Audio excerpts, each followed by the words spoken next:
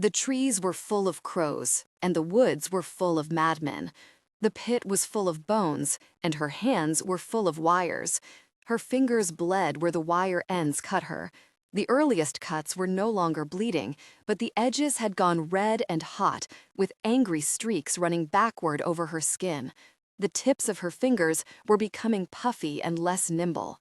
Marra was aware that this was not a good thing, but the odds of living long enough for infection to kill her was so small that she could not feel much concern. She picked up a bone, a long thin one from the legs, and wrapped the ends with wire. It fit alongside another long bone, not from the same animal, but close enough, and she bound them together and fit them into the framework she was creating. The charnel pit was full, but she did not need to dig too deeply. She could track the progression of starvation backward through the layers. They had eaten deer and they had eaten cattle. When the cattle ran out and the deer were gone, they ate the horses. And when the horses were gone, they ate the dogs. When the dogs were gone, they ate each other. It was the dogs she wanted. Perhaps she might have built a man out of bones, but she had no great love of men any longer. Dogs, though, dogs were always true. He made harp pegs of her fingers fair, Marra sang softly, tunelessly, under her breath, and strung the bones with her golden hair. The crows called to each other from the trees in solemn voices. She wondered about the harper in the song, and what he had thought when he was building the harp of a dead woman's bones. He was probably the only person in the world who would understand what she was doing, assuming he even existed in the first place. And if he did, what kind of life do you lead where you find yourself building a harp out of corpses? For that matter, what kind of life do you lead where you find yourself building a dog out of bones? Many of the bones had been cracked open for marrow. If she could find two that went together, she could bind them back to wholeness, but often the breaks were jagged. She had to splint them together with the wires, leaving bloody fingerprints across the surface of the bones. That was fine. That was part of the magic. Besides, when the great hero Mordecai slew the poisoned worm, did he complain about his fingers hurting? No, of course not. At least, not where anyone could hear him and write it down. The only song the harp would play, she crooned, was, "Oh, the dreadful wind and rain." She was fully aware of how wild she sounded. Part of her recoiled from it. Another, larger part said that she was kneeling on the edge of a pit full of bones, in a land so bloated with horrors that her feet sank into the earth as if she were walking on the surface of a gigantic blister. A little wildness would not be out of place at all. The skulls were easy. She had found a fine, broad one with powerful jaws and soulful eye sockets. She could have had dozens, but she could only use one. It hurt her in a way that she had not expected. The joy of finding one was crushed easily under the sorrow of so many that would go unused. I could sit here for the rest of my life with my hands full of wire, building dogs out of bone, and then the crows will eat me, and I will fall into the pit, and we shall all be bones together. A sob caught in her throat, and she had to stop. She fumbled in her pack for her water skin and took a sip. The bone dog was half completed. She had the skull and the beautiful sweep of vertebrae, 2 legs, and the long, elegant ribs. There would be at least a dozen dogs in this one, truly, but the skull was the important thing. Marra caressed the hollow orbits, delicately winged in wire. Everyone said that the heart was where the soul lived, but she no longer believed it. She was building from the skull downward. She had discarded several bones already because they did not seem to fit with the skull. The long, impossibly fine ankles of gazehounds would not serve to carry her skull forward. She needed something stronger and more solid, boarhounds or elkhounds, something with weight. There was a jump rope rhyme about a bone dog, wasn't there? Where had she heard it? Not in the palace, certainly. Princesses did not jump rope. It must have been later, in the village near the convent. How did it go? Bone dog, stone dog. The crows called a warning. She looked up. The crows yammered in the trees to her left. Something was coming, blundering through the trees. She pulled the hood of her cloak up over her head and slid partway down into the pit, cradling the dog's skeleton to her chest. Her cloak was made of owl-cloth tatters and spun nettle cord. The magic was imperfect, but it was the best she had been able to make in the time that she had been given. From dawn to dusk and back again, with an awl made of thorns. Yes, I'd like to see anyone do better. Even the dust wife said that I had done well, and she hands out praise like water in a dry land. The cloak of tatters left long gaps bare, but she had found that this did not matter. It broke up her outline so that people looked through her. If they found some of the bands of light and shadow lay a little strangely, they never stayed long enough to puzzle out why. People were remarkably willing to dismiss their own sight. Marra thought perhaps that the world was so strange and visions so flawed that you soon realized that anything and everything could be a trick of the light. The man came out of the trees. She heard him muttering but could not make out the words. She only knew it was a man because his voice was so deep, and even that was guesswork. Most of the people of the blistered land were harmless. They had eaten the wrong flesh and been punished for it. Some saw things that were not there. Some of them could not walk, and their fellows helped them. 2 had shared a fire with her some nights ago, although she was careful not to eat their food, even though they offered. It was a cruel spirit that would punish starving people for what they had been forced to eat, but the spirits had never pretended to be kind. Her companions at the fire had warned her, though. "Be careful," said one. "Be quick, quiet. There's a few to watch for. They were bad before, and they're worse now." "Bad," said the second one. His breathing was very labored, and he had to stop between each word. She could tell that it frustrated him, trying to speak between the pauses. "Not right. All of us now." He shook his head ruefully. "But them, angry." "It doesn't do any good to be angry," said the first one. "But they won't listen. Ate too much. Got to like the taste." She cracked a laugh, too high, looking down at her hands. "We stopped as soon as there was something else, but they kept eating it." The second one shook his head. "No," he said. "More than that. Always angry." "Some are born that way," Marra agreed, nodding to him. She knew too well. "Some of those people are men. Some of those men are princes. Yes, I know. It is a different kind of anger, something darker and more deliberate." He looked relieved that she had understood. Yes, angrier now, much. All 3 of them sat in silence around the fire. She stretched her hands towards the flames and exhaled slowly. "Mostly, they kill us," said the first one abruptly. "We can't always run. Things get confused." She sketched a gesture in the air above her eyes that Marra could not begin to understand, although her companion nodded when he saw it.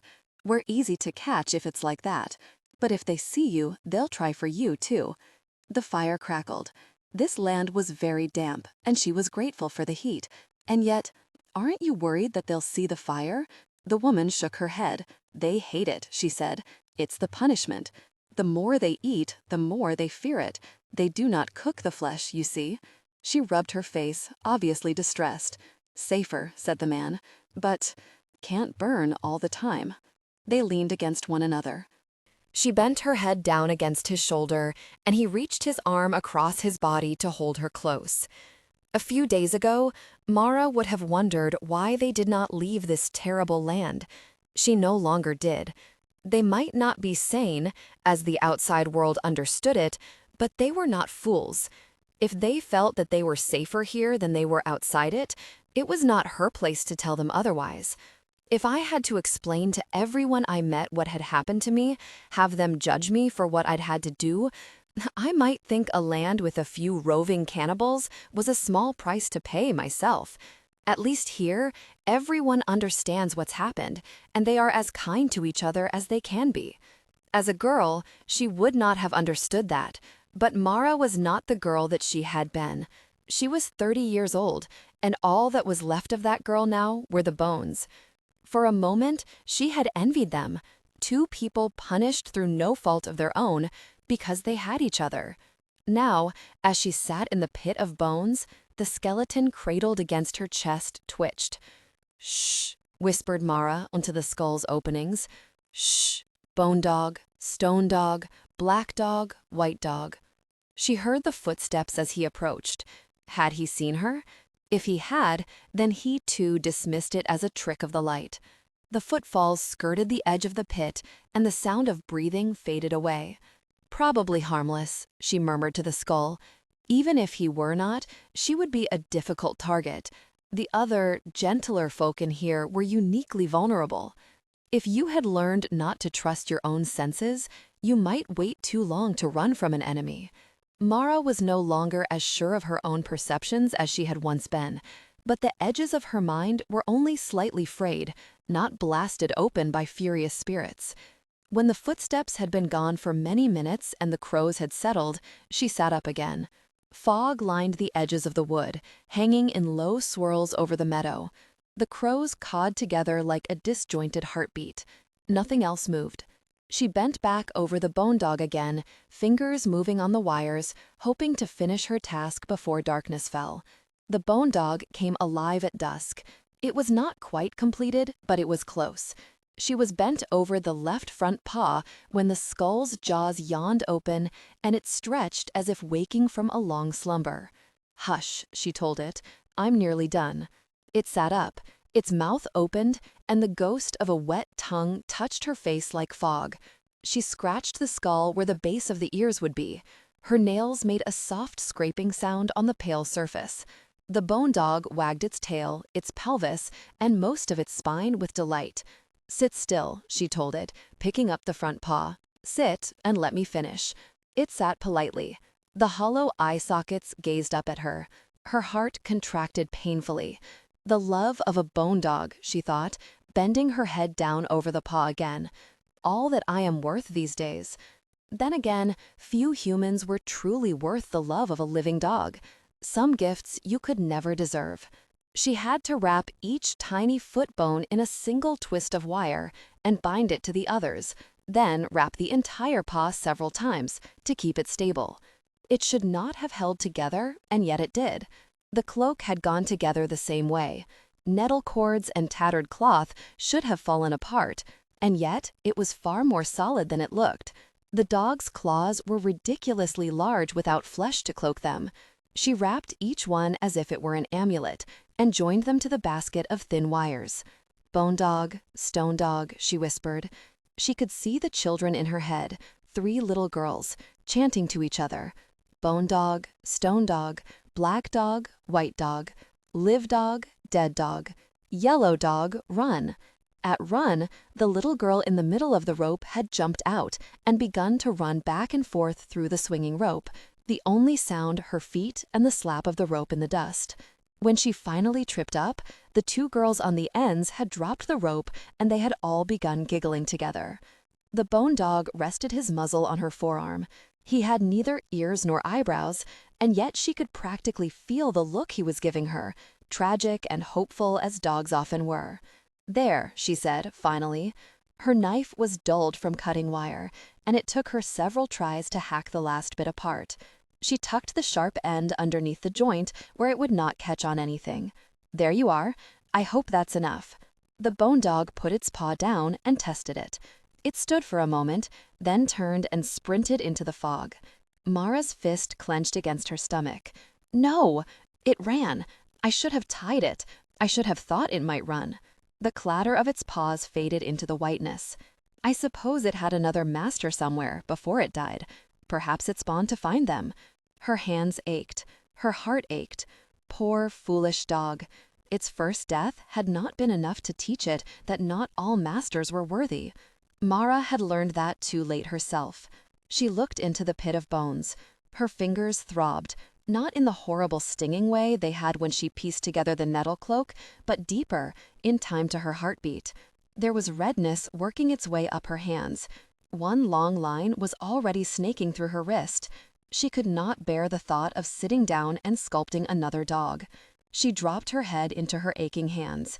3 tasks the dustwife had given her: sew a cloak of owlcloth and nettles, build a dog of cursed bones, and catch moonlight in a jar of clay. She'd failed on the second one before she'd even had a chance to start the third. 3 tasks, and then the dustwife would give her the tools to kill a prince. Typical, she said into her hands. Typical. Of course I'd manage the impossible thing, then not think that sometimes dogs run off. For all she knew, the bone dog had caught the wisp of a scent. and now it would end up 100 miles away, chasing bone rabbits or bone foxes or bone deer. She laughed into her swollen hands, misery twisting around, as it so often did, into weary humor. Well, isn't that just the way? This is what I get for expecting bones to be loyal, just because I brought them back and wired them up. What does a dog know about resurrection? I should have brought it a bone, she said, dropping her hands, and the crows in the trees took up the sound of her laughter. Well, if the dustwife had failed her, or if she had failed the dustwife, then she would make her own way. She'd had a godmother at her christening who had given her a single gift and smoothed her path not at all. Perhaps there was a debt owing there. She turned and began to make her way, step by dragging step, out of the blistered land. Marra had grown up sullen, the sort of child who is always standing in exactly the wrong place so that adults tell her to get out of the way. She was not slow exactly, but she seemed younger than her age, and very little interested her for long. She had 2 sisters, and she was the youngest. She loved her oldest sister Damia very much. Damia was 6 years older, which seemed a lifetime. She was tall and poised and very pale, a child of Marra's father's first wife. The middle sister, Kanya, was only 2 years older than Marra. They shared a mother, but no goodwill. "I hate you," said 12-year-old Kanya through gritted teeth to 10-year-old Marra. "I hate you, and I hope you die." Marra carried the knowledge that her sister hated her snugged up under her ribs. It did not touch her heart, but it seemed to fill her lungs, and sometimes when she tried to take a deep breath, it caught on her sister's words and left her breathless. She did not talk to anyone about it. There was no point. Her father was not unkind, but he was mostly absent, even if he was physically present. At best, he would have patted her awkwardly on the back and sent her to the kitchen for a treat, as if she were very small. And her mother, the queen, would have said, "Don't be absurd. Your sister loves you," in a distracted voice, opening the latest dispatch from her spy masters, making the political decisions to keep the kingdom from falling into ruin. When Prince Vorling was betrothed to Damia, the household rejoiced. Marra's family ruled a small city-state with the misfortune to house the only deep harbor along the coast of 2 rival kingdoms. Both those kingdoms wanted that harbor, and either one could have rolled over the city and taken it with hardly a moment's effort. Marra's mother had kept them balancing between 2 knives for a long time. But now Prince Vorling of the Northern Kingdom would marry Damia and thus cement an alliance between them. If the Southern Kingdom tried to take the harbor, the Northern Kingdom would defend it. Damia's first son would sit someday upon the northern throne, and her second, if she had one, would rule the harbor city. It was perhaps a trifle odd to expend a firstborn son on so small a thing as the harbor kingdom, but it was said that the royal family of the north had grown thin-blooded and had married too many close cousins over the centuries. They were protected by powerful magic, but magic could not fix blood, so the kings looked to marry outside their borders. By sealing the harbor kingdom and its shipping port to them by marriage, the northern kingdom enriched their blood and their coffers at a single stroke. "At last," said Marra's father, "at last, we will be safe." Her mother nodded. Now the southern kingdom would not dare to attack them, and the northern kingdom would no longer need to. It was only Marra who cried, "But I don't want you to go," she sobbed, clinging to Damia's waist. "You're going away." Damia laughed. "It will be all right," she said. "I'll come visit, or you'll come visit me." "But you won't be here." "Stop it," said her mother, thin-lipped, pulling her daughter away from her stepdaughter. "Don't be selfish, Marra." "Marra's just bitter because she doesn't have a prince," said Kanya, taunting. The unfairness of this made Marra cry harder. She was 12 and she knew that she was too old to throw a tantrum, but she felt one coming on anyway. The nurse was fetched to take her away, and that meant that Marra did not see Damia leave with all the pomp and ceremony of a bride going to her bridegroom's kingdom. She was watching 5 months later, though, when Damia's body was brought home in state. There was a black wagon pulled by 6 black horses, flanked by riders dressed in mourning bands. There were 3 black carriages before and after the wagon, the curtains drawn. Their horses, too, were black. They had black bridles and black saddles and black barding. It struck Marra, watching, as an extravagance of grief. Someone wanted the world to know how sad he could afford to be. "A fall," said the whispers. "The prince is heartbroken. They say she was carrying his child." Marra shook her head. It was not possible. The world could not be so poorly ordered that Damia could be allowed to die. She did not cry because she did not believe that Damia was dead. It seemed very strange that everyone else did believe it.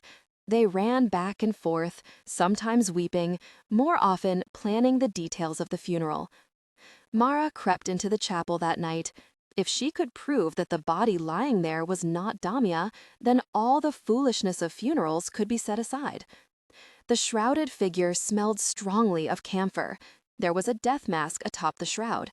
It was Damia, her face composed. Marra stared at the figure for a little while and thought that it had been several days since they had heard of Damia's death. They had been cool days, but not cold. The camphor could not quite chase out the scent of decay. If she tried to push aside the death mask and tear off the shroud, she would see a rotting corpse. Who knew what it would look like? "I was thinking like a little child," she thought angrily, "thinking that I would be able to tell if it was Damia. It could be anyone under there at all, even her." She crept away and left the shroud undisturbed. The funeral was lavish but rushed. The riders that the prince had sent were better dressed than Marra's mother and father. Marra resented her parents for being shabby and resented the prince for making it obvious. They lowered the body into the ground. It could have been Damia. It could have been anyone. Marra's father wept, and Marra's mother stared straight ahead, her knuckles white where they gripped her cane. Days followed, one after another, chasing each other into weeks. Marra came to believe that it had been Damia, mostly because everyone else seemed to believe it, but by then it seemed too late to mourn. And anyway, how could such a thing be possible? She tried, once, to say something to Kanya. "Of course she's dead," said her sister shortly. "She's been dead for months." "Has she?" asked Marra. "I mean, she has, but dead? Really? Does it make any sense to you?" Kanya stared at her. "Don't be ridiculous," she said. "It doesn't have to make sense. People just die, that's all." "I guess," said Marra. She sat down on the edge of the bed. "I mean, everybody says she is. They wouldn't lie about it," said Kanya. "Marrying the prince meant that we were going to be safe. If Dami is dead, then the prince will marry someone else and will be in danger again." Marra said nothing. She had not thought of that either. "I must start to think like a grown-up. Kanya is doing it better than I am." The 2 years between them seemed suddenly vast, full of things that Marra knew but had never thought about. Kanya sighed. She reached over and hugged Marra with one arm. "I miss her too," she said. Marra accepted the hug, though she knew her sister hated her. Hate, like love, was apparently complicated. The edge of the blistered land was before her. Marra looked at it for nearly a minute, thinking. It was strange how clear the edge was. It looked like the shadow cast by a cloud. This bit here was dark, and that bit was bright. It took a moment or two for wind blowing from one side to reach the other. She could hear the crows calling back and forth. The ones on the outside sounded like normal crows. Awk, awk, awk. The ones over her head sounded like ga-ha-hawk, ga-ha-hawk. She wondered if the outside crows hated the crows of the blistered land the way that the villagers outside hated the people inside. They had warned her against going inside. "They'll kill you soon as look at you," one man had said, leaning against the fence. A second man, his friend or his brother, Marra wasn't sure, nodded in time. "It's creepin'," the second man said. "Gets a little bigger every year." The first one nodded. "There's trees that used to be on this side that are on that side now." He spat. "Full of cannibals. You go in there, they'll eat you and lick out your bones." "Ain't no reason to go in," said the second one. "Not for canny folk." They looked at her suspiciously. The first one spat again, near her feet. Marra had found that the people inside were much more welcoming. They had shared their fire and given her the best directions they could offer. I was worried about the wrong things, as usual. It had taken her a day and a half to get to the blistered land from the Dustwife's home. In the back of her head, Marra had a notion that it should have taken longer. She'd never heard of the blistered land before, and it shouldn't have just been there, right there, practically on the doorstep. Magic, maybe. Magic or worse. That a land like this existed at all. That the gods had destroyed it. That if you picked a direction and walked, holding the thought in your mind, you would come to it, no matter which way you went. She did not like the thought. It meant that the blistered land might touch her own kingdom, that the gods that would punish starving people might someday reach out and touch her own. It was too close and too real and too hungry. Marra pulled the owl-cloth cloak around her shoulders and stepped out of the blistered land. The curse tugged at her as she went, an itch like mosquito bites across her skin. She slapped at her arms instinctively, even knowing that there was nothing there. The ground felt strangely hard underfoot, as if she had just stepped off carpets and onto stone. She looked around, blinking in the bright light. She made 10 steps, more or less, holding her hands against her chest, before someone shouted, "Stop!" It was barely a season after Damia's funeral when word came down that the prince was willing to marry Kanya. "Not yet," said Marra's mother. "Not for a year or two. It wouldn't be seemly. But after that, to keep the alliance going." Kanya nodded. Her skin was darker than Damia's had been, and she was at least 6 inches shorter. But at that moment, Marra thought they looked very much alike, resolute and strong, and a little bit afraid. "No," said Marra, but she said it quietly, and no one heard. It was absurd to think that Kanya would die because Damia had. Damia's death had been an accident, that was all. It had been a tragedy. It was no one's fault. Marra knew all these things. They did not shake the gnawing dread that had lodged itself under her breastbone. She felt as if the dread must be visible to other people, like a growth, and it seemed strange that no one ever commented on it. "Be careful," she said to Kanya one day. "Please, don't." She stopped. She didn't know how to finish that. "Don't get married? Don't walk down any stairs?" Kanya gave her a sharp look. "Careful how?" Marra shook her head miserably. "I don't know," she said. "I just feel like something's going to go wrong." "Nothing will go wrong," said Kanya. "What happened to Damia was an accident. It won't happen to me." Her voice rose sharply on the last word, and she turned and stalked away. "I've made a mess of it again. I can't say anything until I know more." A year passed, and Kanya went away to the north, with slightly less pomp than Damia had. Marra dug her nails into her palms and watched her go. Her sister was much too young, and no one was saying anything about it. Before Damia died, Marra would have spoken up and demanded answers and explanations. Now she bowed her head and said nothing. Everyone else knows. They must know. They are not talking about it for a reason. Why is no one talking about it? "Don't cry," her nurse said, as she stood on the castle wall watching the prince's horses take Kanya away. "Try to be happy for her. You'll have a prince of your own someday." Marra shook her head. "I don't think I want one," she said. "Of course you do," said her nurse. She was hired to see that the princesses were dressed and fed and learned to walk and talk and smile politely, not to unravel the strands of their thoughts. Marra knew this and knew that she was asking for too much, so she said nothing more and simply watched the horses take her sister farther and farther away. Marra went to the convent 8 months later. She was 15. It made no sense that she would go to a convent when she might conceivably marry a prince and bear sons, but Prince Vorling did not want that. Kanya had not yet had a child. If Marra married and bore a son before Kanya did, then that child might be a challenge to the throne of the Little Harbor Kingdom. Prince Vorling got what he wanted. The Northern Kingdom's knife was still at the Little Kingdom's throat, and now he had Kanya as a hostage. The queen explained this to her, although she did not use the word hostage. She used words like expediency and diplomacy, but Marra knew very well that hostage was lurking somewhere in the background.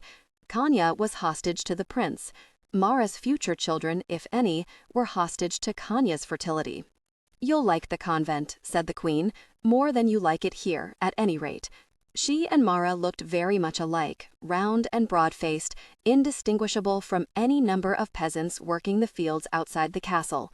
The queen's mind was as brittle-sharp as an iron dagger, and she spent her days delicately threading the web of alliances and trade agreements that allowed their kingdom to exist without being swallowed up. She had apparently decided that Marra could be withdrawn from the game of merchants and princes and safely set aside. Marra both resented her mother for being so clear-eyed and was grateful to be free of the game, and she added this to the store of complicated things piled up beneath her heart. And she did like the convent. The house of Our Lady of Grackles was quiet and dull, and the things that people expected of her were clear-cut and not shrouded behind diplomatic words.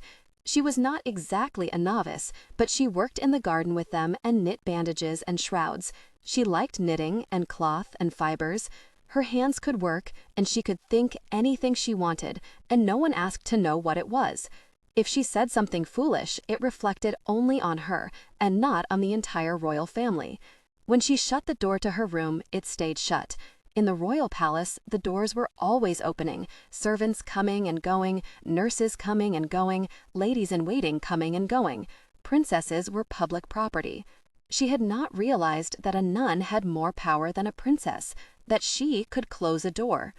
No one but the abbess knew that she was a princess, but everyone knew that she somehow was of noble rank, so they did not expect her to shovel the stable where the goats and the donkey lived. When Marra realized this, a few months after she had arrived, something like anger flared up inside her. She had been proud of the work she was doing. It was something that belonged to her, to Marra, not to the princess of the realm, and she did it well. Her stitches were small and fine and exact, her weaving uniform and careful. That she was still living under the shadow of the princess woke the stubbornness in her. She went to the stables and picked up a pitchfork and set, inexpertly, to work. She was very bad at it, but she did not stop, and the next day she went back to it, even though her back ached and blisters formed on her palms. "It is no worse than when you first fell off a horse. Keep shoveling." The goats watched her suspiciously, but that did not mean anything, because goats watched everyone suspiciously. She suspected that they didn't think much of her shoveling technique. "No one expects you to do this," said the mistress of novices, standing in the doorway of the stable. Her shadow fell down the central aisle of the stable, like a standing stone. "They should," said Marra, gripping the pitchfork's handle, while her blisters shrieked. She edged the tip of the tines under a clot of manure and lifted it cautiously. The mistress sighed. "Sometimes we get novices who have never worked," she said, almost absently. "Some of them fear hard work. Then you get some who do not feel work should apply to them, and then again some who wallow in it, who treat it like mortification of the flesh." Marra flipped the manure into the waiting wheelbarrow and straightened up. Her back asked if she really, truly wanted to be doing this. "Which do you think I am?" The mistress shrugged. "Eventually, everyone winds up in the same place. You do the work because it needs to be done, and it is satisfying to have it done for a little while." She took the pitchfork away and cleared a bit of stall with 2 or 3 expert strokes. "Hold it like this. You are holding too close to the fork. You lose the leverage." Marra took the pitchfork back and tried cautiously. It was easier that way and seemed to weigh less. The goats, less amused now that she was doing it correctly, wandered off. "I will add you to the rota," said the mistress of novices, flicking a bit of dirt from her robe. "When you have finished this stall, be done for the day, and speak to the sister apothecary about those blisters." "Thank you," said Marra, almost inaudibly, and bowed her head. She felt as if she had passed some test, even if it was only in her mind, and she did not know what, if anything, she had learned. On the edge of the blistered land, Marra stood and looked around for the source of the voice. It was too bright here. She had gotten used to the dimness of the blistered land. Her eyes ached as if she were staring at a snowfield instead of a dusty road and a line of fences. "I saw you," said the voice. She squinted against the light and saw the speaker, a man, perfectly ordinary looking, in the gray-brown garb that everyone wore, here on the edge of the desert. There was nothing that stood out about him except that he was shouting at her. "Hello?" she croaked. Her voice sounded as harsh as the crows overhead. "I saw you come out of there," growled the man. "You're one of them, one of the bad ones." Marra shook her head. This was absurd. She'd broken bread with cursed souls, and of course, it was a supposedly sane man who was going to try to stop her. It was ridiculous. It was typical. The prince is sane too, as men judge these things. I should probably have seen it coming. "I'm not from there," she said, fighting the urge to defend the people inside. "I got lost. I'm from the Harbor Kingdom." "The Harbor Kingdom is nowhere near here." Despite herself, Marra felt a pang of relief. Good. The blistered land did not touch her own kingdom. Not yet. Her relief was short-lived. The man was carrying a shovel. Marra eyed it warily. Shovels were good for burying dead bodies, and also for making bodies dead in the first place. "I traveled for a long time," said Marra, "to get here. Well, not here specifically, to the Dustwife." She wondered if the Dustwife's name would help. Surely everyone respected Dustwives. The man spat on the ground. "Trying to raise the dead?" he asked. "The bad dead in there?" He took a step forward. "No, Marra retreated, darting a glance over her shoulder. Could she make it to the safety of the fog? This is completely ridiculous. Did the hero Mordecai have to stop and explain about the poison worm to the locals? Did they try to chase him back into the swamps? Bad enough that Marra had failed in the task, but now this? He took another step forward and lifted his shovel. "You go back in," he said. "You go back in or I'll kill you. You stay where you belong." But she tried to explain. She really did. The words spilled out of her like blood from a wound, a jumble of explanations about the Dustwife and the Bone Dog and 3 impossible tasks and traveling on the coaches from the Harbor Kingdom, and after about 30 seconds, she realized that he wasn't listening to her at all. He was staring past her, into the fog. Marra turned and saw shadows moving in the murky edge of the blistered land. "Oh God," the man whispered, clutching his shovel. "Something's coming." Marra froze, trapped between the shadow and the shovel, not daring to move. She could hear footsteps pounding on the earth, a rattling sound, and then it galloped out of the fog, an articulated ghost bouncing on its forelegs. Briefly, it rose up and swiped at her face with its non-existent tug, then dropped back down again. "Dog?" she said. Tears began to spill down her face. "Dog, you came back." The bone dog gazed up at her from empty sockets, mouth open in a fleshless grin. "Monster!" shouted the farmer, scrambling backward. "Monster! Monster? Where?" Marra looked behind her, wondering if something terrible had come out of the blistered land. The skeleton dog barked soundlessly, bouncing on his paws, and Marra heard the rattle-bone click of vertebrae and wire. She grabbed the dog by the backbone, trying to find a convenient way to hold him. You couldn't very well scruff an animal with no scruff. "Hush," she begged him. "Settle down. Be quiet." The edge of the blistered land was calm. A crow cawed, and it echoed in a space neither here nor there.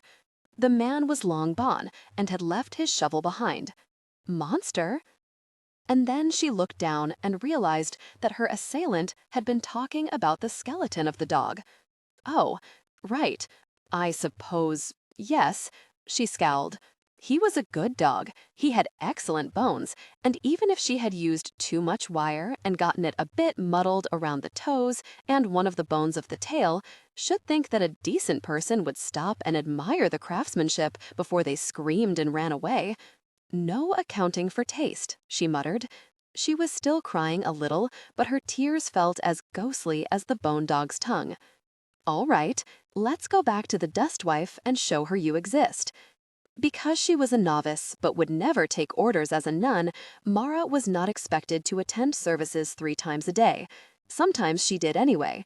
The services for Our Lady of Grackles were short. The goddess, or saint, no one was quite sure, did not care for complex theology. No one knew what she wanted, only that she was generally kindly disposed toward humans. "We're a mystery religion," said the abbess, when she'd had a bit more wine than usual, "for people who have too much work to do to bother with mysteries, so we simply get along as best we can.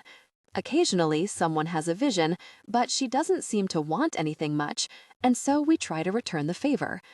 The statue of Our Lady of Grackles was a woman with a hood that fell in folds over her face to the lips.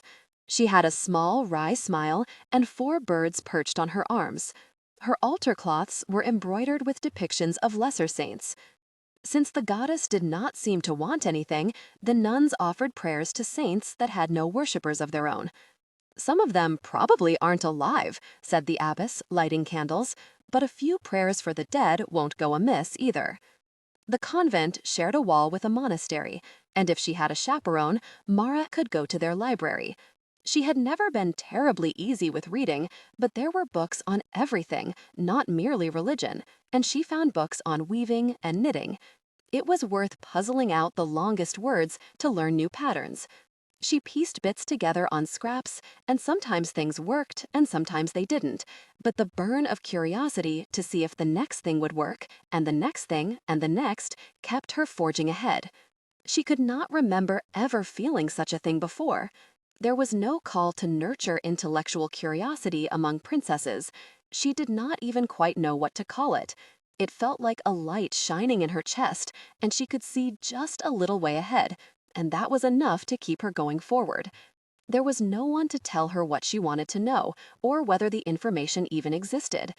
She had no one to share her excitement with, but she did not mind, because it did not occur to her that anyone else might care. Because she was royal and not quite a nun, Marra was allowed to keep going forward. When, once a season, the abbess wrote to the royal house and requested the payment to keep a princess, she mentioned that her charge was very fond of knitting and embroidery, and so fine wool and dyed thread found its way to the convent alongside the coin. Her mother, the queen, sent careful, precise letters once a month. There was nothing in them that a spy could have found interesting. The king had a cold, the apple trees in the courtyard were flowering. The queen missed her. Marra did not know whether or not she believed this bit. And one line, the same every month, "Your sister says that she is well." When she was 18, Marra fell passionately in love with a young acolyte from the monastery who was apprenticed to the brother cellarer. He had beautiful eyes and skilled hands, and she was utterly lost. They shared a few intimate moments, and then Marra overheard him boasting to the other acolytes that he had been intimate with one of the king's byblows. It did not matter that they jeered at him and didn't believe him. She went to her room and curled into a ball of misery and decided that she would die of a broken heart. Minstrels would write sad songs about how she had turned her face to the wall and died of the false-heartedness of men. She could not quite make up her mind whether she wanted to be a ghost who would haunt the convent or not.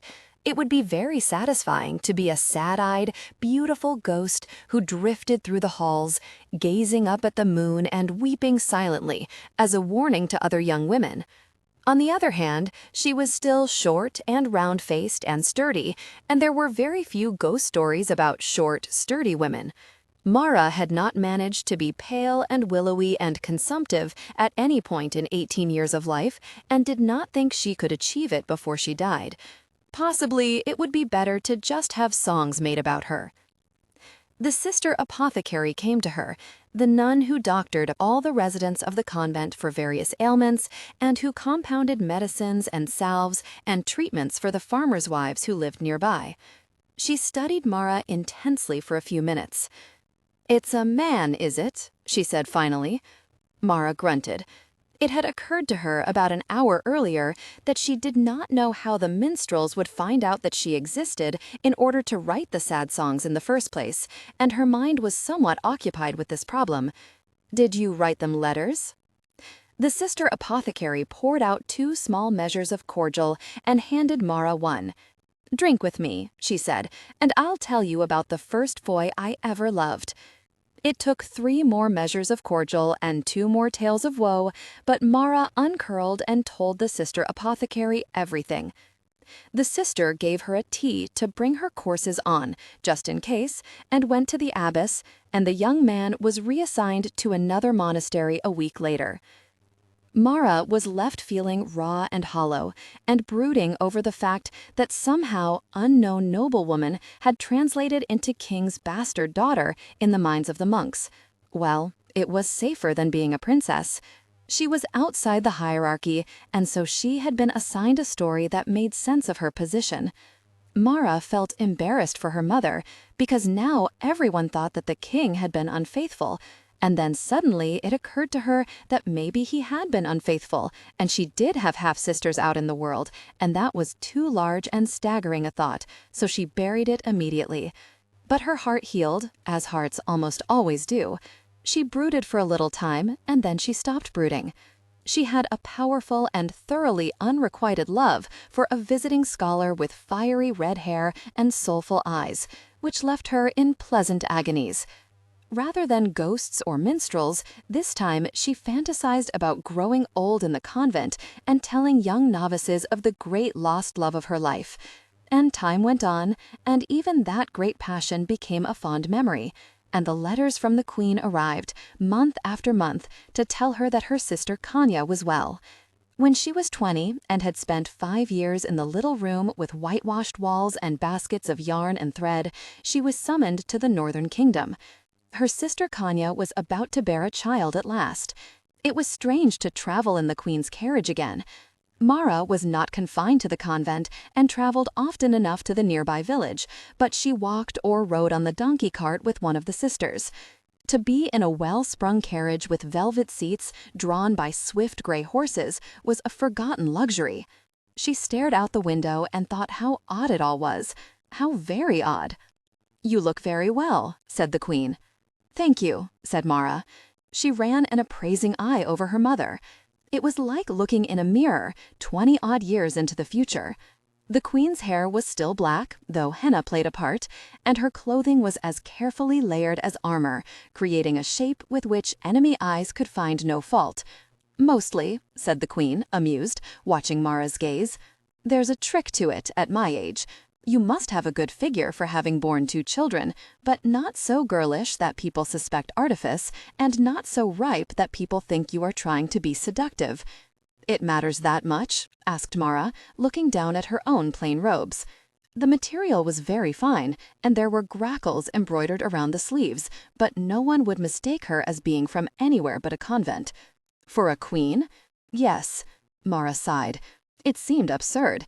The abbess was stout as a barrel, and the sister apothecary had narrow shoulders and wide hips, like a pear, and both of them wore layered robes like Marra, except that the abbess also had vestments, and the sister apothecary tied her sleeves back to keep from trailing them in the herbs. "Clothing can be arranged for you," said the queen, "if you would like dresses instead of robes for the week." Her voice was carefully neutral, as if she did not wish to prejudice Marra's decision. Marra looked at the queen's clothing and remembered how long it had taken her in the mornings to get ready, even at age 15. At the time it had seemed exciting. Now it seemed like so much work, and the eyes on her would be far less indulgent than the ones when she had been a teenage princess in her own family's castle. I have forgotten whatever I knew.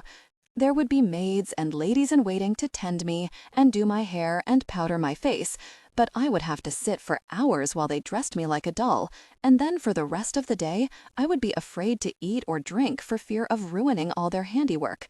I would rather appear as a nun," she said. Her mother nodded.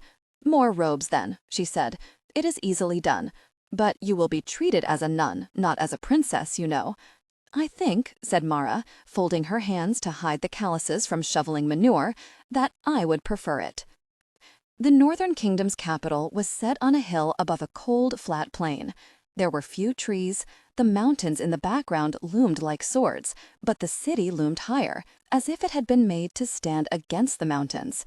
The first city had been walled, then had outgrown the walls, so a second set had been built, then a third, until there were 5 sets of high white walls and a main road spiraling up the hill to the palace.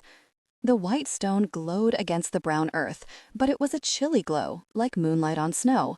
Marra felt very small compared to that immense white city, very small and insignificant, and yet she had the feeling that the effect was deliberate, as if the city was designed to make visitors feel insignificant in comparison.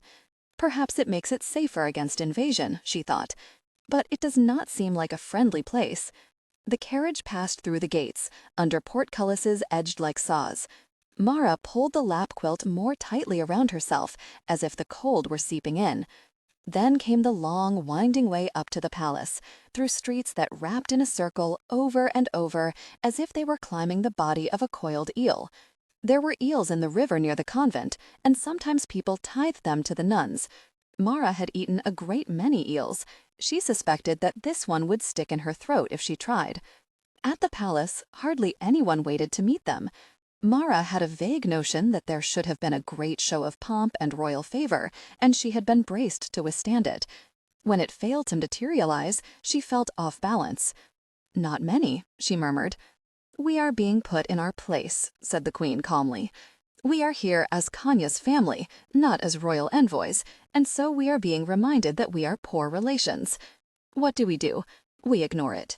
And she proceeded to alight from the carriage as if she was the queen of this kingdom, not a poor relation at all. 2 footmen in livery flanked a woman who reminded Marra of the sister apothecary. "She's gone into labor," said the midwife bluntly, "Your Majesty. It'll be hours yet, but it's been hours already, and the first time's always hard." Take me to her. The palace was a blaze of color and hallways and tapestries. Marra was swept along in her mother's wake, following the midwife. She had also expected to go to a room and perhaps be able to rest or eat, but it seemed there was no time. Am I going to be there? Am I actually going to see it? Well, perhaps she was. The midwife opened a door, and there it was, a bedroom the size of a great hall, with a fireplace at one end. Whatever the failings of their reception, the Northern Kingdom did not stint the midwives for their princess. It looked like half an army had encamped in the room, and in the middle of it, in a bed like a battlefield, was the dim brown circle of Kanya's face. "You look radiant," said the queen, taking her daughter's hands. Marra lurked behind her shoulder, unsure what to say. Kanya did not look radiant.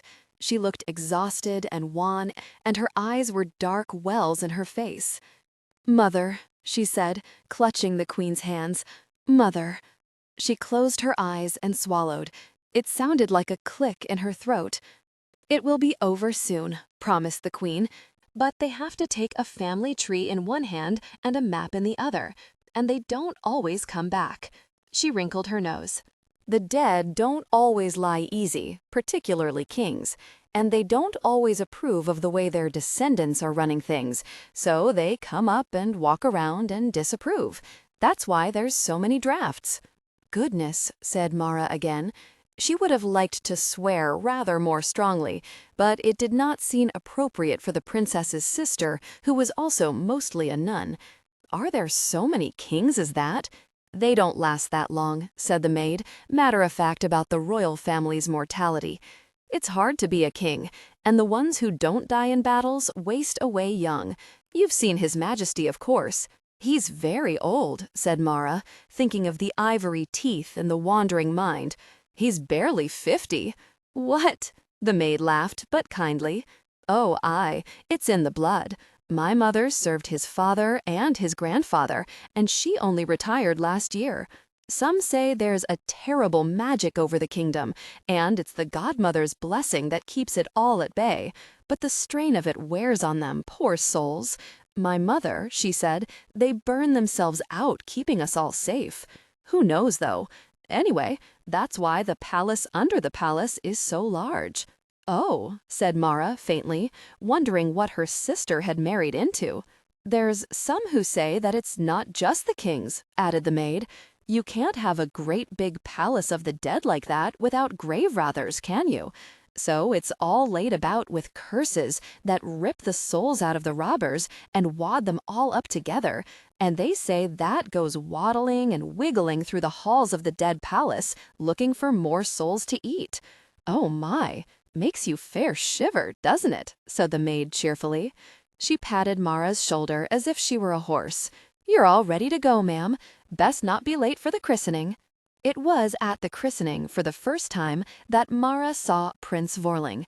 He was small. That surprised her the most. Her whole family had ordered their lives around his whims, and he had loomed very large in her mind. But he was barely taller than Kanya, slim-hipped, with a narrow, angular face. He stood behind the golden cradle and smiled, his eyes as flat as river stones. He did not look as if he were aging out faster than a normal man, but perhaps it came on the kings all at once, or perhaps it was only a maid's gossip. Still, she looked over at the king, his hair as soft and thin as that of the infant in the cradle. Could he really only be 50? The christening itself was dull.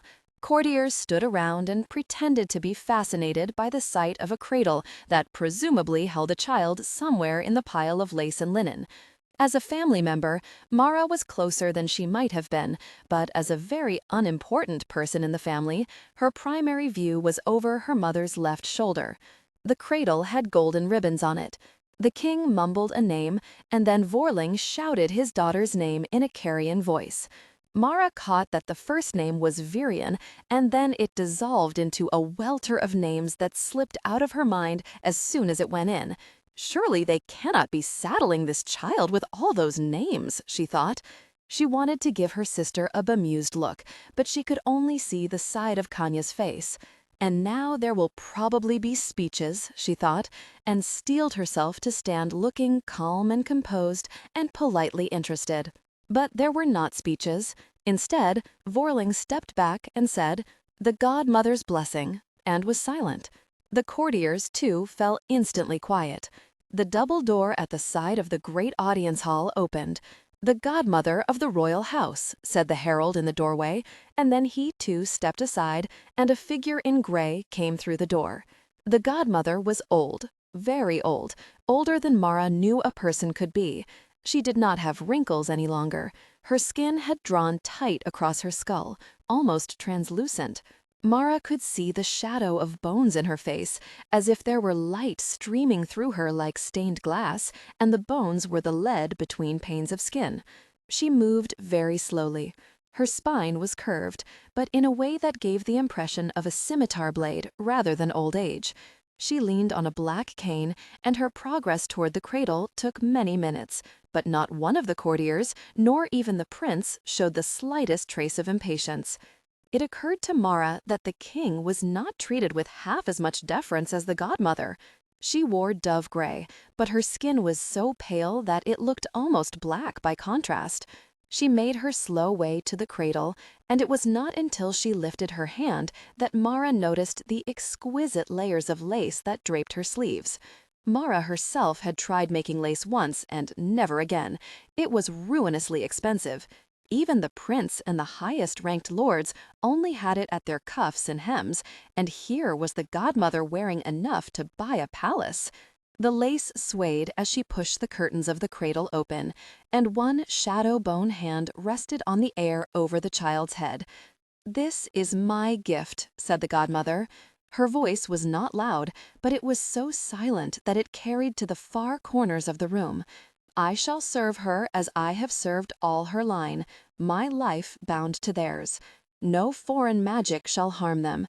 No enemy shall topple their throne. As it has been for all the children of the royal house, so shall it be for her, as long as I draw breath." The king bowed his head. The prince did as well. As the godmother turned and began to make her slow way to the door, the new princess of the northern kingdom began to cry. Kanya half turned as if to go to her, but the prince caught her arm and held it fast. A nursemaid hurried from the sidelines, her footsteps muffled on the carpet, and caught up the infant, hushing her with soft, frantic whispers. Even at her own christening she is not allowed to cry. Marra bowed her head so that no one would see her lips twitch. She, too, had been a princess once. "And I do not know that I would wish it on you, niece, but I am only a youngest daughter dressed up as a nun, and no one cares what I think either way." Returning to the convent was a relief. The white walls were restful and cool after the opulence of color. Marra had a head full of stitches and mangled a few bits of fabric trying to duplicate them all.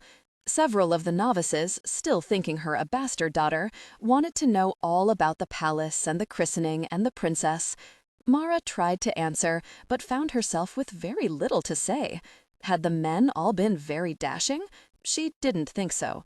Had the women all been very beautiful?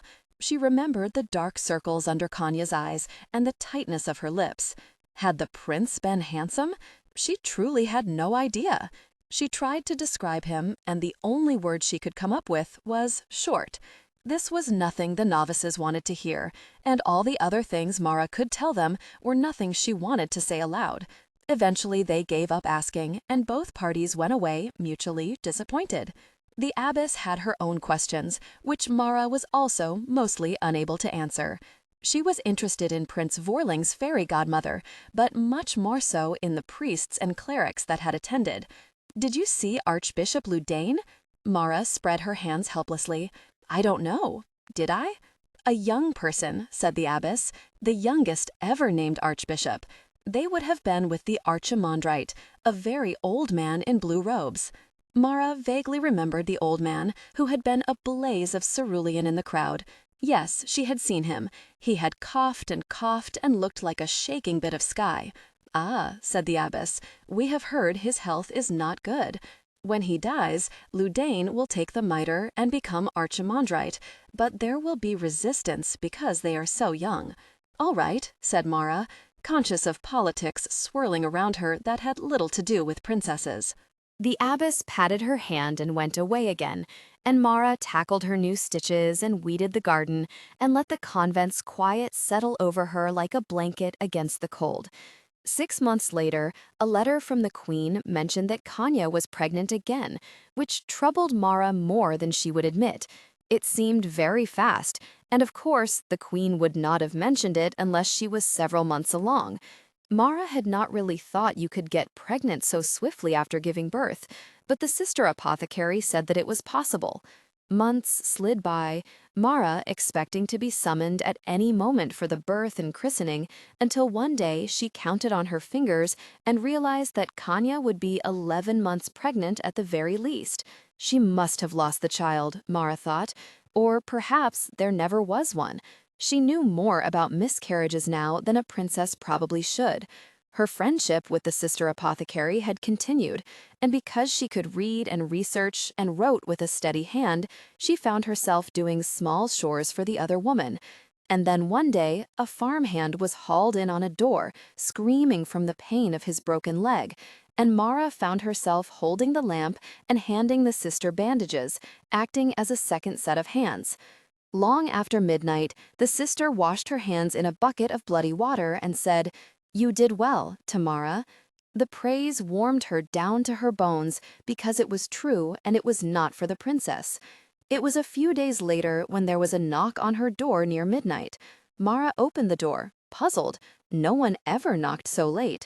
And Our Lady of Grackles only held midnight services on the solstices and equinoxes, and saw the sister apothecary there, holding a cracked leather satchel. "It's a birth," she said shortly. "You've seen one, haven't you?" "One?" said Marra. "Only one?" "Then you're ahead of the brother infirmarian. He hasn't been involved in a birth since his own." Marra gulped. She waited to see what she would do next, half convinced that she would curl up in a ball and whimper, but instead she straightened up and said, "All right, let me get on my shoes." The labor went very much the same way that Kanya had, which seemed strange to Marra. Then again, peasants and princesses all gauche the same and have their courses the same, so I suppose it's no surprise that babies all come out the same way too. Having thus accidentally anticipated a few centuries' worth of revolutionary political thought, Marra got down to the business of boiling water and making tea. It went more quickly than Kanya's, at least, but it was still a long, tense, tedious stretch. Marra nodded off more than once, and sometimes came to with the lamp in her hand and the sister apothecary crouching between the mother's legs, wondering if she was really awake or if she was having a strange sort of dream. Dawn had passed, and it was most of the way to morning when the baby emerged into the world, looked around, and burst into tears. You get used to it, the sister told the infant, and handed the child to Marra, who stared at it with intense horror. It was bloody and wrinkly and reddish gray and looked like the sort of thing you would drive back to hell with holy water. Said Marra, is it? The mother was panting and could hardly breathe. It cried, it's alive, right? Oh, yes, said Marra hurriedly, very alive. She stared at it, trying to find something else to say. Has arms and legs and, a head. That's good, said the mother, and began giggling with high hysterical laughter. Oh, that's good. You want them to have heads. Lady of Grackles have mercy, muttered the sister apothecary, but as she was saying this in a low voice, no one but Marra heard. Fortunately, the afterbirth arrived immediately, and the sister swapped burdens with her. Go and give that to her husband, she said. He'll know what to do. Marra bowed her head and fled. The husband was a farmer with a young face and gnarled, ancient hands. He took the afterbirth as reverently as if it had been a child itself. Will you help me then, sister? Marra swallowed. I'm not a sister, not all the way. He smiled a little. Don't have to be, not for this. She walked with him and picked up the spade he pointed to. They buried the strange, muscleless piece of birth meat under a hickory tree, down among the roots. Oaks usual, said the farmer, sitting back, as Marra patted the earth into place. Oaks strong, but hickories lucky. We've got 2 strong children already, and the third could use a little luck to make their way. Marra stifled a sigh, thinking of her own godmother, who had given them gifts of health and princesses. A little luck might have smoothed the way for all of them.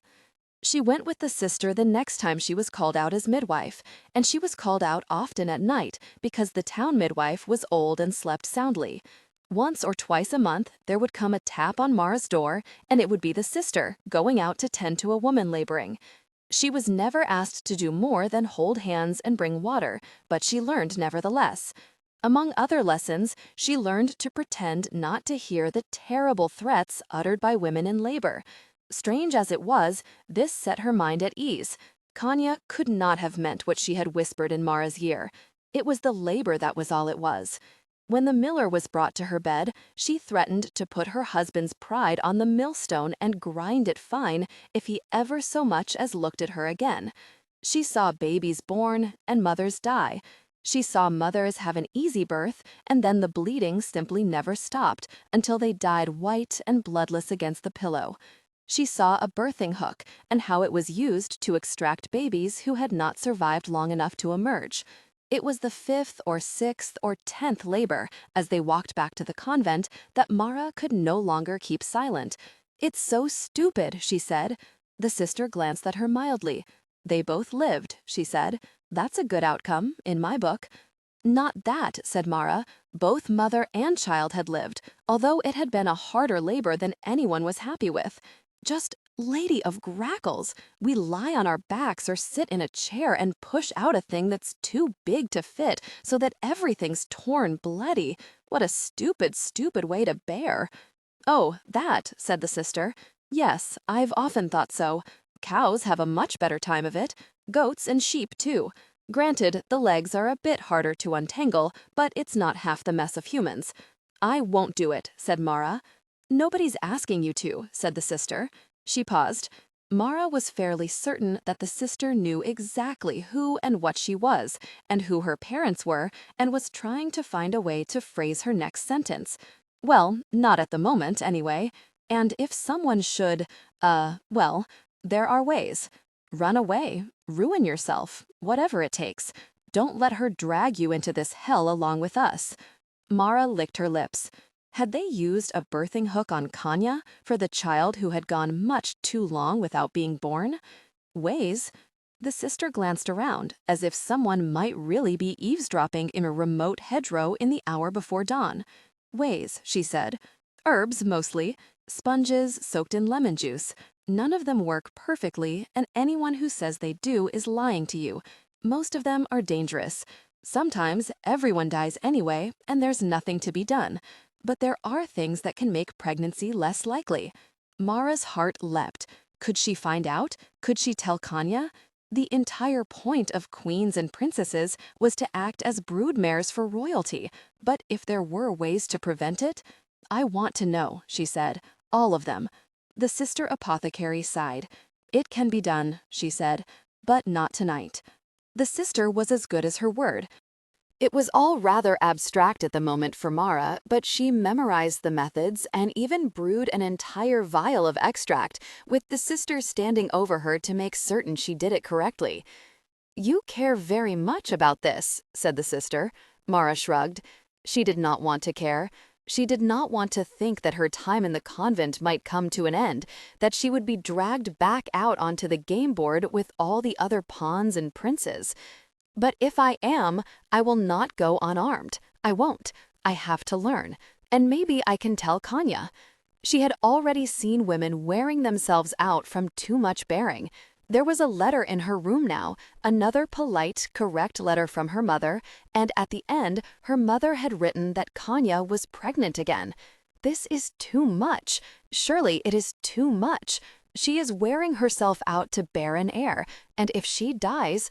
Marra told herself that it was fear for her sister that drove her on, not fear for herself. She clamped down on the traitorous little whisper that said that she would have to take her sister's place as broodmare to the prince. I will not, but it will not come to that. I will learn." In the spring of Marra's 15th year at the convent, a fever went through the kingdom.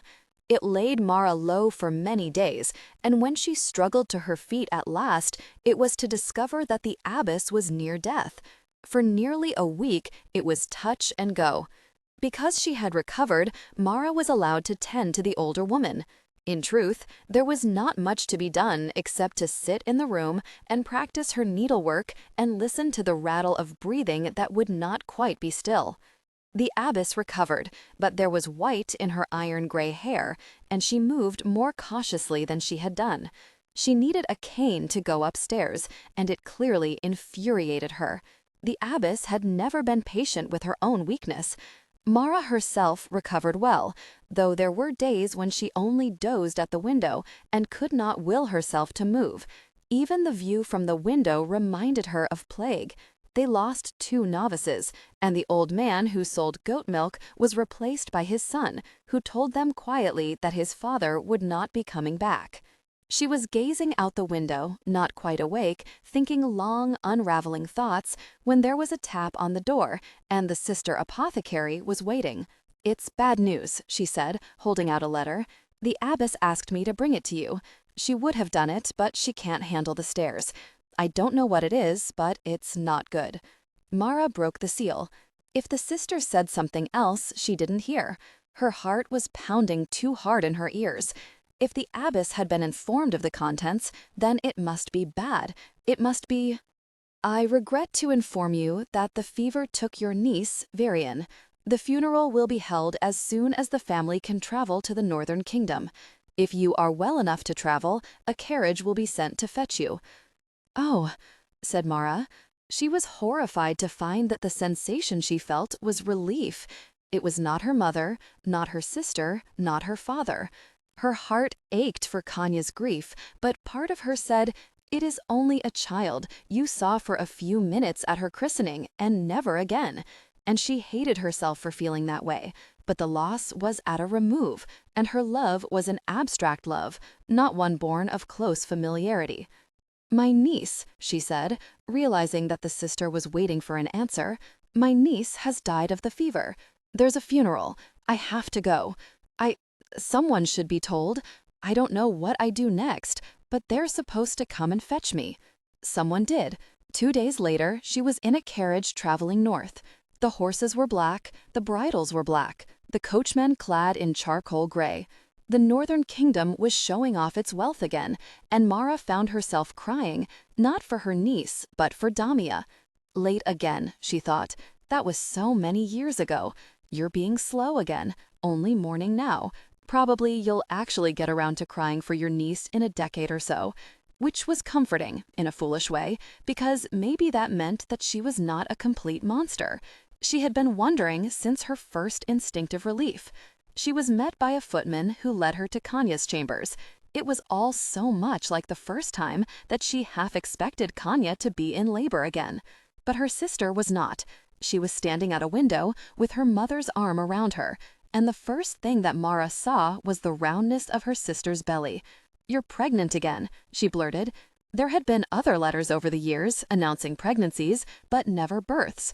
Eventually, they had stopped coming, and Marra had thought that perhaps Kanya had stopped trying. Perhaps she has only stopped telling people. Kanya and the queen both looked at her. Kanya had blue circles under her eyes, and her face was swollen, but she was still so clearly her mother's daughter that it was like being studied by the queen and her reflection. Marra managed a stammering apology, or perhaps it was only a stammer, and Kanya took pity on her instead. "I am," she said. Felicitations.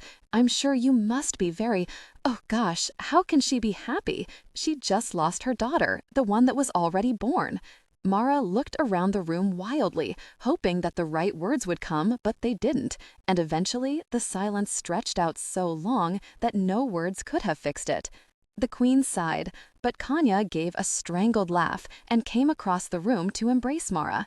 "I'm glad you're here, sister," she said. "I'm sorry," said Marra miserably. "I'm sorry for Virian, for you, or I'm so sorry. I'm not good at this." "It's all right," said Kanya. "I'm not either." She wiped her eyes and stepped back. Marra thought perhaps she wasn't very far along, but her clothes were cut to show her belly, or perhaps she was one of those women who began to show almost immediately. "Can I do anything?" asked Marra. "Anything at all?" "There is nothing to be done," said Kanya. "Sit with me. The funeral's tomorrow." Marra nodded, and they sat at the window, and she tried not to say anything too horribly foolish, with the result that they mostly sat in silence. There was a family dinner that night. It was strained, and everyone picked at their food. There were too many courses, all of them far too rich, and the servants took them away again, barely tasted. Marra watched turtles go by, cooked in their shells, and quails stewed with apricots, and venison in lingonberry and truffles in trifles, and wondered who in their right mind served such a thing to mourners. The old king was having a vague sort of day, intercut with moments of lucidity. Vorling's smooth, handsome face was smoother and colder than Marra remembered. She wondered if he was beginning to age like the old king had. She had no idea how old he was. 40? 45? He did not look old. He did not look young. He looked like carved marble.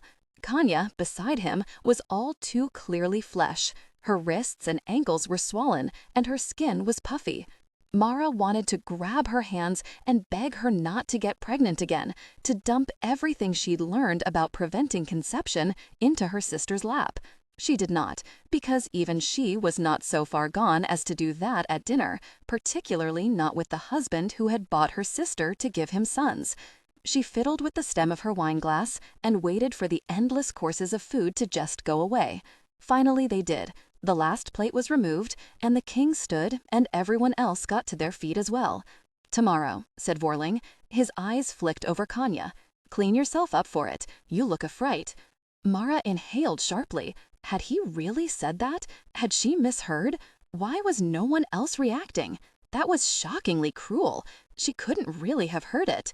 She glanced at her mother's face, seeking confirmation, but the queen's face was utterly calm, the same calm that she wore when speaking to enemies and diplomats.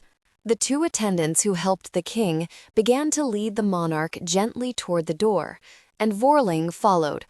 "I would like to stand vigil for my daughter tonight," said Kanya to Vorling's back. "In the chapel." Vorling turned. Marra saw his lips thin, saw them start to form a denial, but the old king looked at her and smiled blearily and said, "Yes, yes, right and proper." Rage flashed across Vorling's face. It was so strange and unexpected that Marra almost didn't recognize it. For a moment, she thought that the prince was in pain or about to have some kind of fit. Then it passed, and his face resumed that flat, smooth tranquility. "I will send guards," he said. "I would prefer to keep vigil alone," said Kanya. Her voice shook a little, as if she were asking for some enormous favor. "But I will take my sister with me for comfort." Vorling's face turned toward Marra. There was something mask-like about his expression, and Marra wanted to take a step back, but Kanya was also looking at her, and so was the old king. "Yes, of course," she murmured, folding her hands inside her sleeves. "I would be honored." "You must keep a guard," said Vorling. "I must mourn," she said. "A nun is chaperone enough, I think." Marra wanted to say that she was not really a nun, but she knew that her sister knew that, and if her sister thought it was important enough to lie, she would not be the one to expose her. A tear slid down the old king's face, and he wiped it away. His wispy hair seemed to float as he nodded. "It's proper," he said. He nudged his son's shoulder. "You have to let the ladies weep in their own way." Vorling's lips tightened over his teeth. "My guards will escort you," he said in a clipped voice, and he turned on his heel and walked away. The guards came for Marra that night after dinner. She had sent the maid away and was staring at the tapestries in her room, pacing from one to another. They mostly showed treaties being signed and were remarkably tedious, but she had to admire the craftsmanship that suggested writing on pages without actually spelling out the letters. That is a fair bit of design. I wonder if I could do that. One of the tapestries billowed in a draught, perhaps from the palace of dust underfoot. Tomorrow her niece would go to join the ancient kings. It seemed like a cold and lonely place to send a child. Someone knocked on the door, then opened it immediately.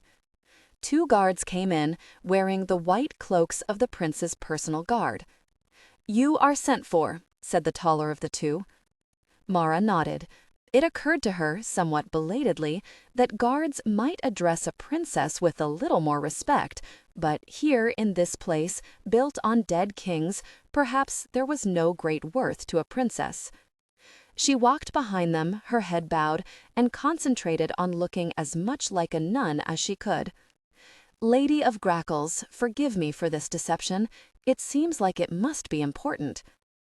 The chapel where her niece's body lay in state seemed larger at night, with candles flickering and the shadows looming in the corners. Kanya stood just inside the door, her face blank, as if she had stepped away from her own face for a little while and retreated somewhere deep inside. There were 2 more guards with her, also clad in white. The 4 of them went through the chapel, looking in each pew and each shadow. It struck Marra as almost a parody of watchfulness. There were no places to hide in the chapel. Were they trying to impress her with their care? Seeking assassins under the pews? She was half surprised that they did not look inside the closed sarcophagus, but they left it alone. When they had scoured the room, the leader of the 4 nodded curtly to Kanya, and they left the chapel. Marra heard a bar grinding into a socket as they were locked inside. "That was thorough," she murmured. Kanya snorted. "The prince fears that I keep lovers under every bush," she said. If the king had not thought that it was sweets, she rolled the word on her tongue and spat it out with scorn, "I would not have been allowed even this much solitude." "Oh," said Marra faintly. She swallowed. Kanya? Keeping lovers? She understood all the words, but they did not seem to line up in her head. "Oh."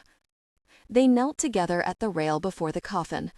Kanya settled heavily, her belly swollen against her legs. Marra wanted to tell her that it was too many pregnancies, ask her if she knew about the ways to stop from conceiving, but how could you do that in a room with a dead child? Instead, she bowed her head and tried to pray. "Our Lady of Grackles, please, please." She could not think of anything to pray for. What did you ask for when a child was dead? "Please make this as easy on my sister as you can," she thought finally. That seemed like the only thing worth asking for. She stared at the stone coffin and thought again of how she had felt relief that it was only her niece who had died. Shame washed through her. She dropped her eyes to her hands. "You learned to pray in the convent. said Kanya quietly. I suppose, Marra said. Mostly I learned about ways to weave and embroider, and how to shovel a stable, and lately how to deliver a baby. She glanced over at Kanya, wondering if this was an opening, but her sister said nothing. They continued to kneel. The candles burned down slowly, a drop of wax sliding down the pale pillars. After what seemed like an hour, Kanya said, My daughter is in this coffin, and I do not feel anything. She gazed at the small sarcophagus, dry-eyed. Did your convent teach you what to do about that? Marra swallowed hard and shook her head. They took her from me as soon as she was born, Kanya said. You remember? I did not hold her, not even for a moment. They took her to her father and then to the wet nurse. She had an army of nursemaids and tutors. I saw her for a few minutes a day, at most. She shook her head slowly. There were so many things I missed, and I did not even know that I was missing them. She took her first step and spoke her first words, and I heard from the nursemaids. Perhaps you mourned then, said Marra, hoping desperately that it was true. I didn't mourn her either, and now it seems like no one is, not really, and that's not right. Perhaps, but I should be mourning now, Kanya said, sounding thoughtful. I should be destroyed. This should be the greatest pain that a mother could know, and yet it is as if a stranger's child had died. I feel badly for that stranger, but it does not seem as if it has anything to do with me. I'm sorry, croaked Marra. Our Lady of Grackles, please tell me what to say. Our Lady of Grackles, please fix this, because I can't. I am too. Kanya shifted her pregnant bulk, grimacing. She put a hand to the small of her back and winced, then stretched her arms out along the prayer rail. They took my daughter, and now they have taken even my ability to mourn her. The children I lost before they were born, they felt more real than this. It would have been an opening to talk to her about the lost pregnancies. It would have been the time. But Marra's gaze was transfixed on her sister's wrist, on a line of livid purple marks there. She held out her hand, trembling a little, and the marks matched. Fingerprints. A man's hand, larger than hers, but fingerprints nonetheless. Kanya, she said hoarsely. Kanya looked down at her arm and pulled the sleeve to hide the marks. Ah, she said. Were those... How did you... Her throat closed up. They could not be what it looked like. It was an accident. Surely it was an accident. She fell and he caught her. Normally he's careful not to leave them where they show, said Kanya in a voice so weary that the carvings on the walls should have come to life and wept. But since I'm pregnant, his ability is limited, and he was very angry that I would keep a vigil alone. Marra stared at her. The words fell into her like stones into a well, and she could hear them rattling down into her mind, but they did not seem to make any sense. They could not possibly make sense. She had to stop and swallow. Her throat was suddenly dry. He hurts you? Kanya gave her one of those quick, sharp looks she remembered from childhood when she had been too slow to realize something. It was the same look that she had worn when Marra had refused to believe Damia was dead. Marra flinched back as if it were a blow. Of course he does, said Kanya, though he mostly stops when I'm pregnant. He doesn't want any more miscarriages. He gets them anyway. She smiled sourly. Although it's not much of a respite, because he saves up a great deal of anger in those months. You'd think he'd have whores to take it out on, but the man's got a horror of bastards and bastardy, so it's me or nothing. The prince, said Marra, feeling as if she were still half a step behind the conversation. The prince is doing this? Kanya gave her another sharp look. Of course, who else? But someone has to stop him, said Marra. The king or... She trailed off, because who could stop a prince? Did you call the guard on them? You couldn't do that. The king is in his dotage, said Kanya. You saw. He shows up at ceremonies and mumbles and waves, then goes back to bed. Vorling is the true ruler here, has been for years." "How long has this been going on?" whispered Marra. "Since the beginning." "Oh," Marra swallowed. "No king, no guards, no help." "Come home, then. Leave him and come home where he can't get to you." Kanya's look was almost pitying. "And he will declare war on our country for breach of contract. Do you think I haven't asked? I haven't even been allowed home for a visit. I told you he's terrified of bastards. It goes both ways.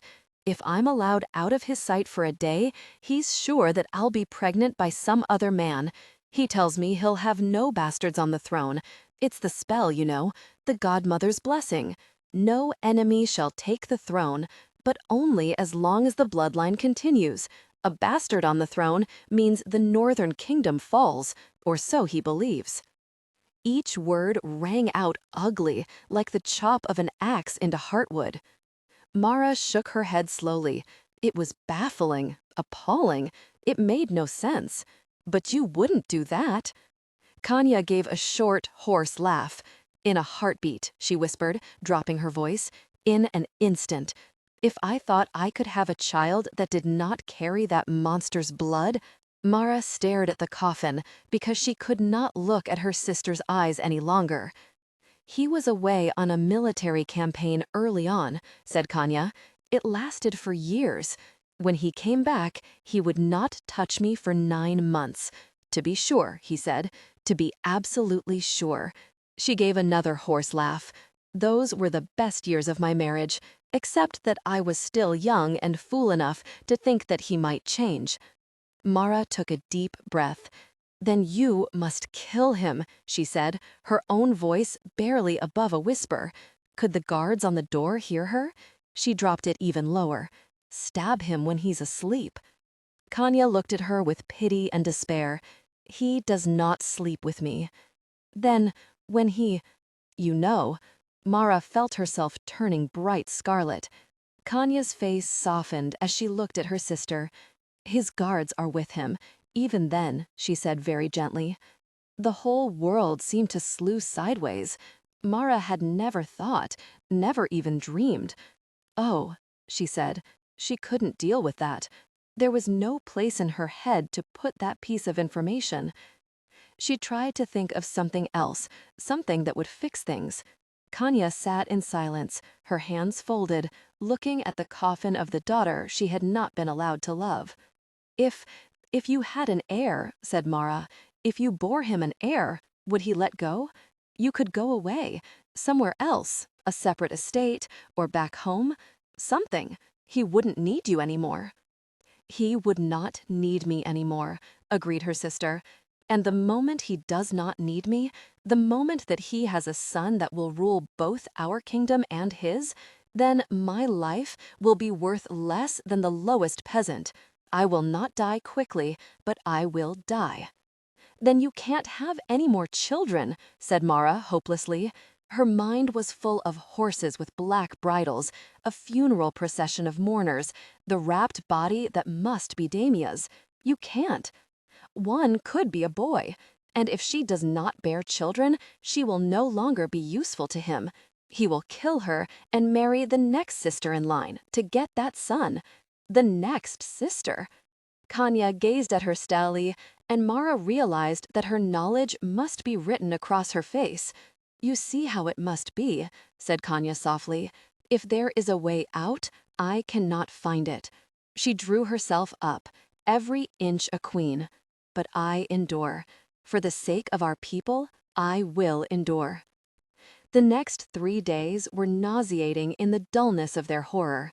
Marra did not dare speak to anyone about what she had learned. The prince would hear. He must. Kanya had not dared to speak of it except in the chapel to her sister and the body of her daughter. "I do not dare speak of it. He will know. He will know." But just as there was no speaking, there was no way to stop thinking about it. There was no moment, waking or sleeping, when it was not burning in Marra's brain. She choked down dry toast and dreamed about the marks on Kanya's arms, and the only mercy was that everyone took her horror for grief. Her niece's coffin was interred in the crypts below the palace. All Marra could remember was great iron doors opening, then a procession through a maze of cold stone corridors. She walked behind Kanya with her hands tucked into her sleeves and watched Vorling's face and realized that she had never hated before now. This must be what this new feeling was. It took up so much space in her chest that she did not know if she could breathe around it. When she and her mother left the Northern Kingdom, relief took her so strongly that it felt like joy, as if she might fling herself out of the carriage and dance in the road. I cannot be relieved. Kanya is still trapped. I was never the one in danger. I do not deserve to feel this way. But she felt it anyway, and the shame of it struck her in waves. But when they ebbed, the wild joy of being away from Vorling's palace was still there. She stayed only one night in her father's palace. Her old room was still kept for her. Even a small, poor kingdom can usually afford to keep a princess's room for her. It was much too young, filled with stuffed toys, and Marra was 30 years old now. But I can hardly ask them to change it for a room I use one night in a decade. That would be wasteful. The abbess would have looked down her nose at the extravagance, which might have gone to feed the poor, and the sister apothecary would have shaken her head and laughed. There was one thing that she could do, though, in her father's house, and one thing only. Marra took her courage in both hands. It had not occurred to her that living as a nun might have robbed her of bravery, and yet facing her mother seemed far more alarming than it ever had when she was a child. She was too aware that the other woman was the queen first, and her mother second, and that Marra herself was a small, insignificant piece in the game. "I need to talk to you," she said when her mother looked up at her. Your Majesty? Mother, please." Well, that was even worse than I expected, she thought. She had never been terribly clever with words, but apparently she had lost what little skill she'd ever possessed. A line formed between the queen's eyebrows. "Leave us," she commanded the waiting women, and they filed out, glancing curiously back over their shoulders. "Kanya's in trouble," said Marra, as soon as the door closed behind them. The queen cocked her head to one side. "How so?" "It's the prince." Marra swallowed. Her throat felt very dry. "She's listening. That's something. Prince Vorling. She's scared. She's very scared. I'm pretty sure, she could not say the words. They were right there in her head. He's hurting her. And yet she couldn't seem to get them out. I can't say it." Why can't I say it? It felt as if she were about to say something horrible and shameful. Her throat wanted to close up, to prevent her from saying such awful things, even if they were true. Even if it wasn't Kanya's fault, it was Vorling. But for some reason, even just saying the words seemed impossible. She swallowed. Her face felt hot. Say it, say it. She thought of the line of violet fingerprints again and tried to focus. Why was this so hard? Kanya hadn't asked for her help, but she had to get the words out. Their mother would fix it. The queen fixed things. It was why their father had married her. She understood politics and expediency, and she would fix it somehow. He's doing... Marra took a deep breath. Say it. You have to say it. He's hurting her. There were marks. We have to get her away. "Ah," said the queen. "Does she believe me? What if she doesn't believe me?" All the memories of childhood reared up in her head, all the childish lies. Kanya saying that she was just jealous because she didn't have a prince. Oh, lady of grackles, what do I do? Do I drag her back to the Northern Kingdom and show her Kanya's arm with the marks? The thought was absolutely shattering. She watched as the queen bent her head over the bit of embroidery in her hands.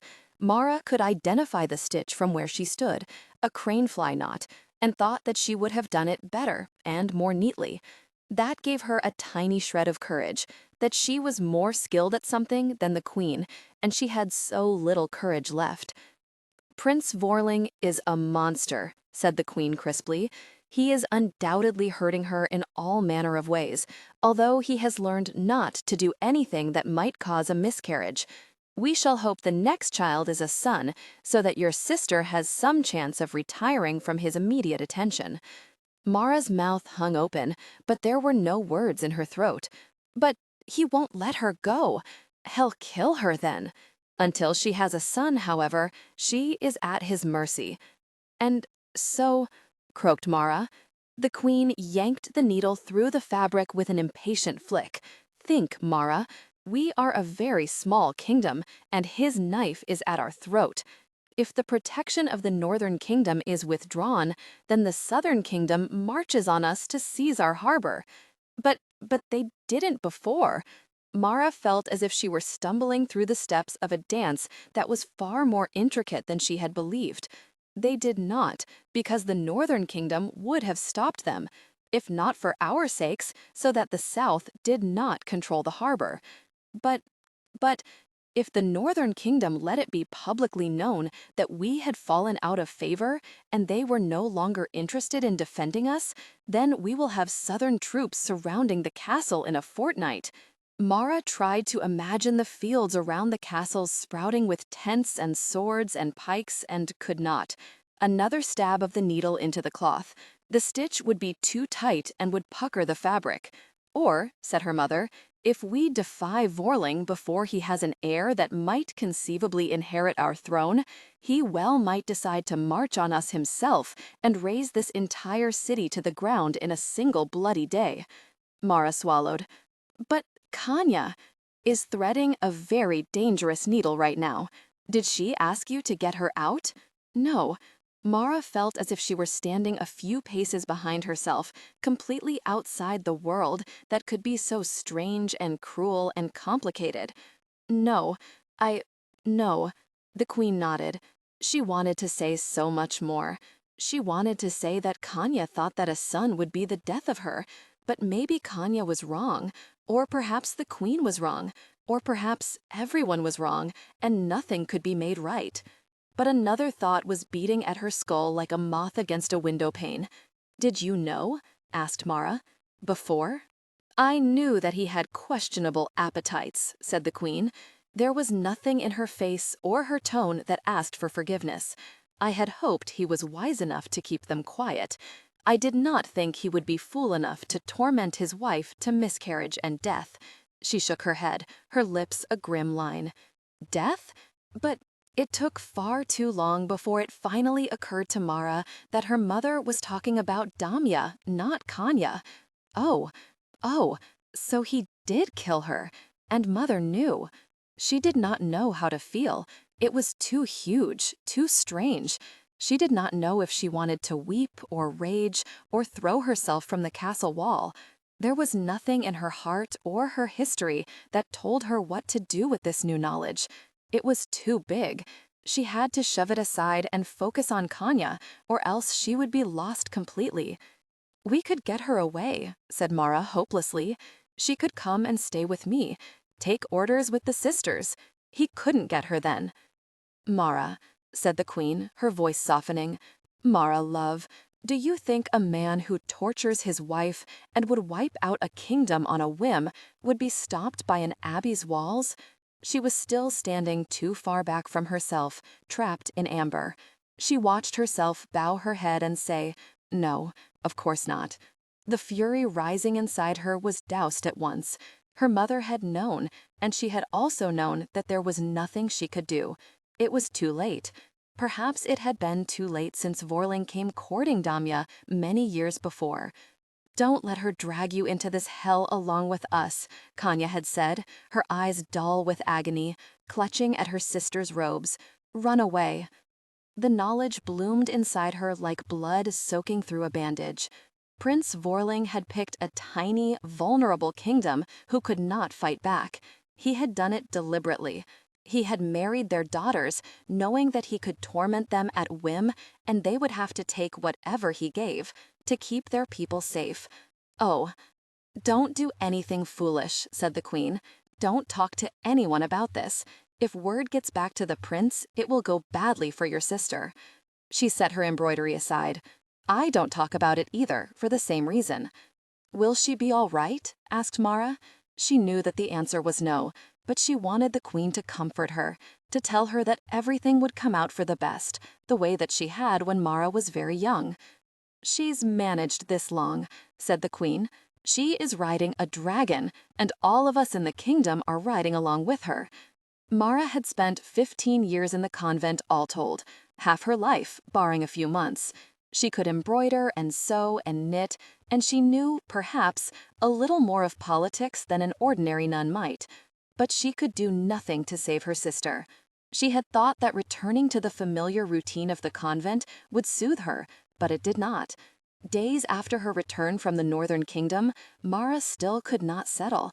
She went back and forth, her fingers itching with inactivity, unable to bear the stillness of the convent. What could she do?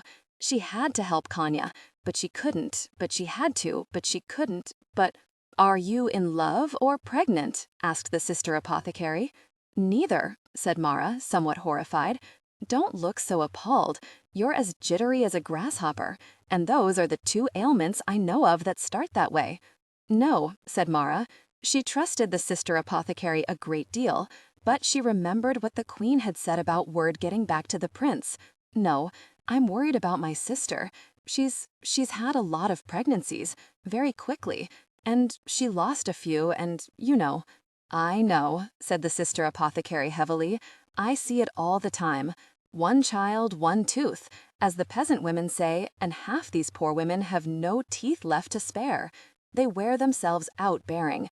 But your sister is a princess, and princesses get better care than the rest of us. She is in good hands. It's the prince's hands I worry about, pinching and grabbing and bruising." She remembered the line of violet fingerprints on Kanya's wrist. "I have to do something," she muttered, pacing back and forth, worrying at her own wrists with her fingers. "It's not yours to fix," said the sister apothecary. "You think I wouldn't stop women from catching pregnant until they die? But you don't get that choice. You can't go around kicking their husbands out of bed.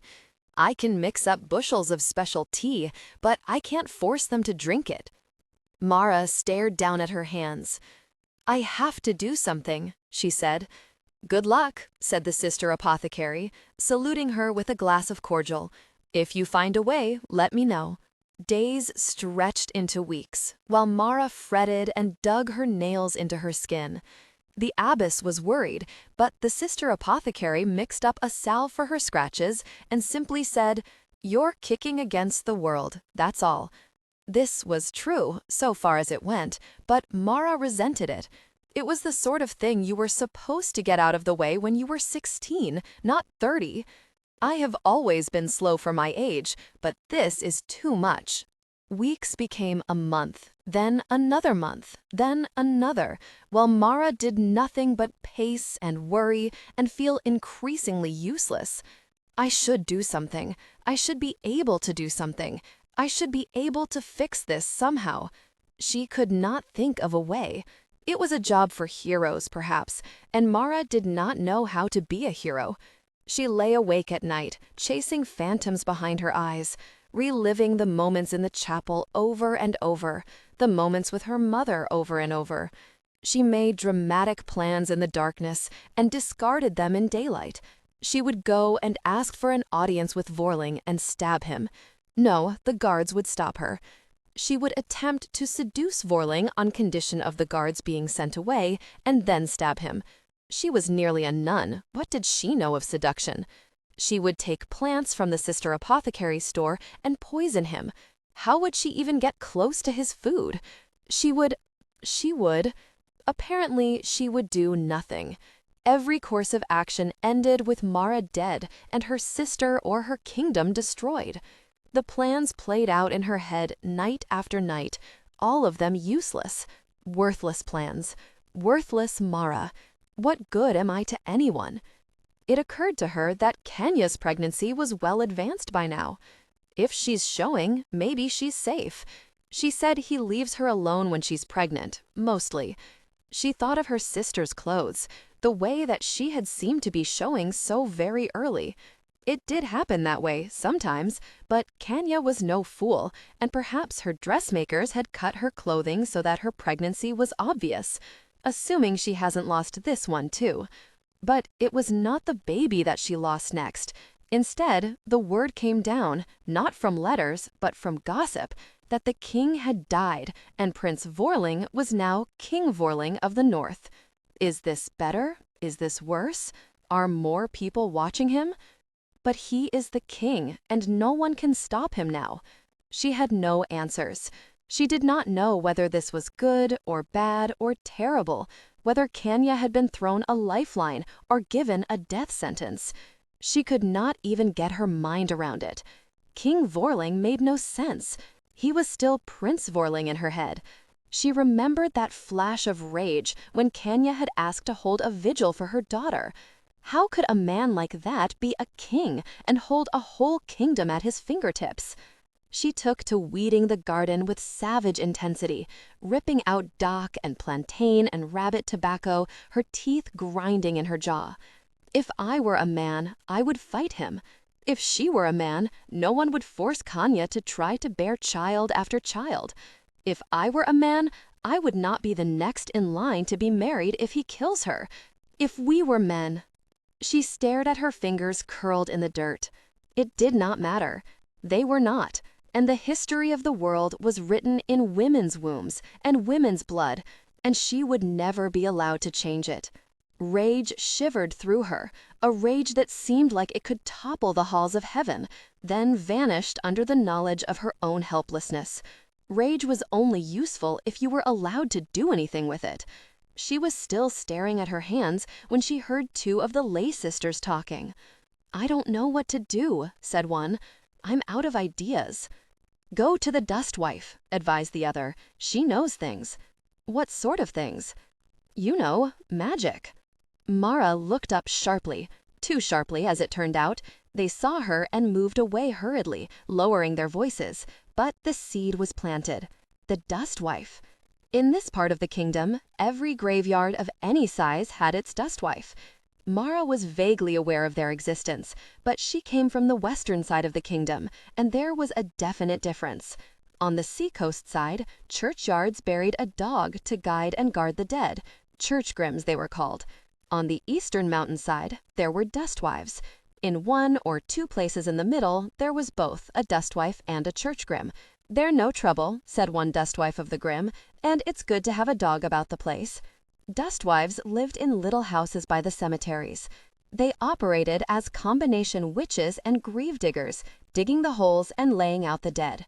Even when a dustwife got too old and frail to dig the graves herself, she would totter out with a spade and move the first spadeful of earth before hired hands did the rest. Otherwise, there was a chance that the dead might think the diggers were grave robbers, and their curses would be upon them, if not for the dustwife's blessing. It was said that the dustwives could speak the language of the dead, and that they knew all the secrets that lay beneath the earth. When a dustwife died, she was cremated, and her ashes were spread across her graveyard, so that each dustwife who came after might keep the wisdom of her predecessors near at hand. Marra pulled her cloak's hood up over her hair and went out to find a dustwife. The convent had its own tiny cemetery, but those souls belonged to Our Lady of Grackles. She had to go into the town, to the big church, consecrated to Our Lady of the Harvest, to the graveyard there. The dustwife was working outside, tending the graves.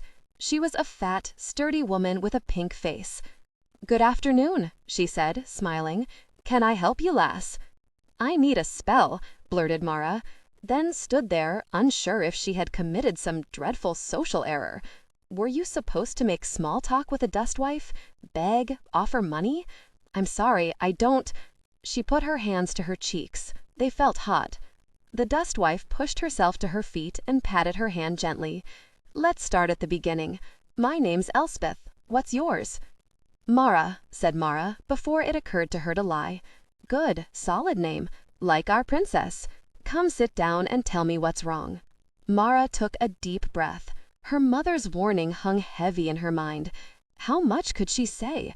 "My sister is married," she said, sitting down on the wall beside the dustwife. He's not good. She stays pregnant so he won't beat her. But it's hard on her. She loses them sometimes, and then it's worse. I can't. I have to help her. But Not going to let her go. She stared at her hands. Poor girl, that's hard. Does he have the rank to get away with it? Bursting into hysterical laughter would not help anyone, so Marra simply said, yes. Elspeth leaned back, face grave. What would you have me do, child? It does not sound like barrenness will help her. I could give you a charm to make childbearing easier, but I tell you true, it's little enough, and it cannot save a babe that does not wish to come into the world. Marra closed her eyes and thought about treason and regicide and whispered, "Can you give me a spell that kills him?" The dustwife was silent for a long time. Marra opened her eyes, expecting to see horror, but Elspeth's eyes were full of sorrow and understanding. "No," she said. "If I could, I might, though I'm not an executioner, and I'd need to know more before I bloody my hands. But the sort of magic you're asking for is far beyond me. That's real power, not charms and knowing and listening to the dead." She looked away, apparently measuring her words carefully, then said, "If you go to the capital, there is a woman, I am told, who knows much of poison." Marra shook her head. The prince employed a food taster, of course, but she could not very well explain that. If he was poisoned, they would think of her immediately, she said instead. Elspeth reached out and took her hand. Marra thought for a moment that the woman was offering her comfort, but the grip was too tight. She looked up, startled, and the dustwife's eyes had gone strange and slack, the pupils huge, the irises nearly gone. The eyes of the dead, Marra thought, and then Damius's eyes must have looked like this. Then Elspeth blinked and her eyes were normal again. She dropped Marra's hand and rubbed at her face. "Well," she said, almost to herself. "Well then, so that's how it is?" "I'm sorry," said Marra. "The dead could help you," said Elspeth, "but you need a real dustwife, one married to clay and bone and grave dirt, not an old herb witch good at digging holes." She squinted and winced, as if the brightness of the day pained her. Marra watched a tear leak from the corner of her eye and run down her cheek. "Where do I find someone like that?" asked Marra. "South," said Elspeth. "South and east, not here. Go around the south side of the mountains, the dry plains, you know." Marra nodded. Her father had taken the princesses there once, part of a royal procession, the whole land bone dry, stone dry, kicking up vast clouds of white dust as they traveled. "I know it. There's a great necropolis there, but you don't want that. Stop before you get there. The mountainside and the carved caves, the abandoned dwelling, and the skulls of bulls. There's a dustwife who's worth the name. The dead would crawl on their knees to give her their secrets." Marra nodded again. "Thank you," she said, sliding off the wall. "Don't thank me," said Elspeth. "Come back to tell me after it's over." Thinking of the long journey southeast, Marra shook her head. "I may not live to do it," she admitted. "I know," said the dustwife gently, "but I'll still be able to hear you." It was a long road. The only person she told was the sister apothecary, who looked at her with steady eyes and then handed her a purse full of coins and a bag full of tea leaves. "Magic," she said. "Magic is beyond my skills. Come back as you can, and if you can't, I hope fate is kind to you." Marra no longer had much faith in fate. She had been born a princess, which should have been lucky, but the price for never going hungry was to be caught in a struggle between people too powerful to call to justice. She also rather wished that the sister apothecary would tell her not to go, because then she would have something to push back against. She was used to being stubborn, but having people agree with her was off-putting and didn't give her much to work with. With the sister apothecary covering her absence, she pulled up her cloak and went into town again. The dustwife directed her to a shepherd taking fleeces to market in Low Bandai to the south, and Marra rode with him clear to the city. The shepherd seemed to like company, but did not talk a great deal, and that suited Marra, who had little to say that wasn't, oh gosh, what am I doing, oh gosh." From Low Bandai, there were coaches that traveled in all directions. She parted ways with the shepherd and took one southeast as far as it went, then another. She hoarded her coins for food and slept either in the coach or on benches while waiting for coaches. She was tired and snarly, and often the hood of her cloak was to cover the wreckage of her hair, but her stock of coins did not go down as quickly as they would have if she demanded rooms at an inn. No one would have mistaken her for a princess. It was frightening the first time she had to go and request a seat on a coach. She had never done it, and she was afraid that she would say something so foolish that the driver would laugh at her and refuse her a seat. But she screwed up her courage and said, "I need to go to Isemke," and the driver named a price. She handed up a coin, and he nodded and told her that the coach left in 20 minutes and to be on board. The next time was easier, and the next after that. She got used to the coaches, and she learned that being crammed inside was a recipe for rattlebone nausea, but it was the cheapest way. She was not certain where this sudden frugality had come from, but something in the back of her mind whispered that there was no help coming, and if she ran out of money, she had no real way to earn more. Her only skills were embroidery and weeding gardens. She considered other desperate measures to earn money, but the practicalities seemed overwhelming and unfamiliar. It seemed like it would be a lot more complicated than getting a seat on a coach. This was not the sort of thing one was taught at convents. It was easier just to sleep in the coaches. Sleep by bone-jarring sleep, she made her way south and east around the tail of the mountains. It occurred to her that the abbess had probably had to tell the queen that she was missing. Had she run away? Could you really run away when you were 30 years old? She was lucky, as such things went. No one bothered her much. Only once did a man try to engage her in conversation that proved dangerous. "Where are you going?" he asked her, sitting opposite inside the coach. He had all his teeth, and she could see each one in his smile. "South," she said. "Which city?" Marra shrugged. "South," she said again, trying to hide the way her pulse jumped. Had he recognized her? Why was he asking? He asked her name, and she looked at him in silence. He asked more questions, where she was going, and did she have family there? And when she did not answer him, his tone turned ugly. He spit an insult at her, heedless of the other passengers listening. It was a middle-aged woman who saved her, leaning over and snapping her fingers in front of the man's face. "You rude young fool," she growled.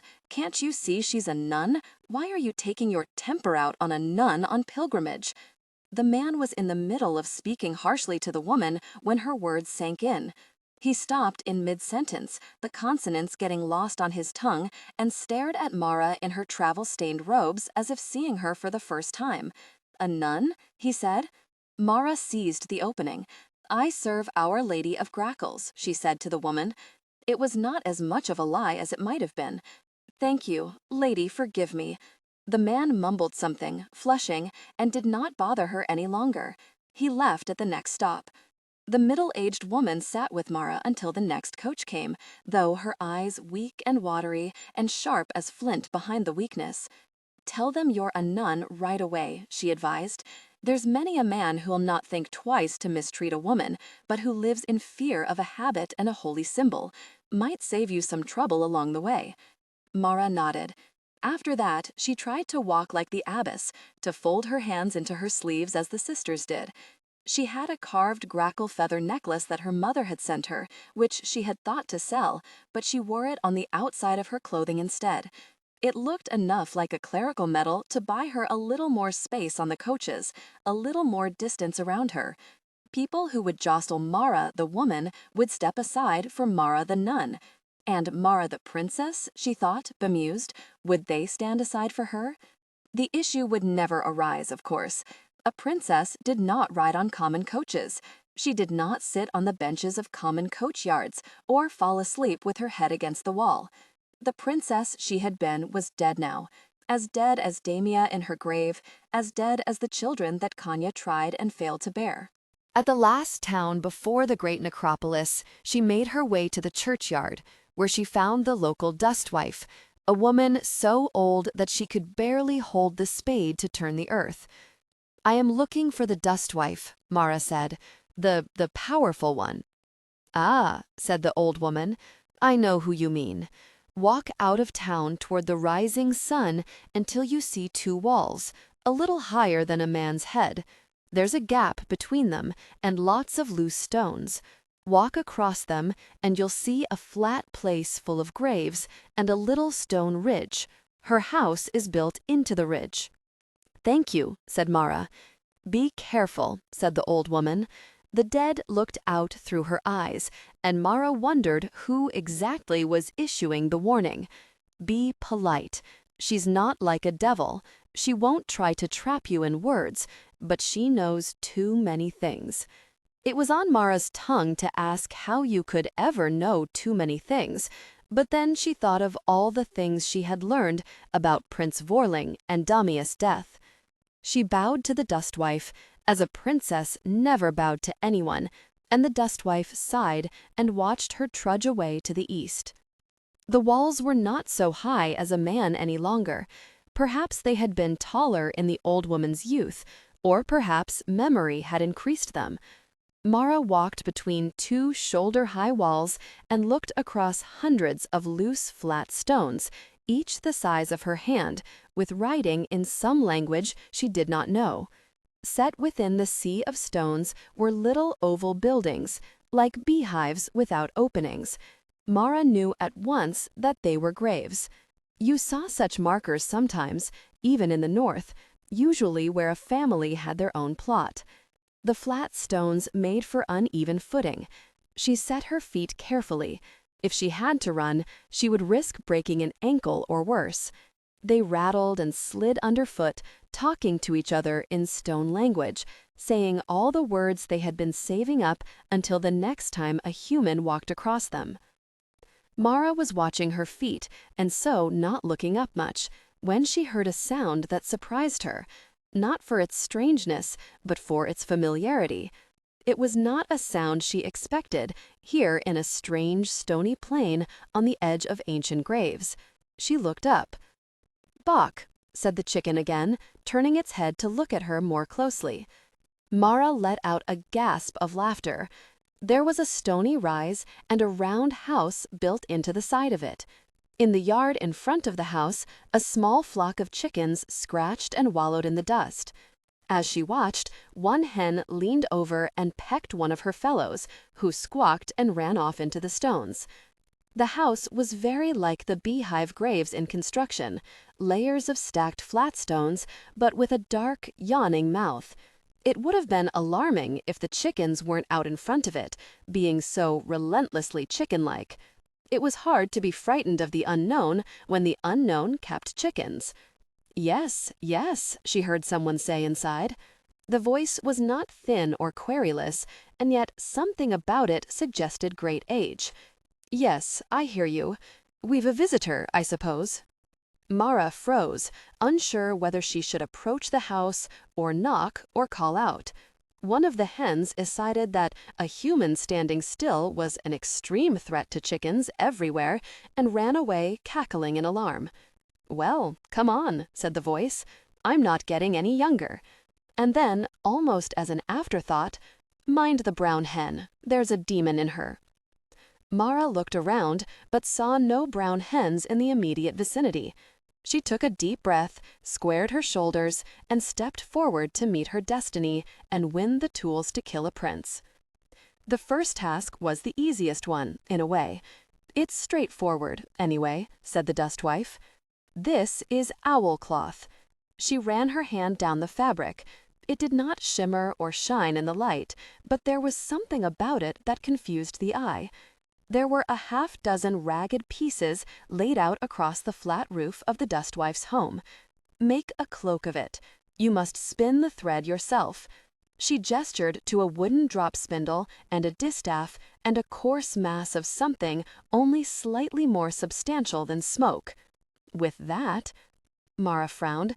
It seemed too easy, and she was suspicious of things that seemed easy. She had spun thread before.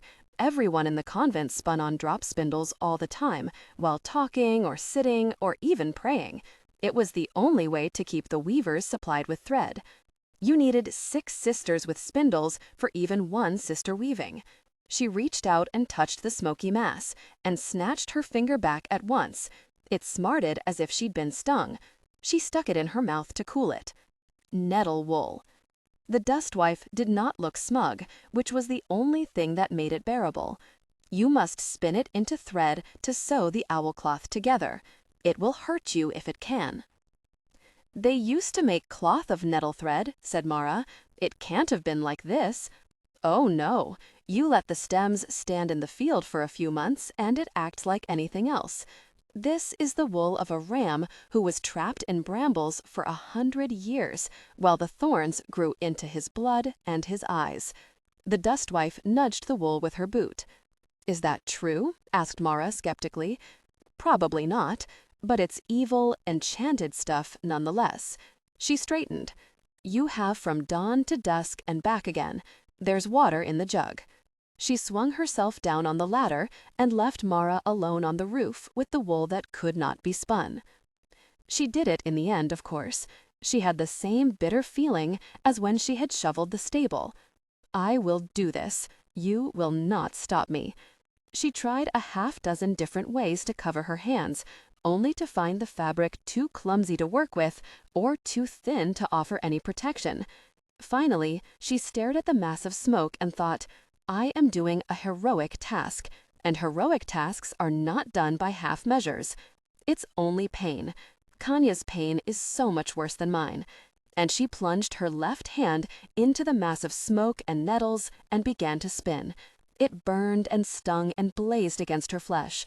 She hissed and cursed and bent over her hand. No, keep going. You can't stop once you've started. She thought of every birth she had ever seen. Those women had been in far worse pain, and they had done it, because once you started, you couldn't stop. She would do this. Left hand only. I will need the right to thread the cord. She could protect her right hand with fabric for this bit, but she needed her left to pull the wool onto the distaff, and there was no protecting it. She was clumsy with her left hand, but it did not have to be done well, only done.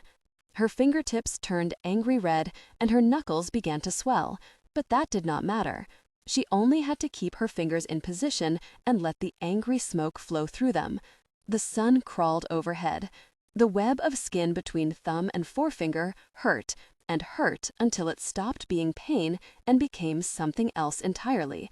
It was hard to keep the drop spindle going slowly enough. She wanted to rush through it. But a faster spin meant finer thread, and she wanted coarse, heavy stuff to hold her cloak, so that she need not use so much of it. She bit the inside of her cheek bloody and stared at her claw-like left hand and wondered if she'd ever do anything much with it again. At last she had enough. Probably.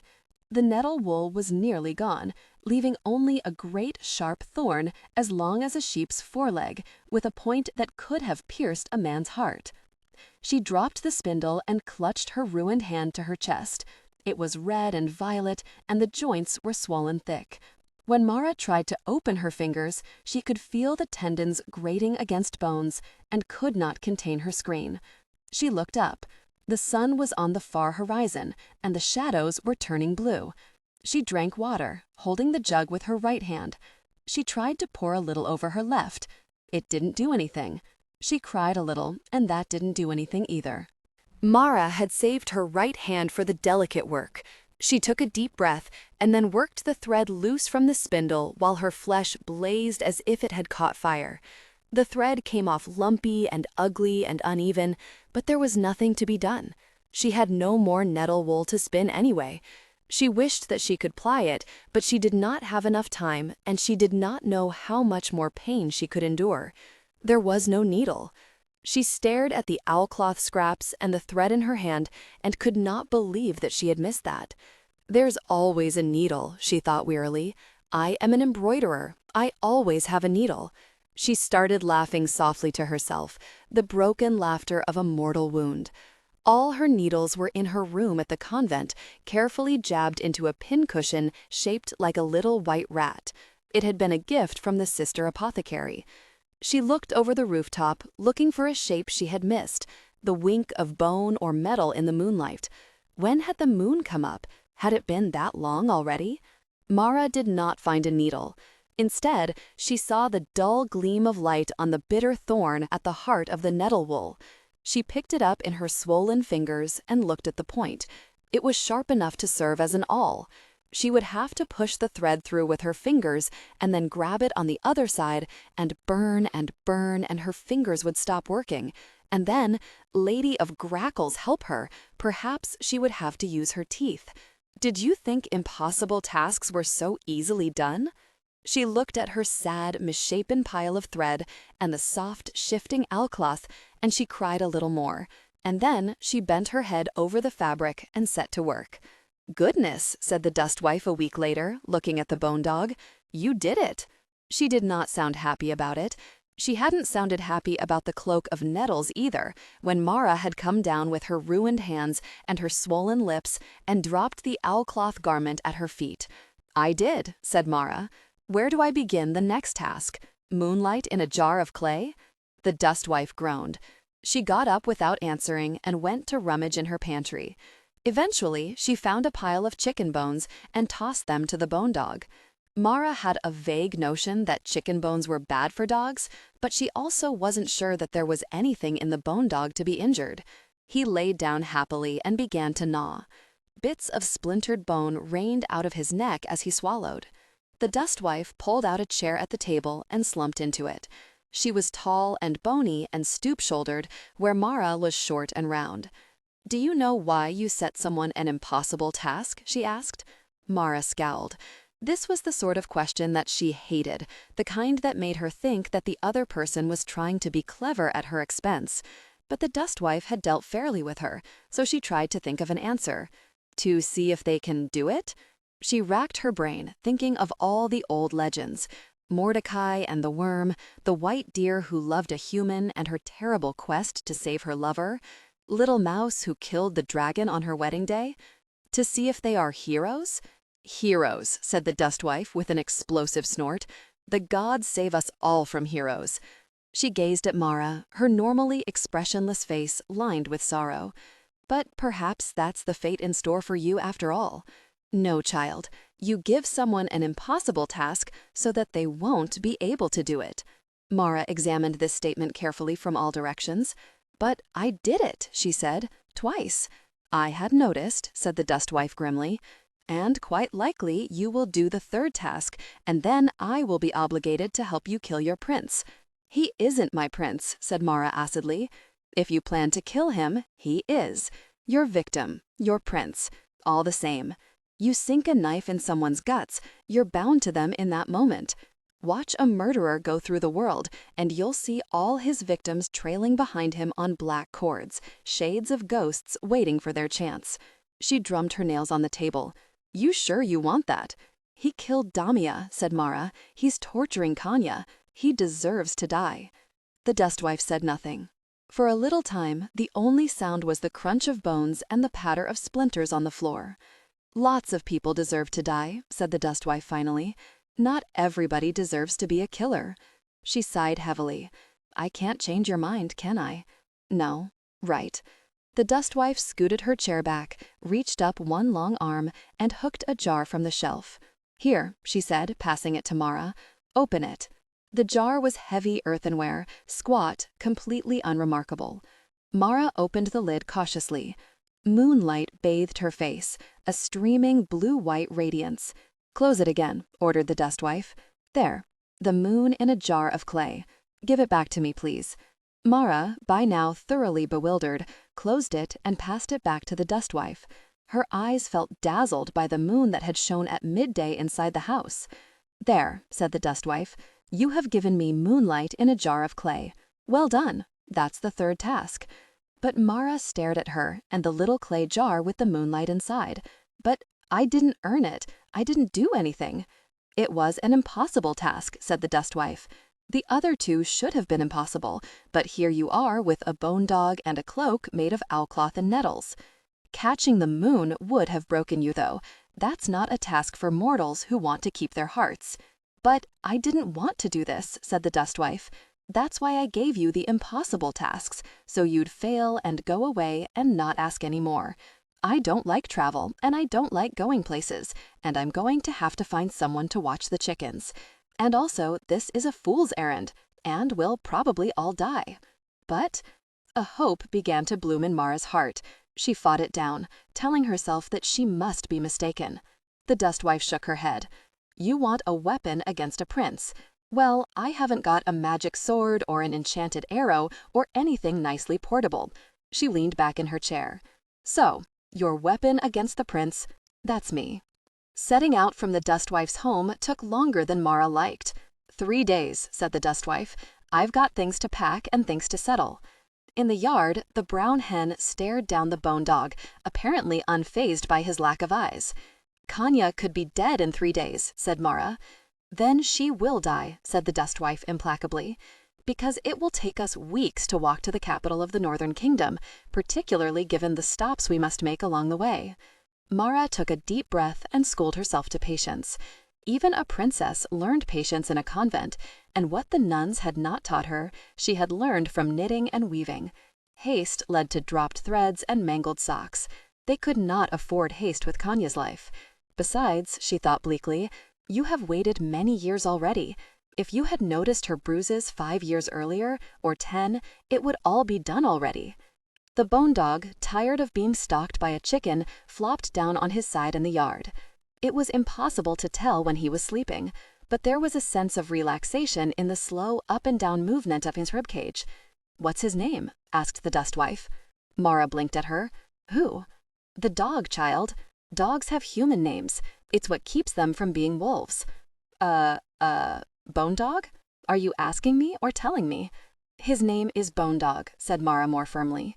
In the yard, Bone Dog rolled over and wiggled his backbone in the dust. Imagination is not your strong suit, is it? Asked the Dustwife. A smile cracked the planes of her face. That's not an insult, child. Don't look so surly. For this sort of work, you want feet on the ground, not castles in the air. The brown hen came around the side of the house, saw Bone Dog, and advanced like a general leading a host. She pecked Bone Dog's tail and was rewarded with a ghostly yelp. Bone Dog rolled to his feet, puzzled, and the hen ran off cackling in triumph.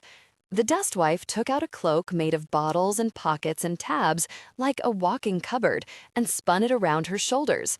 Marra was surprised that she didn't rattle when she walked. Then she took it off again and began filling the pockets and bottles from the jars on the wall, decanting drops of liquid and placing odd packets. Marra watched her pack up feathers and mouse skulls and bits of lint and finally said, "What is the good of all that?" Hummingbird feathers gleamed as the Dustwife slipped a tiny bird skin into her pocket. "No idea," she said. "Most of it probably won't do us any good at all, but I agreed to help, and that means you get the best I can do."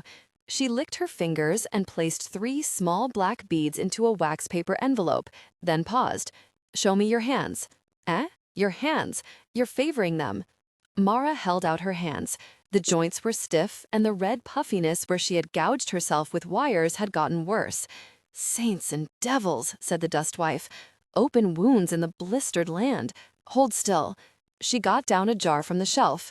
"Is it bad?" asked Marra. "It would probably kill you in a week or so," said the Dustwife, bending over her hands. "You'd get a taste for human flesh first, though, which would be exciting for everyone. Oh, don't look so stricken." She unstoppered the jar. Marra smelled honey, but the liquid that the Dustwife dabbed onto her wounds was red as fire.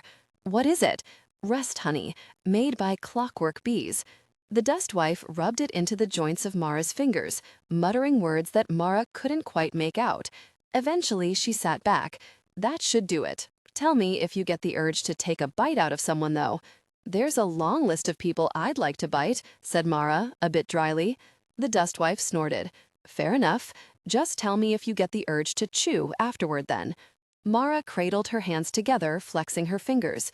Already her knuckles seemed less stiff. She wondered if the words that the Dustwife had said had been magic, or if it was all the work of the honey. She drifted to sleep in the corner, still wondering, soothed by the sound of the Dustwife moving around a room, the jars rattling, as the old woman packed away bits of magic inside the folds of her coat. The brown hen rode on top of the Dustwife's staff, on the bone cross piece. Her body moved as the staff moved, but her head stayed level in that peculiar way of chickens. Marra was first incredulous, then amused. "You're bringing the hen?" "She's got a demon in her," said the dustwife. "It'd be rude to leave her for the neighbors to deal with." The hen rode until mid-morning, whereupon she would stretch, walk down the dustwife's outstretched arm, and climb into her pack. The top flap was left open for just this reason. The hen would sit there for about a quarter of an hour, give a single pleased cluck, and then saunter back down the arm and onto the staff again. The dustwife would pause, retrieve a single large brown egg from her pack, and tuck it into a safe pocket. In the morning, she would cook the egg, divide it in exact halves, and share it with Marra. Half an egg did not make a terribly satisfying breakfast, but it was a great deal better than nothing. Sometimes, Bone Dog would flush a rabbit and kill it, and they would stop and roast the rabbit. Sometimes a farmer would sell them eggs or a loaf of bread, although the dustwife had to go alone to ask, because if the farmer saw Bone Dog, there would be questions. For the same reason, they could not take coaches or even beg rides on farm wagons. They could not ask to sleep in barns where it might be warmer. There was no way to disguise Bone Dog. Their progress back to the northwest slowed to a crawl. "This won't do," said the dustwife the third or fourth day. "Your sister will have died of old age before we reach her, and I'll be so bent over from sleeping on the ground that I'll be cursing your prince's kneecaps." "What do we do?" asked Marra. They had put a collar on Bone Dog, although it was more like a knot with a loop tied around his neck bones. She slid a hand through the loop protectively. She could not leave him. She'd brought him back to life, and that felt like a bargain to her, even stronger than the bargain that humans made with living dogs who loved them. "But I cannot let Kanya down either." "No need to look so downcast," said the dustwife. "The moon is full, and the goblin market's still in season." "Eh?" "The goblin market," repeated the dustwife. "Lords of Earth. What do they teach you in a convent anyway?" "Not much about goblins," said Marra. "I could tell you a great deal about knitting bandages and drying herbs and the feast days of lesser saints." "Well," muttered the dustwife, in the tone of one determined to be fair, "that's not completely useless anyway. Whose feast is it today, then?" Marra had to stop and work out the date. "Saint Ebb," she said finally, "patron of boar hunters." Well, boar are cunning and fierce and hard to kill, much like your prince, though I respect the boars rather more. We could do worse than to offer prayers to such." Marra bowed her head dutifully and offered a prayer. So little was known of Saint Ebb that there was no specific form, so she used the standard invocation that could be applied to any saint. "Saint Ebb, watch over us. Saint Ebb, protect us and keep us from harm. Saint Ebb, intercede for us." She was surprised when the dustwife joined in on the final, "May it be so." The old woman had not struck her as religious, but I could easily imagine someone making a saint out of her 100 years hence. Maybe some of the saints were like that, two cranky, old women with strange gifts. She remembered the one icon she had seen of Saint Ebb, a gray-haired woman with her foot on a boar snout, holding it pinned. Both she and the boar had been grinning. She'd thought at the time that perhaps the icon painter hadn't been very good. But if I were going to paint the dustwife as a saint, she'd have a brown hen with her, and that hen grins, I am nearly certain of it. She realized that she had gotten distracted. "The goblin market?" "What it sounds like," said the dustwife. "The marketplace of the goblins and the fair folk, and whatever humans go wiggling and wandering in. Curses and treasures in equal measure. And ordinary things as well, of course." "The fair folk?" Marra licked her lips. "Is it dangerous?" "Deeply," said the dustwife, "but everywhere's dangerous if you're foolish about it. The goblin market has rules, and if you obey the rules, it's no worse than anywhere else." She considered for a moment. "At least if you're there outside the dark of the moon. The rules change in the dark, and sometimes they change minute to minute. Full and waxing are more forgiving. We'll go tonight." "Where is it?" "Doesn't matter." The dustwife's mouth crooked up at the corner. "If we can find a stream, it's easier to get there. If not, we'll go by fire." Marra had to be content with that because no further information was forthcoming. She added the goblin market to things that she had to worry about and felt anxiety gnawing inside her ribcage. In the end, it was frightening but not difficult. There was a broad, shallow stream washing across the stones a few miles away. They walked along it in the growing dusk and eventually came to a shallow ford, full of round gray pebbles that glinted black where the water rushed over them. Said the dustwife, sounding distracted. She held out a hand to stop Marra moving. Yes, there's one here. There usually is at a ford. Bone Dog, bored, sat down and began trying to groom himself. Since he had neither tongue nor anything to lick, this accomplished nothing but seemed to please him. The dustwife drew a line in the pebbles with the tip of her staff, while her hen, half asleep, muttered in annoyance. "Don't talk to it," she said. "Talk to what?" said Marra, and then the dustwife called up the dead Marras. First indication was that the crickets fell silent. In the distance, a bird sang, "Oh, die will, oh, die will," and as the crickets stopped, it sang more loudly. The river's hiss and roil seemed to slow, and then, very distantly, Marra heard splashing as something approached. "There's something coming," she said. Bone Dog quivered with alertness. "Hush," said the dustwife. "The drowned ones are tricky." Marra closed her mouth on whatever she was about to say, but something else answered the dustwife, a burbling, liquid sound that might have been a laugh or a sob. A shape was coming upstream. The moon was just high enough to throw cold, glittery light over it. At first, Marra thought of beavers, otters, swimming creatures, but no otter had ever so large, nor had a face like that. The dead boy swam upstream, quick as a fish, and rose to his feet. Water streamed from his mouth and his empty eye sockets. His skin had swollen and split his clothes, a pale, bloated thing with flesh puffing out between strands of waterweed. "I will not be sick," thought Marra. "I will not. There is no blood. It is not as bad as that time the farmhand broke his leg and the bones stuck out. It isn't." Whatever the dustwife said, Marra missed it. She was only vaguely aware of the other woman speaking at all. Then the dead boy replied, a hard gurgling, as if wires were piercing his drowned throat, and Marra stopped hoping not to be sick and began hoping that she wouldn't faint instead. "Good," said the dustwife. "Which way?" The drowned boy lifted his arm. His fingers had swollen together into a white mitten. He pointed upstream and gargled an answer. The dustwife nodded. "Do you wish ending?" she asked as brusquely as if she were negotiating with a farmer for a loaf of bread. Another gargle. His face turned toward Marra, and she knew that she should feel pity, not horror, but there was something strange and leering about the way he moved, as if he knew that she was frightened and delighted in it. He made a beckoning gesture with his swollen hand, and then gulped with laughter when she shrank back. "Enough of that," said the dustwife. "She's not for drowning." More laughter. He took a step forward, the water hilling up around his legs as if it were sand, then another. The brown hen made a low, hostile noise. The boy froze, looking up. For a long moment he stared eyelessly at the bird, then he lowered his head. "Cock's crow and demon's heart," said the dustwife. "Don't test me, boy." He gurgled sullenly, but retreated. She reached into a pocket and pulled something out. Marra couldn't make out the shape in the dimness. She tossed it over the stream, and the drowned boy caught it with his bloated white hands. "Go on, then," said the dustwife, flicking her fingers dismissively. "Back to the water, and mind you don't pull down a traveler unless they break the covenants." The drowned boy hunched his shoulders and turned away. The moon dripped light over him as he walked down the riverbed, sinking deeper with each step until he dove like an otter and was gone. "Bluch," said the dustwife.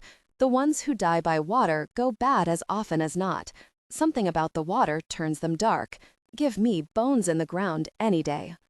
Marra held her hand over her mouth and concentrated on breathing until her stomach stopped lurching. "Why did you summon that?" she asked finally. "What kind of monster is walking with me?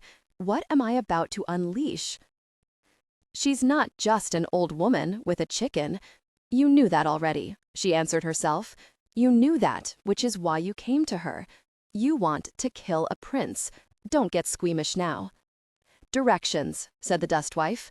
which he gave, although he would have liked to pull a much higher price than I was willing to pay.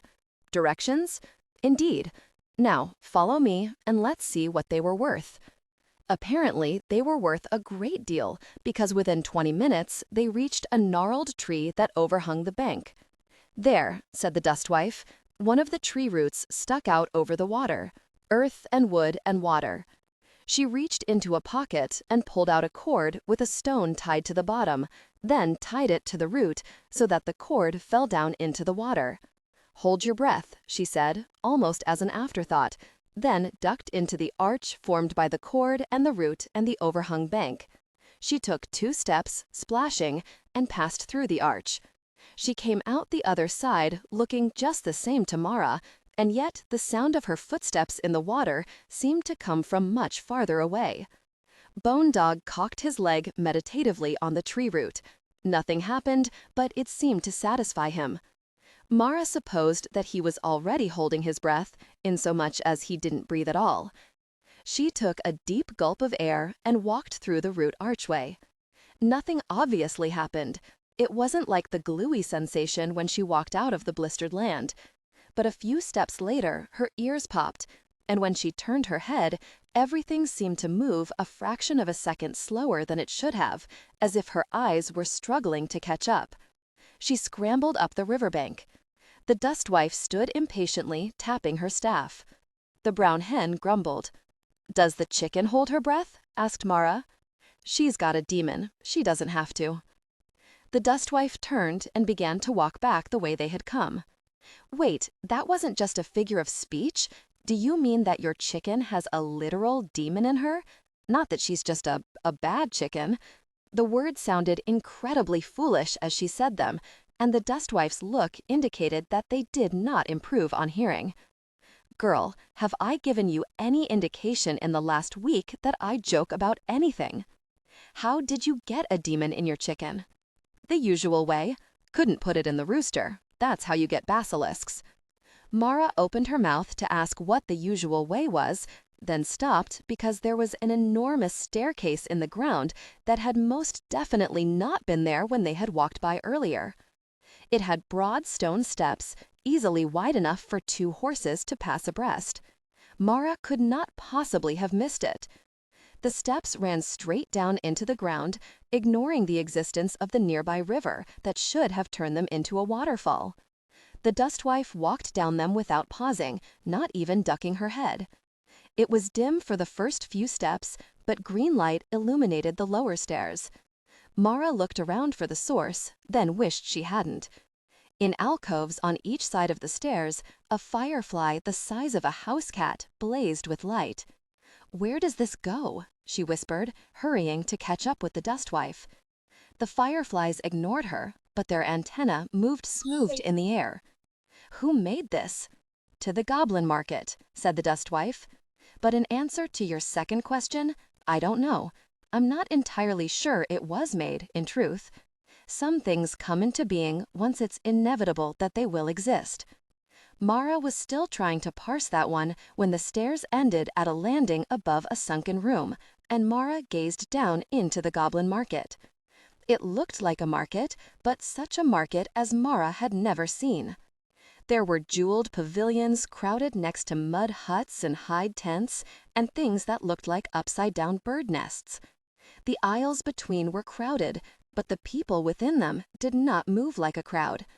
They moved like dancers, some light, some heavy, some in circling, solitary waltzes. They reminded Marra far more of the courtiers in the prince's palace than of the town on market day. She had been a little afraid of the courtiers, and now she was more than a little afraid of the people here. The courtiers, for all their cloth and starch and politics, had been human, and some of the crowd here were obviously not. "And I am here with a dog skeleton at my heels and a woman with a chicken on her staff, so what must they think of me?" "Don't stare," murmured the dustwife, "but don't look away if someone looks at you. Show as little weakness as you can. Agree to nothing and accept nothing until you know the price." With that, she stepped forward into the crowd, and Marra hurried after her. The majority of the crowd had looked human from a distance, but once she was among them, she had her doubts. Some were human-shaped but had green or blue skin. A number had horns rising from their foreheads, short and pointed as antelopes. One woman walked by with a rack of antlers that would do any stag proud, and small black birds seated on each tine, wearing silver collars around their necks. Others were not even human-shaped. A trio of boars in starched collars, walking on their hind legs, went grunting past. 6 white rats, each nearly 3 feet tall, carried a palanquin on their shoulders. And who could guess what lay beneath the pale braids that covered that figure from head to toe? Where did they all come from? Are they from other parts of the world, or are they all from here? But how could they be from here? You heard stories, of course. Stories of the fair folk, of little people that lived behind the world. Stories of old gods that had never learned how to die. But Marra had never imagined that there might be so many, or that they might be right here, on the other side of a tree root, not far away under the hills. Even the blistered land had not prepared her for that. Said the dustwife. She had stopped at a table that held a little wooden tray divided into squares. In each square lay a moth, apparently dead. That one, she pointed. Shows you what you need, said the woman behind the table, sounding bored. She was old and wrinkled, with thin gray braids coiled around her head. You sure you don't want the one that shows you your heart's desire? It's much better. Also a lot more expensive, I suspect. The woman grinned. She had no teeth. Instead, her tongue was banded with red and black and had a snake's golden eyes. 5 years of your life. But you get the rest to spend with your heart's desire, so it's worth the price. I'll stick to needs, thank you. The dustwife tapped the moth. It flicked its wings, startling Marra. It was white, but there were broken black lines all over, like writing. Ugh. 6 weeks of your life. 6 days. 1 month. 1 week. A fortnight, and that's my final offer. And don't blame me when it lands on a bucket, because what you need is to drink more water. A fortnight's fare. The dustwife beckoned Marra. 2 weeks of your life, child. Said Marra. What? That's the price in this place, unless you've something to barter. What if I'm going to die in a week? Doesn't work like that. It's off the time you could live. If you get hit by a beer wagon tomorrow, everyone still gets paid. Marra felt a shiver crawl down her spine and fought it back. You wouldn't give up 2 weeks of your life for your sister to save her from losing all the weeks of hers? All right. Half a moment, said the snake-tongued woman. She pulled out a silver abacus and moved the beads back and forth. There, fortnight. The dustwife looked over and nodded approval. The abacus had a little dish at the bottom filled with what looked like plant stems. The woman picked one up, and Marra saw that it was a caterpillar. Hold out your hand. Marra held her hand out worriedly. Would it hurt? What did losing 2 weeks of your life feel like? The snake-tongued woman dropped the caterpillar into her palm. It unrolled itself and crawled over the side of her hand. Marra noticed, unsurprised, that her hand was trembling. The caterpillar attached a thread of silk to her thumbnail and let itself down. It curled itself up and began a rapid wiggle, spinning silk across itself. Marra stood frozen, watching it build a cocoon far faster than any normal caterpillar she had ever seen. In less than a minute, it was wrapped up and had turned a bright shade of green. What am I supposed to do? She whispered to the dustwife. Won't be long, said the dustwife, watching the caterpillar. Bone Dog realized that Marra wasn't moving and sat on her foot, pelvis digging into her ankle. The cocoon split open. A crumple-winged moth emerged, velvety brown in color, stretching wet wings. There we go, said the snake-tongued woman. She caught Marra's wrist and pulled it toward her, plucking both moth and spent cocoon from her hand. The moth went into one of the little wooden boxes, and then she popped the empty cocoon into her mouth. Marra caught a glimpse of the snake tongue opening, and she turned away, feeling vaguely queasy. "Take your moth," said the dustwife, pointing to the white one still in the tray. Marra reached out and fumbled the white moth free. "Now blow on it and tell it to find you what you need." Marra had an increasing sense that she was in a dream, even more so than she had in the blistered lands. Only Bone Dog's solid, uncomfortable weight convinced her that it was all really happening. She lifted the moth level with her face. It was very fuzzy and had big black eyes. Don't think of it like an insect. Think of it like a mouse with feathers for ears. She blew across the moth's back. "Please," she whispered to the moth, "find me what I need to help my sister." Its wings shivered. For a moment, the black lines seemed to rearrange themselves, forming letters, words, sentences. Then it spread its wings and flew. The brown hen took a snap as the moth went by, but missed as the dustwife flicked the staff aside. "Shame," she said to the hen. The hen looked unrepentant. "Now what?" asked Marra. "Now follow that moth." They threaded their way through the goblin market, through the strange sea of people.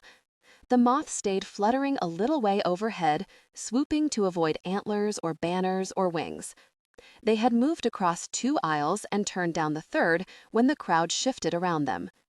The people of the goblin market drew back, leaving a long avenue open between them. Conversation hushed, not in awe, but in annoyance. Marra was reminded of the way that crowds moved to avoid a leper with a bell. The woman who came down the center of the aisle moved as stately as a queen. Marra's impression was that she was very tall, and yet when the woman drew near, Marra could have met her eyes without looking up. Perhaps her apparent height was because of the light.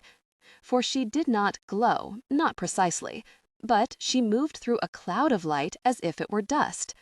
Her footsteps kicked up motes of brilliance. The light roiled around her feet and trailed behind her, refusing to settle. She carried a severed hand in her right hand. Her left wrist ended in a stump, not bloody, simply there. The motes of light seemed to gather near it, briefly forming fingers, then falling back to the ground again. "Saint," muttered someone behind Marra in a tone of disgust. Perhaps Marra and the dustwife had not pulled back far enough in the crowd. Perhaps it was simply the brown hen, who refused to be intimidated by anyone who let out a grumpy "irk" and fluffed her neck feathers. The saint turned her head. Her face was as serene as the statues of the convent. She was not Our Lady of Grackles, Marra was almost certain of that, and yet it seemed, perhaps, the two might know each other. Did saints communicate? Was there some place that they all went and spoke together, putting their feet up and shaking their heads over mortal foibles? For a moment, the eyes of the saint looked into hers, as deep and wise as a good dog's eyes. The sisters at the convent had never prepared her for what to do if you met a saint. It was not assumed that the issue would ever come up. Marra sank down to one knee, almost genuflecting, as she looked into the saint's eyes. Did the serene lips curve up a little? Marra could not say. It took an effort to drag her gaze away. The world was dark and seemed to throb in the corners of her vision, as if she had been staring into a fire. She blinked away tears. The dustwife said something that Marra couldn't quite make out and pulled her to her feet as the crowd closed up behind the saint. The brown hen irked again. "Where did the moth go?" asked Marra. She rubbed her eyes, trying to clear the dazzlement from them. "Not sure. There, end of the aisle." She plunged ahead. Marra hurried after. The strangeness of the market seemed less somehow after the saint's passage, or perhaps strangeness did not quite measure up to glory. The moth circled overhead, spun too close to a light. Marra held her breath and then dropped down into a stall. Marra inched closer to it and saw velvet cloth laid out with dozens of small white objects. Jewels? Ivory? Shells? Teeth. Of course it would be teeth, her mind said, while her skin tried to crawl off her body and run away screaming. It was never not going to be horrible. Teeth. Yes. The apparent owner of the stall had brilliant yellow eyes like a lizard. He lounged against one of the poles holding up the awning, watching the crowd. Ivory clicked softly on his chest from a necklace made of teeth. I can't possibly need a tooth. Where is the moth? The white moth had landed on the arm of a broad-shouldered man bearing the remains of a coat and tabard. There was a delicate silver collar around his neck, more like lace than metal. He was stacking boxes near the back of the stall, his face expressionless. Marra didn't know what to do.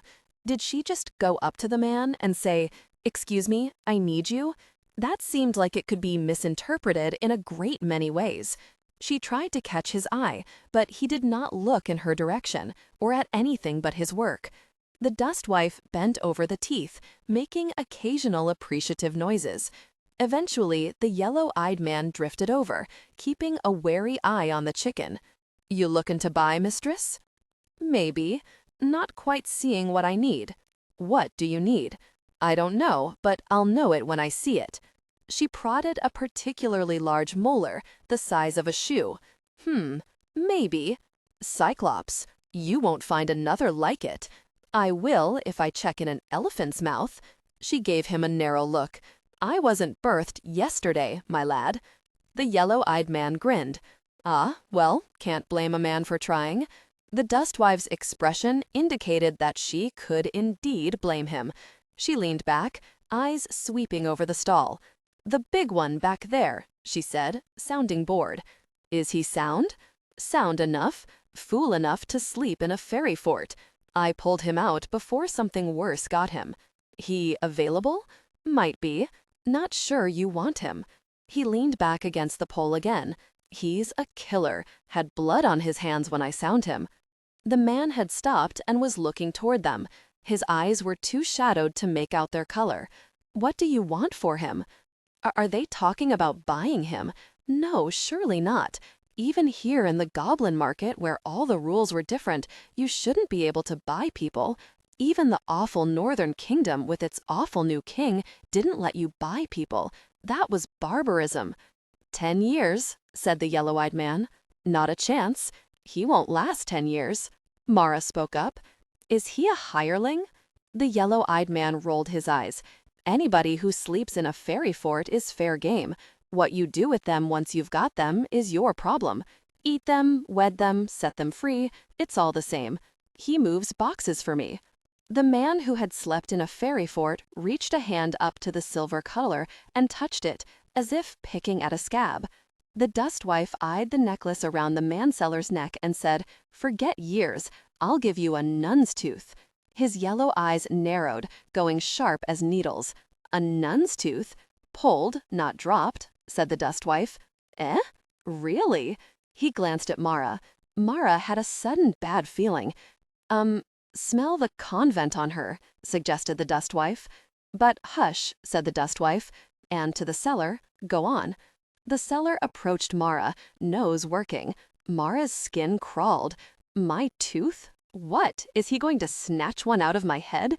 "Yes," said the seller. His nostrils flared so wide that Marra could see an edge of pink inside them, like seashells. "Yes, yes, I taste it. Saith and straw, a hint of vespers. Yes, I'll take it. A tooth for him." "Wait a minute," said Marra, starting to realize that this was really happening, and they were talking about her actual teeth. "Wait, you can't—" The seller turned his head and shouted, tooth dancer, get over here." "The moth says we need him," said the dustwife. "And one of your tooth has been bothering you, hasn't it?" "Well, yes, but I thought so. You wince a little when you chew. Tooth dancer, stir your stumps." "But you're going to have someone pull my tooth? Right now? Because a bug landed on him?" She flailed her hand at the man who had been moving boxes. He watched her emotionally. She wondered if he was under some spell or if he simply no longer cared. Then she saw the tooth dancer emerge from behind a curtain in back of the stall and stopped worrying about the other man at all. The tooth dancer looked like a stork or a heron with a long, hard bill and a curved, mobile neck. He wore a tattered black suit with feathers sticking out of the holes, and his hands were very human. When he turned his head, Marra saw half a man's face below the beak, as if it were a mask, and yet his eyes were clearly a heron's, the color of new minted coins, and set back from the beak like a bird's. She gulped. "This one," said the seller. The dust wife took hold of Marra's elbow. "Will it hurt?" whispered Marra, suddenly 6 years old again, with a baby tooth that pained her. "No," said the tooth dancer in a kindly voice. He sounded like a friend, not like a monster with a living mask. "I know my work." He tapped her chin with a blunt finger. "Open, please." Marra opened her mouth and closed her eyes. It was all completely ridiculous, and she didn't want to do it any more than she had when she was 6. And yet, you had to. That was how life went when a tooth went bad. You opened your mouth. Something pressed against her lips. She opened her eyes, realized that the tooth dancer's beak was actually inside her mouth, and hastily squeezed them closed again. Tap, tap, tap. The beak was tapping against her teeth, surprisingly delicate, the end much smaller than it looked. Oh, sweet gods, Lady of Grackles, let this not be happening. Tap, tap.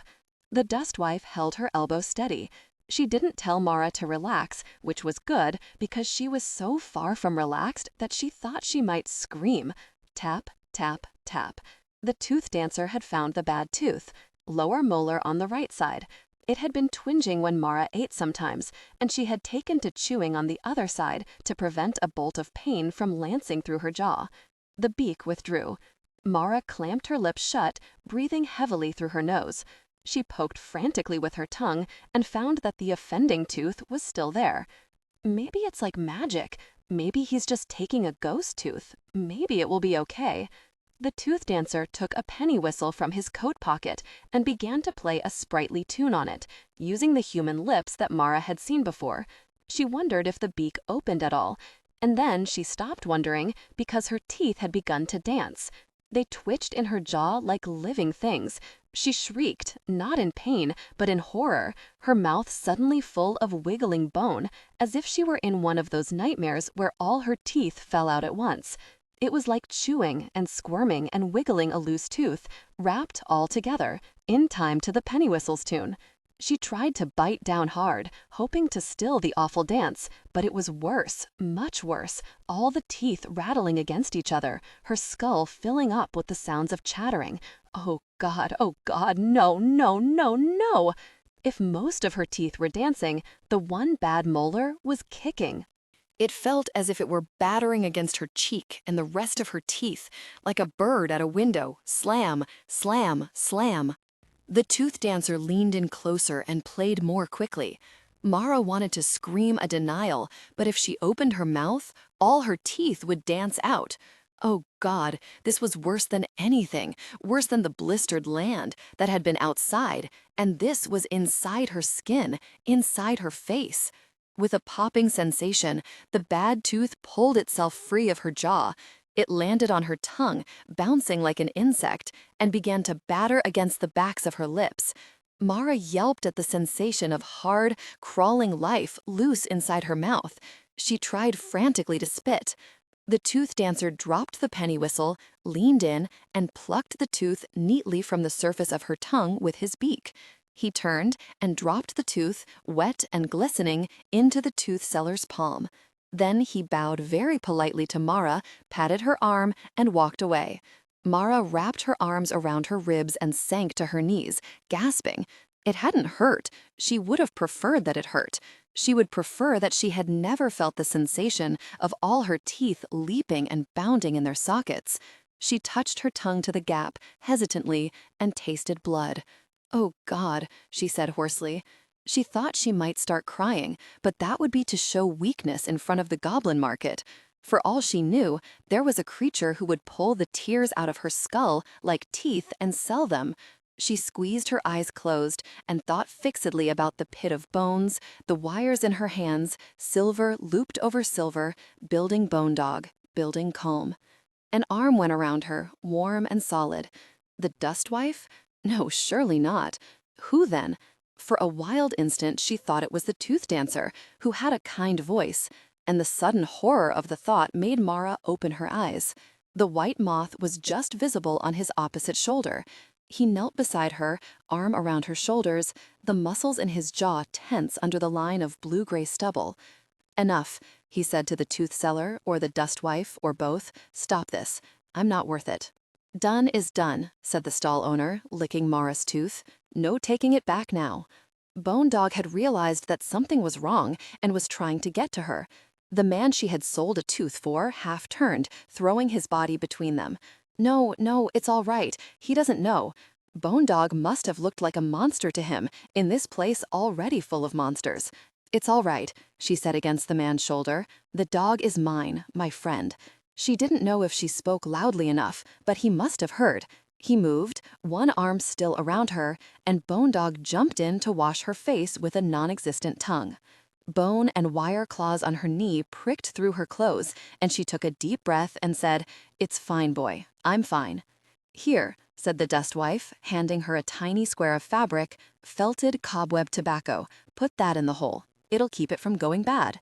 She pushed the fabric into the gap in her teeth and nodded. "Better?" asked the large man holding her. He spoke quietly, almost under his breath. Perhaps he too had learned not to show weakness. "Better," she said. He got to his feet and helped her up. The corded, effortless strength of his arm might have been alarming under other circumstances, but in the goblin market, she was glad of it. "You want the collar?" asked the yellow-eyed man. The dust wife sniffed haughtily. "Take it off." "As you wish."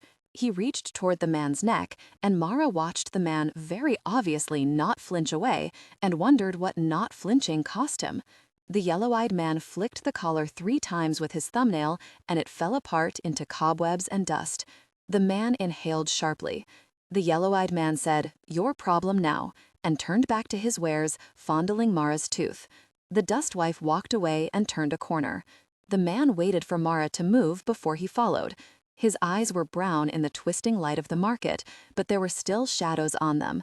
"There," said the dust wife. "We'll talk later, young man. Stay close and we'll get out of here in a few moments yet.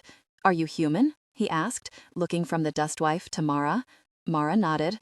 The dust wife shrugged. "My parents were, anyway." "You able to walk out of here under your own power?" He swallowed. "Yes. One more thing we need," said the dust wife, patting Bone Dog's skull. "Then we're done." "Not another tooth," croaked Marra. The dust wife shrugged. She walked away through the crowd, one hand on Bone Dog's collar. "May I take your arm?" asked the man. Marra blinked at him. The formality of the gesture seemed to come from a world a long way off, a world where she was a princess instead of a nun. Did he think that she needed his support? You did just collapse in front of him. Then it occurred to her that he had been a prisoner in the market while she walked free. Perhaps he wanted to be sure that no one tried to imprison him again. "Yes, of course," she said, slipping her arm through his. She tugged him forward, following after the dust wife. The dust wife backtracked down one of the aisles they had passed and stopped before a stall that seemed to be divided in half. One side groaned under the weight of gems and gold, piled up and carelessly spilling over a silken runner. A bird with feathers made of fire watched over them, in a cage with bars that shined like moonlight. The other side of the table barely registered to the eye, river stones and dried leaves, on an old burlap feed fack. There was a birdcage there too, with a little gray finch perched inside it. As Marra watched, the finch opened its beak and sang 2 small twittering notes, then pecked at a scatter of seed on the floor of the cage. She looked at the caged phoenix on the pile of treasure, then back to the finch and the burlap and the stones, and began to realize what sort of stall this might be. "I need a glamour," said the dust wife. She picked up a river stone and set it down in the pile of treasure. It acquired facets and blazed like a ruby under her hands. She picked up a coin, stamped with the face of an ancient king, and moved it to the other side of the table, where it was a dried leaf with the edges turning to powder. The person behind the stall nodded. Their appearance shifted every few seconds. Old and young, short and tall, male, female, neither, both. "What do you wish disguised?" The dust wife clicked her tongue to Bone Dog, tugging him forward. "Nice work," said the glamour seller, coming out from behind the table. Their appearance settled somewhat into a nondescript person with enormous donkey's ears. "Yours?" "Mine," said Marra. The glamour seller's ears swiveled in her direction, and they nodded. "What would you like?" "Sight and touch," said the dust wife, "so that bystanders don't notice her dog is lacking in the flesh department." She thought for a moment, then added, I suppose sound is expensive? Sounds expensive, agreed the glamour seller. People expect to see or feel certain things. Their minds do half the work. Play with sound and you have to convince the world too, or else the echoes don't come out right. And don't ask me for something that will fool other dogs. I'm good, but not that good. If it fools human onlookers, that's enough, said the dust wife. What does it cost me? The long gray ears flicked. Is your demon for sale? Everyone looked at the brown hen. The hen said, "Irk," in much the same tone that the sister apothecary used to pronounce someone dead. No, said the dust wife. She's my best layer. Could give you a demon's egg, though. Done, said the glamour seller. The dust wife fished the day's egg out of her pocket, and the glamour seller went back behind the table and began digging through a basket. The contents of the basket looked like so much junk to Marra, but then so did the contents of the dust wife's pockets. She poked the hole in her jaw with her tongue and found that the bleeding had stopped, and the little square of felt had settled into the empty socket as if it belonged there. The man at her side stood like a palace guard. He had the same erect posture, the same air of watchfulness. Marra wanted to ask him how he came to be a prisoner in the goblin market and what a fairy fort was, but surely this was not the time, not when they were surrounded by creatures alert for weakness. She poked her tongue at the hole again. The glamour seller took a ball of twine and a handful of snail shells and began measuring Bone Dog and muttering. "Are you all right?" whispered Marra when she couldn't stand it any longer. The man looked down at her. "I don't know. Are you planning on killing me?" he asked. He sounded as if he were commenting on the weather. "No, I need your help, but I wouldn't." It occurred to her suddenly that killing a prince was a very dangerous thing to do, and perhaps the moth had landed on him because someone was going to have to die, and that was what she had needed after all. Oh, gods, that can't be it, can it? That is, I don't know if She stared up at him, having run out of words and wanting very much to not have said anything. One corner of his mouth crooked just slightly. Marra stared at it wonderingly, that anyone could maintain a sense of humor in this dreadful place. He bent his head toward hers. "This is not the time or the place," he murmured. "We can sort everything else later." "Right," mumbled Marra. "Right. Yes. Twine and snail shells, wires and bones," sang the glamour seller, half to themselves, while their ears flicked and swiveled. "There. The twine was a grid, then a net, then they flung it over Bone Dog, who bounced on his feet as if he were being given a treat. The glamour settled around him and left a smell like burning dust. Marra saw the outlines of flesh, a shadow of fur, and then Bone Dog shook himself, and he was a great gray dog with a skull like a battering ram and a blaze of white across his chest. His tail was still a narrow bony whip, but there was fur across it. He had immense jowls, and when he looked up at Marra, they all sagged into a gigantic smile. "Oh, Bone Dog," she said. He licked her hand, and she could feel his tongue, not quite substantial, but more than it had been. "Enough of this place," said the dust wife. "Everyone have their souls still? Shadows still attached? Then let's go before that changes." They went up the stairs very slowly. The staircase seemed much longer going up than coming down. Perhaps that was always the way in a fairy world. The man she had ransomed, the man she needed, had his arm locked around hers. They leaned against each other, shoulder against shoulder, two humans in a place where no humans should ever have come. When Marra looked over at him in the sickly firefly light, she could see a silvery terror in his eyes, mastered but very much alive. Bone Dog walked beside them, Marra's hand wrapped around the rope collar. She felt the illusion of fur against her fingers, except when she didn't, and he briefly felt like bones. The square at the top of the stairs became deep blue instead of black. It grew closer one agonized step at a time, bisected by the dark figure of the dust wife. Stars began to appear in it, but the outline seemed restless, as if there were a shadow laid across it that should not have fallen just there. There is something waiting at the top, Marra thought. How many teeth will it take to get past? How many years off my life to buy our way free? She exhaled on a long, shuddery breath, and the man beside her half carried her up the next step until she found her strength again. It will take as many as it takes. There was something at the top. She never saw what it was. The dustwife reached the opening first, and a shadow reared up, but the hen threw back her head and crowed like a rooster at dawn. The shadow fled. The hen settled, making an indignant irk. "I know," said the dustwife soothingly. "I know. Crowing is always so embarrassing for a lady." "Irk," muttered the hen, shaking out her neck feathers. They emerged, stumbling, into the starlight. The man at Marra's side gasped in air as if he had never breathed before. "Free," he said. "Am I free of that place?" "Almost," said the dustwife. "Not quite yet. We've got one foot in the other world, and it isn't safe to linger."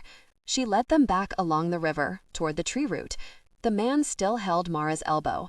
She did not know whether to feel trapped or to be glad of the touch. The drowned boy was waiting on the other side of the roots, chin deep in the water. He gargled at them, and the dustwife made a noise of annoyance and gestured at him, swift and rude and backed by magic. The drowned boy sank down into the water and swam away, fast as an otter. "Now," said the dustwife, leaning on her staff, "now we're all the way back. Now you're free." "I am Fenris," said the man. He started to say something more, to add another name or a rank perhaps, but cut himself short. "Fenris," he repeated instead. "Marra." "Fenris," said the dustwife. She snorted, looking over at Marra. "So you built yourself a dog and found yourself a wolf. If a fox shows up looking for you, well, we'll have a proper fairy tale, and I'll start to worry." "Why?" asked Marra. "If I'm in a fairy tale, I might actually have a chance." "Fairy tales," said the dustwife heavily, "are very hard on bystanders, particularly old women. I'd rather not dance myself to death in iron shoes if it's all the same to you." "Perhaps you're the fox," said Marra. Huh, the dustwife's laugh really did have a bit of a fox's bark to it. I deserved that. "Do you have a name, Lady Fox?" asked Fenris. Marra could not tell if he was amused or irked by the conversation. "Yes," said the dustwife. The silence stretched out. Marra picked at a thread of the nettle cloak, reading. If there was a battle of wills, the dustwife won. Fenris's laugh was not terribly unlike the dustwife, the short, self-deprecating sound of a man who could still recognize absurdity. "What do you wish me to call you then, ma'am?" "Ma'am will work very well indeed. I am a dustwife." "Ah," he nodded. "One of those who live among the dead? We do not have them in my country, but we know of them." The silence grew again. Marra wondered what he was thinking, and what he made of them.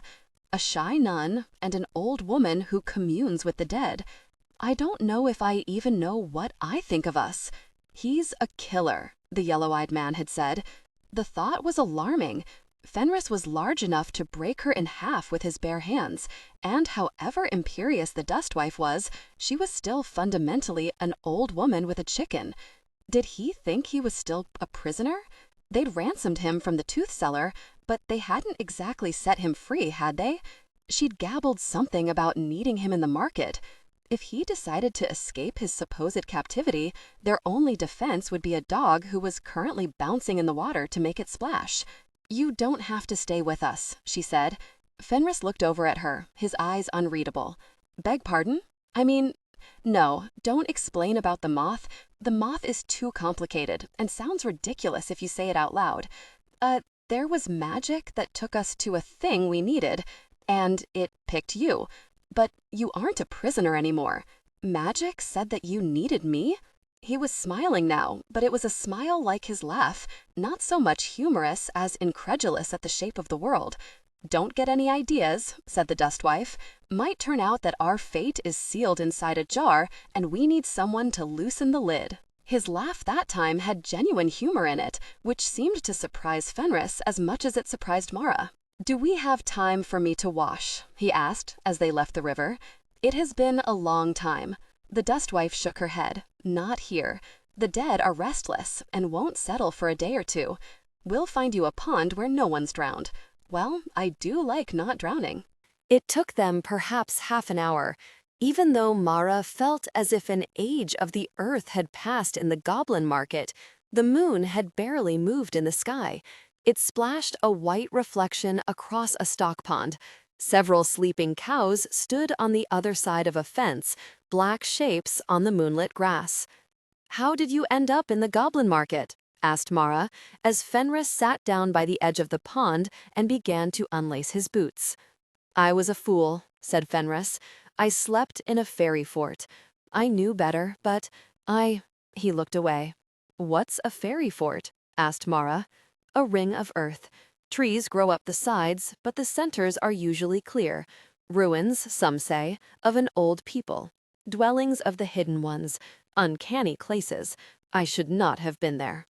"You were on the run from something," said the dust wife crisply. "Or you were trying to kill yourself, but didn't have the nerve to hold the knife. You're from Hardak, by your accent, and no Hardishman would sleep in a fairy fort, not dead drunk with 2 broken legs." Fenris' lips twitched. He inclined his head to the dust wife. "As you say." "Well?" The dust wife plunked herself down. The brown hen regarded Fenris with a baleful eye. "Which was it?" "Both," said Fenris. He rubbed his forehead. "I was a knight. In Hardak, as you say. I served the fathers, not any particular clan. The fathers rule the clans, but their rule is not absolute. Those who serve them work as diplomats as much as enforcers." "And," said the dust wife, merciless, "and I was a fool." He said it with no particular intonation, less flagellation than fact. "I did not recognize what was under my nose, and the day came that I had to kill a man because of it. A clan lord." Marra pricked up her ears, suddenly intent. Was a clan lord as well protected as a prince? "There was nothing I could do, within the law," Fenris said. "A lord's word is law in the clan's keep. The fathers could censure him, but they could do no more. So I could let him walk free with blood on his hands, or deal justice with blood on mine." He shrugged. "I murdered 3 men who had committed no crime except defending their liege, and killed the lord, and left my sword atop him so that they would know who did the deed. And then I walked away and spent the night in a fairy fort." "Deliberately," said the dust wife thoughtfully. "You wanted to die, but not by human hands." Fenris gave her a quick, wry glance. "For all that we say that we are servants of the fathers, everyone knows what clan we hail from originally. I am a criminal, but whoever killed me would make an enemy of my clan. But if I was not killed, then the clan of the lord I had killed would lose face as long as I walked free." He tossed a pebble into the water. "It was not their fault that their lord was a monster. They suffered under his hands more than any of the rest of us." "And Hardishmen consider suicide shameful," said the dust wife. Fenris shrugged. "I do not much care for my honor, but to fall on my sword would be to say that I believed what I had done was wrong." He sighed, and a little emotion crept at last into his voice. It sounded like weariness. "So here I am. I was in the goblin market for a long time, and I am very tired." Marra looked toward the pond. Fenris had requested a little privacy to bathe. She wondered if he was really doing so, or if he was running off into the woods to put as much distance between them as he could. "I did not tie the bone dog, and he came back."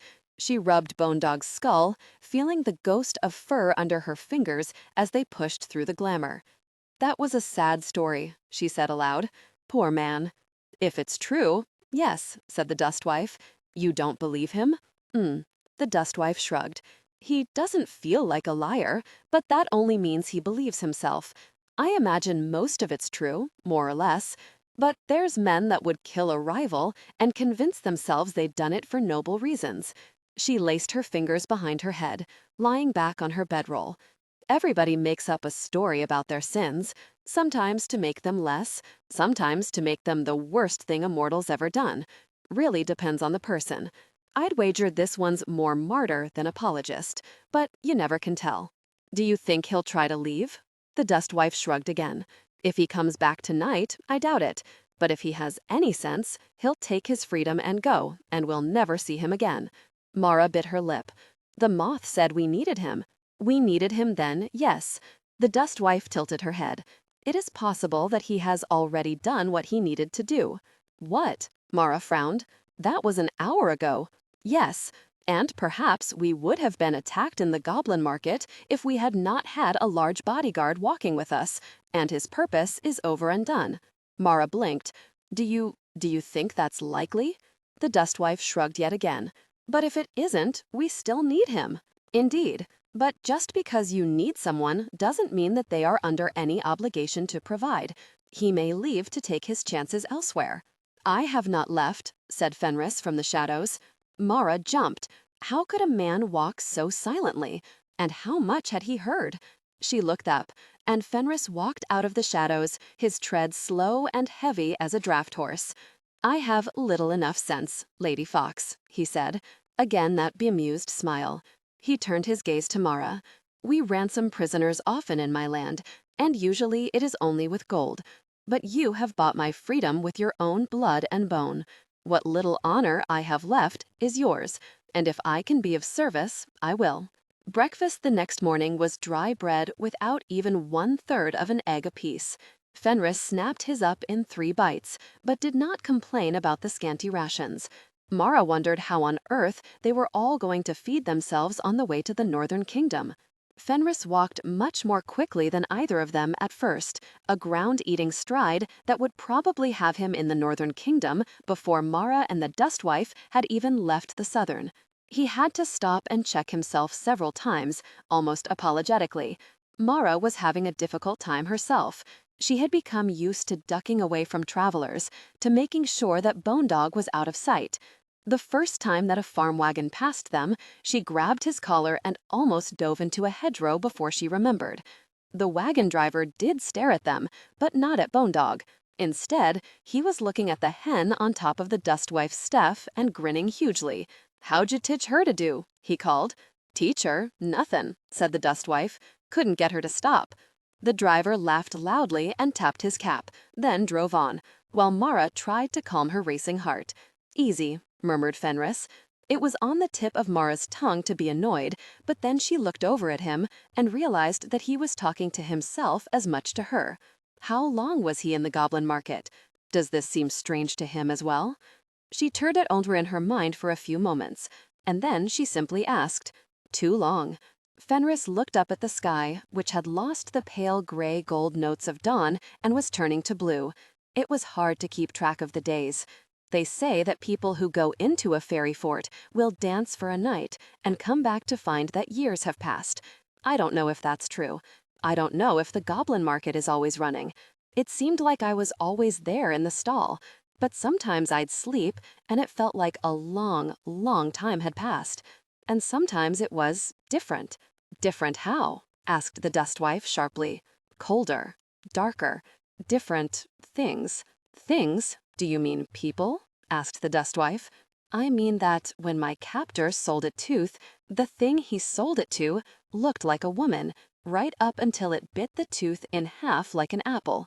His voice was very calm, and he did not look at either of them as he spoke. Then it pounced on the first person that walked by and left them dead on the floor of the market. And that yellow-eyed jerk only complained about the mess and called someone to haul the body away. For the first time that Marra could remember, the Dustwife looked very slightly abashed. Ah, dark of the moon. The goblin market is at its worst then. "I'm sorry," said Marra. Fenris looked at her then. His eyes were bleak, but he forced half a smile. "I was too, for all of us. There were a few other humans, I think, working in other stalls. It's hard to say. We would nod to each other, but we did not get a chance to speak." He drew a deep breath and straightened his back. "Well, if that was the dark of the moon, then I suppose I was there for 3 months. I would have guessed it was more like a few weeks. The days seemed very long, but not like that." "What did you do?" asked Marra. He shrugged. "Thought mostly. Turned over all the ways that I had failed and all the places I could have turned aside from my path. Thought about escaping." He shook his head. "I wasn't able to talk to anyone else but the tooth dancer. He was not so bad, for all his looks, but it was a cruel place." He exhaled slowly through his nose. and I, being a selfish jerk, thought only of getting free. Perhaps I should have told you to take someone else in my place. I deserved my captivity. You're the one we needed, or that the moth said we needed." He shrugged again. "Perhaps when this is all over," said Marra recklessly, "perhaps we could go back, find the others there." The look he gave her this time was surprise. "Will you sacrifice a tooth for each of them then?" Her skin crawled at the thought, but what was a tooth compared to someone's life? "If I have to." The silence went on too long, and then he offered her his hand, not to hold, but to shake. Marra did. His fingers were calloused against her skin. "So," said Fenris, "now that we have pledged to one another's hopeless quests, may I ask where we are going on yours?" "The Northern Kingdom," said Marra. "I have not been there," Fenris said. "You must warn me if there are any customs that I do not know that will lead us all into difficulty." "I don't think there are any," said Marra. She racked her brain, trying to think of anything useful. "But I don't know if I'd know. I grew up very near there, so my people would do the same thing, I suppose." Don't hit anyone in the face with a glove?" Fenris's expression was indescribable. "Is this a thing your people do often?" "No, not unless we want to fight duels, which we don't. I mean, I don't." "Might save time," said the Dustwife. "We send him to duel the prince and get it over with." Marra considered this. Fenris was a little older than the prince, but a great deal larger. Did that matter? A prince, eh? Fenris glanced at her for acknowledgement. "And you want him dead? Is that a problem?" "What if he leaves and tells the prince?" "No, we didn't say a name, and he's never even been to the Northern Kingdom. He can't know it's Vorling, and anyway, Vorling's the king now." "Does he deserve to die?" asked Fenris, as if they were talking about the weather. "Very much so." "Then it's not a problem. Do your rulers accept challenges from strangers, though?" "No," said Marra. "Of course it wouldn't be that easy.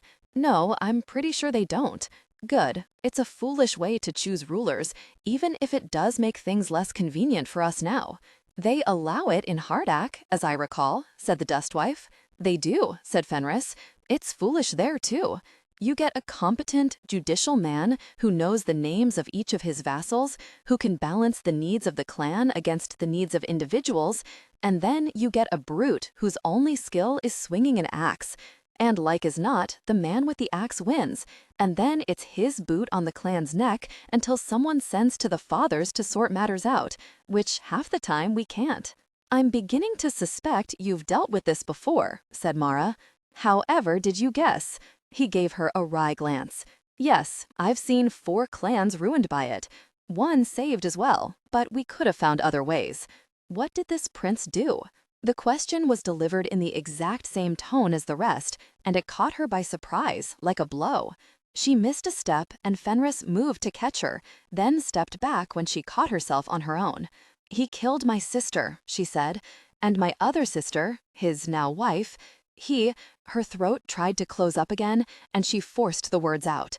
He hurts her, he leaves marks, and she stays pregnant so that he will not beat her, but she will die of it eventually. Then he'll take another wife and do it to her again." Fenris nodded, as if what she had said was perfectly comprehensible, even though she could barely comprehend it herself. If the fact that a nun was kin to a prince's wife surprised him, he gave no sign. "I understand. Men like that never stop. If they can be isolated or thrown at the enemy, is for the best, and then the clan gets some good of them in the end. But often they cannot be, and then we must find other solutions." "That's what we're trying to do," said Marra. "Other solutions, whatever that may be." "It's a fool's errand, and we'll probably all die," said the Dustwife. "Oh, well then," said Fenris. "I always enjoy those." "What now?" asked the Dustwife. "You had the ideas before, or do we simply walk north until we get there?" The Dustwife scratched her hen's keelbone thoughtfully. The bird looked annoyed, but then it always did. "I can almost see my way forward," she said. "If it were only mortals we faced, then you and I and your large friend there might be enough. But the godmother is where everything falls down." "The prince's fairy godmother?" The Dustwife nodded. They've had the same one for a long time, bound to the royal family and kept alive long past when a sensible person would die. Her protection will lie over the prince. She gnawed on her lower lip. The dead I may command, but that is a different power. Stronger? Asked Marra. Different. The dustwife paused, then smiled ruefully. Probably stronger. I speak with the dead and for the dead. Our two powers have nothing to say to one another. We might pass each other in the street without speaking, or she might blast me into nothingness. I suppose you can't blast her into nothingness first? Asked Fenris. I've never tried, admitted the dustwife, but it doesn't seem very likely. Marra sighed. So what do we need to fight a power like that? My fairy godmother was nearly useless. The dustwife raised an eyebrow. You had a fairy godmother? Yes, of course. Princesses, you know.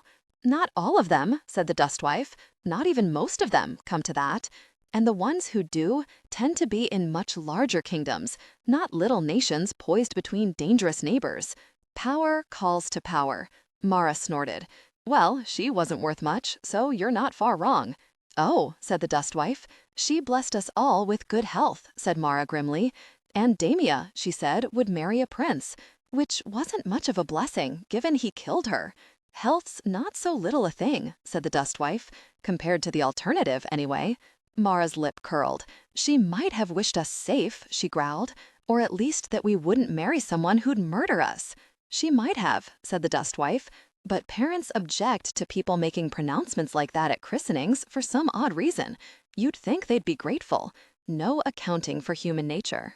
Marra did not know Fenris well enough to read his expressions, but she would have sworn that he wanted to say something. He kept glancing at the dustwife. A line formed between his eyes with each glance, growing deeper, until finally he apparently gave up and said, Lady Fox?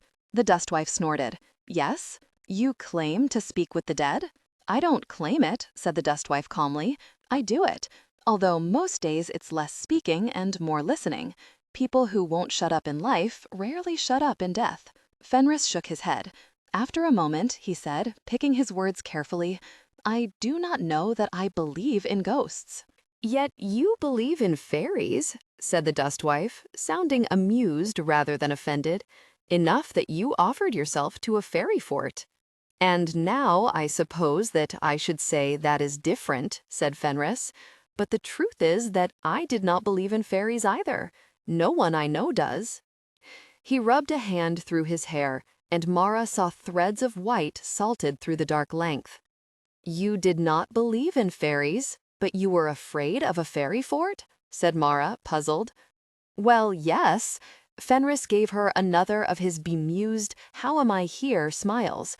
We do not believe, but you still wouldn't cut trees from a fairy mound or spend the night in one, just in case there is something there, whether you believe in it or not. There you are then, said the dustwife. The dead are there, whether you believe in them or not. Marra felt an urge to jump in and try to smooth the conversation over, but she did not know how she would manage that.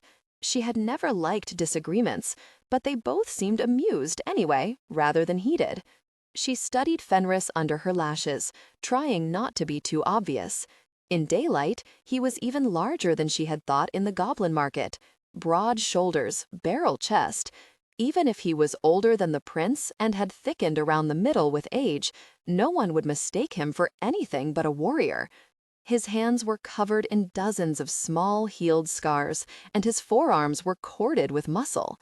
You did not get muscle like that simply from lifting boxes. If he wanted to, he could probably throttle me one-handed. Marra licked suddenly dry lips. The spell said we needed him. Surely we couldn't need someone who was going to try to kill us, unless the world is very strange indeed, and maybe I should be dead, and the dustwife should raise me up and send me after Vorling as a vengeful shade. This seemed like a lot. The dustwife clearly had no fear of Fenris, even if he was twice her size. You do not believe in ghosts, Hartishman, she said, yet would you desecrate a grave? Fenris's eyes went wide in clear dismay. No, of course not. Well then. They walked along in silence for nearly half an hour. Bone Dog nosed at something in a hedge and snapped his jaws closed. Whatever it was fell out through the bottom of his jaw and ran off into the grass. He came back grinning hugely, very proud of himself.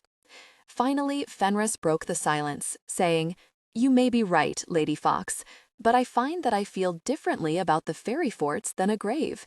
Even when I did not believe, the forts were uncanny.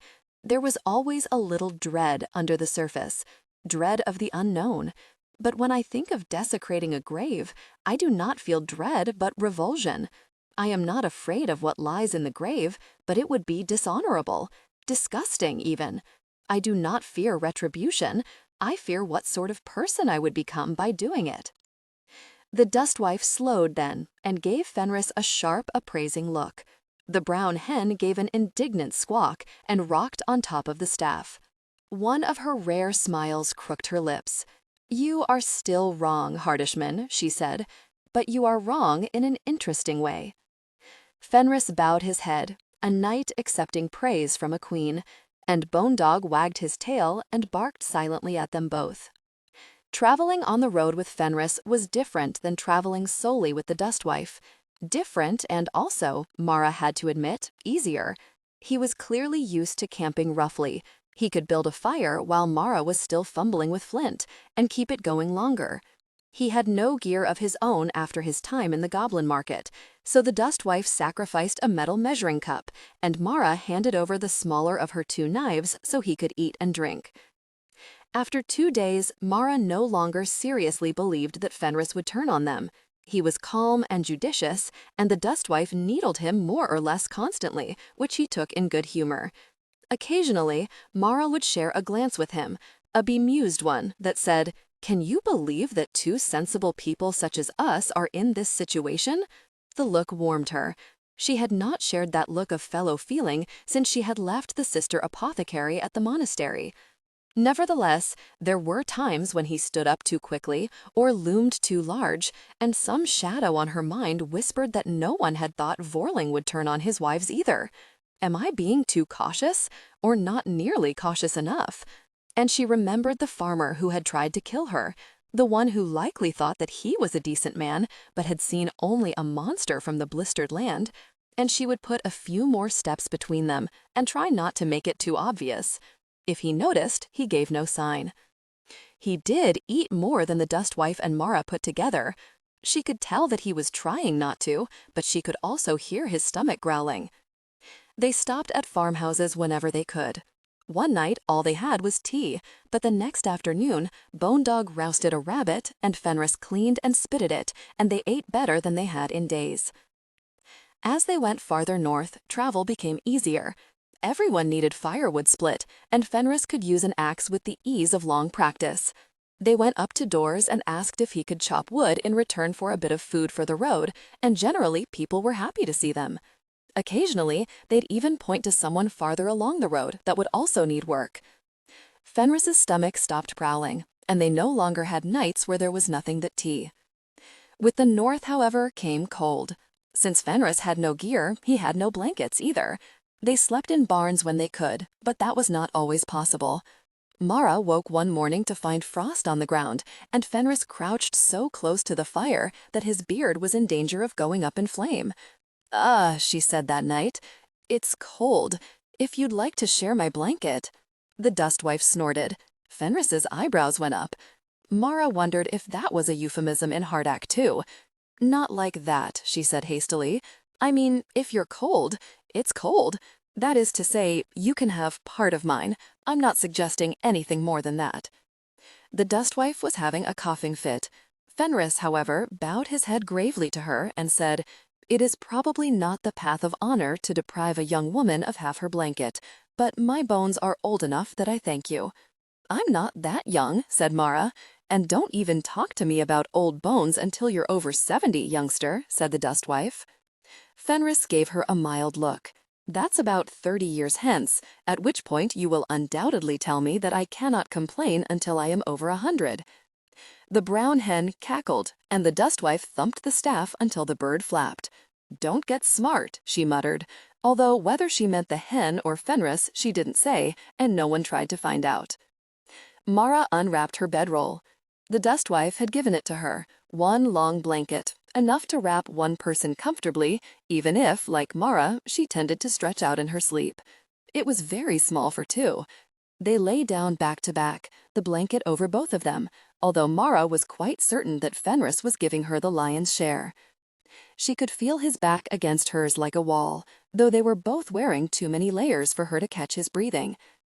Bone Dog usually slept humped over her feet, his rib bones gouging into her ankle. Finding two sets of feet, he did not seem to know what to do. He circled, whined briefly, and then draped himself over her shins. The glamour tried to soften the hard points of his pelvis, but failed. Marra could not seem to get comfortable either. It was hard enough to sleep on the ground, but had the ground been this hard last night? Was that a rock under her? Her arms were pulled inside her robes for warmth, but had the sleeves always been so constricting? She shifted position, trying to get comfortable, then wondered if she was waking Fenris up, or if he was still awake and she was annoying him. She didn't squirm this much when there wasn't another person there, did she? Or did she, but she didn't worry about it and didn't notice she was doing it? How many years had it been since she'd slept near another human being? She tried to remember. In smaller houses, with fewer beds, people bundled up 2 and 3 to a bed, but princesses slept alone. When she had been very young, she had sometimes crept from her bed to Damius. "I had a bad dream," she would say. Her older sister had been very patient, had pulled the blankets aside and helped her climb up onto the tall bed. Marra remembered it all with sudden vividness, the scent of dried lavender under the pillow and the crispness of the sheets. She hadn't thought of that in years. "I can't remember Damia's face," she thought, gazing dry-eyed into the dark, "but I remember the lavender." Her back was beginning to warm up. Unfortunately, one side of her sinuses was starting to clog. Normally, she would have rolled over, but if she did that, she'd have her face squashed into Fenris's spine. She wished she could sleep on her back, but it always made her feel short of breath. Women in her family did not sleep on their stomachs after puberty. She hadn't even tried since she was 14. She fidgeted again, located a rock under her hip, and tried to get it out of the way without squirming too much. Bone Dog got up, circled 3 times, and collapsed again in exactly the same position. Fenris is probably regretting agreeing to this. He is probably thinking he got better sleep with his face an inch from the coals. It was foolish to even try, she thought. And then it was morning, and the warmth against her back was gone, and the brown hen was clucking irritably for her breakfast. The day they crossed back into Marra's own kingdom felt strange, because it didn't feel like anything at all. The borders were porous and no one particularly cared, and they were on a back road that lacked even a guard post. There was a faded wooden marker with an approximation of the royal crest burned into it. Recognizable, even if the dragon looked more like a snake and the hare looked like a blobby dog. Marra paused at the line, then stepped over as if stepping into cold water. "I should feel something," she thought. "This is my land. I'm a daughter of the royal house." She didn't. She'd been asleep on the coach when she had crossed the other way, and she'd been so anxious about finding the dustwife that she hadn't given it much thought. But this time she knew where she was, and she was walking into her own kingdom, and it seemed as if she should feel something. "Problem?" asked Fenris. "I live here," said Marra. She nudged the dirt with her boot. "I'm home, I guess. Except it doesn't feel like much of anything." "Ah, the poet Taurus said that when he came home, the land itself sang under his feet, and his heart sang with it. That may be unique to poets." Fenris started to rest his hand on a non-existent sword hilt, caught himself, and shoved his hands in his pockets instead. "I came back from my first campaign, and I'd been in my own clan's lands for half an hour before I noticed." She glanced up at his face, surprised. "I was cold and wet and very tired," he said. "When I did feel something, it was because I realized we were only about 20 minutes from the keep, and I might get warm again." He shrugged. "And then again, other times I have come home and felt as if I had finally woken up after a long illness. I suspect these things say more about us than they do about the land itself."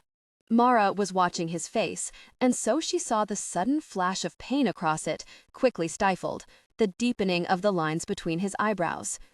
"Will you be able to go back to your clan's lands again?" she asked. "No." He lifted his head, looking around them. This part of the countryside did not go red and orange with autumn, only dun and yellow. Wind rustled through the dry stems of broom straw at the edges of the road. "No. I can go anywhere in the wide world that I wish, but the borders of Hardak are closed to me." "There is no appeal?" asked Marra. "You, wait for someone to die? Or forget?" His smile was acknowledgement that she was trying, not happiness. A quick flicker, then gone. "No. My return would start a senseless war of vengeance. I will not sentence so many people to die merely because I am homesick. I'm sorry. As am I." The flicker of a smile lasted longer this time. "But I am told that this is a fool's errand, and we will all probably die. So I do not let it trouble me overmuch." They trudged onward, into her kingdom, Bone Dog weaving in and out between them. Marra thought of all the stories of exiles returning home, and wondered how many, like Fenris, simply never returned at all because the price was too high. And what will I do if we succeed? Will I go back to my little room at the convent and hope to be left alone again? It was because of Prince Vorling that she had never married. He did not want any competing claims to the little kingdom's throne. If he was dead, would that change? "Lady of Greckles, please no. Let me stay insignificant. Let me be a weaver and a midwife, not a princess." She took a deep breath, then set the thought aside. This is still a fool's errand, and probably we will all die. A familiar thought. It was strange to take such comfort in it. "Marra?" The dustwife looked over at her. "Where does your godmother live?"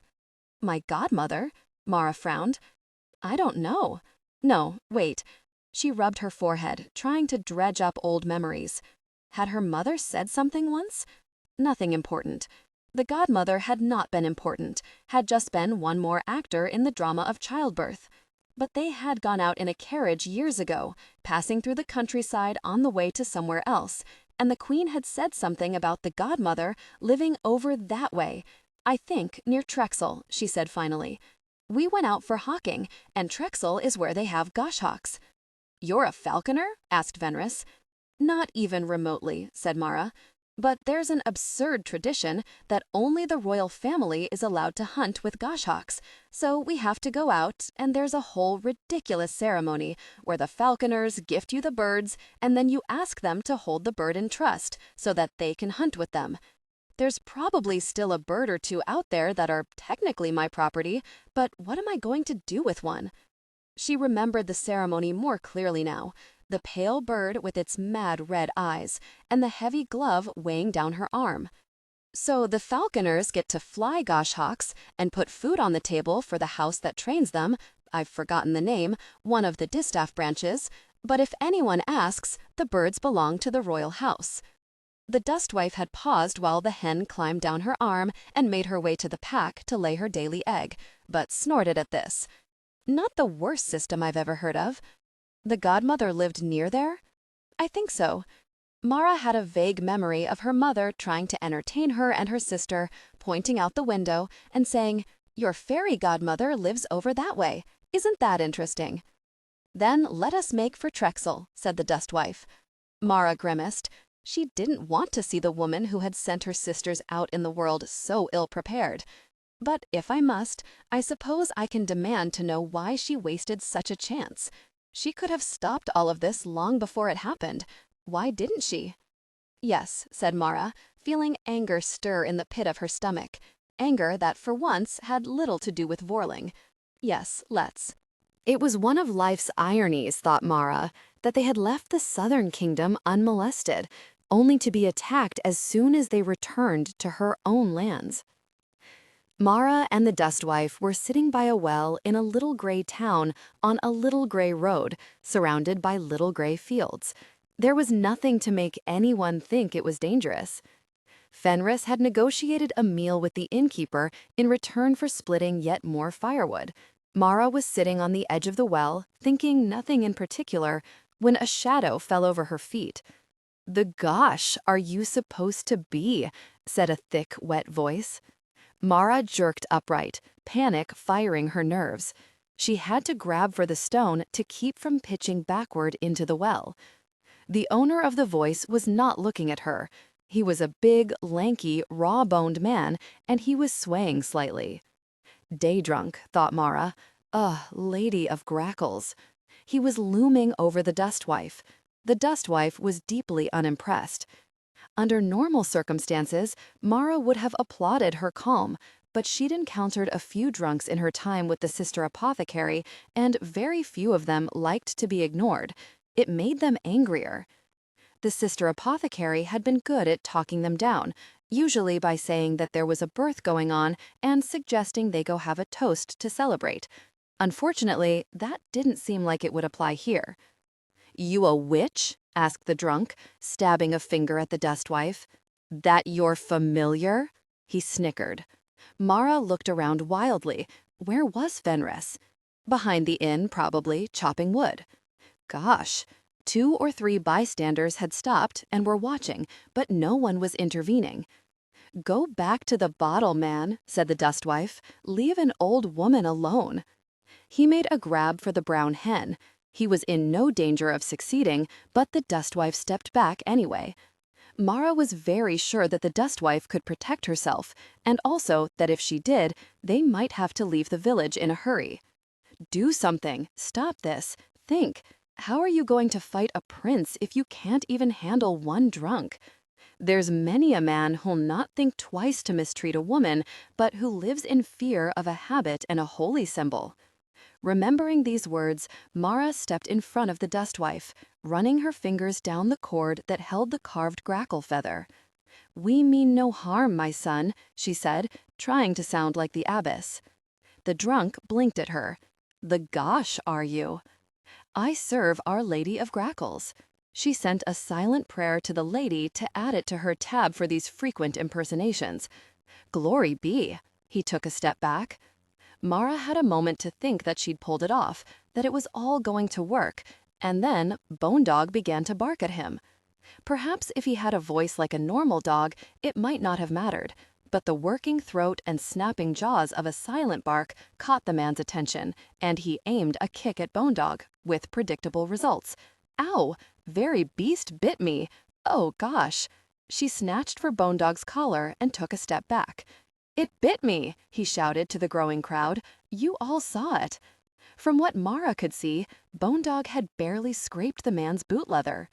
She took another step back, dragging the dog with her.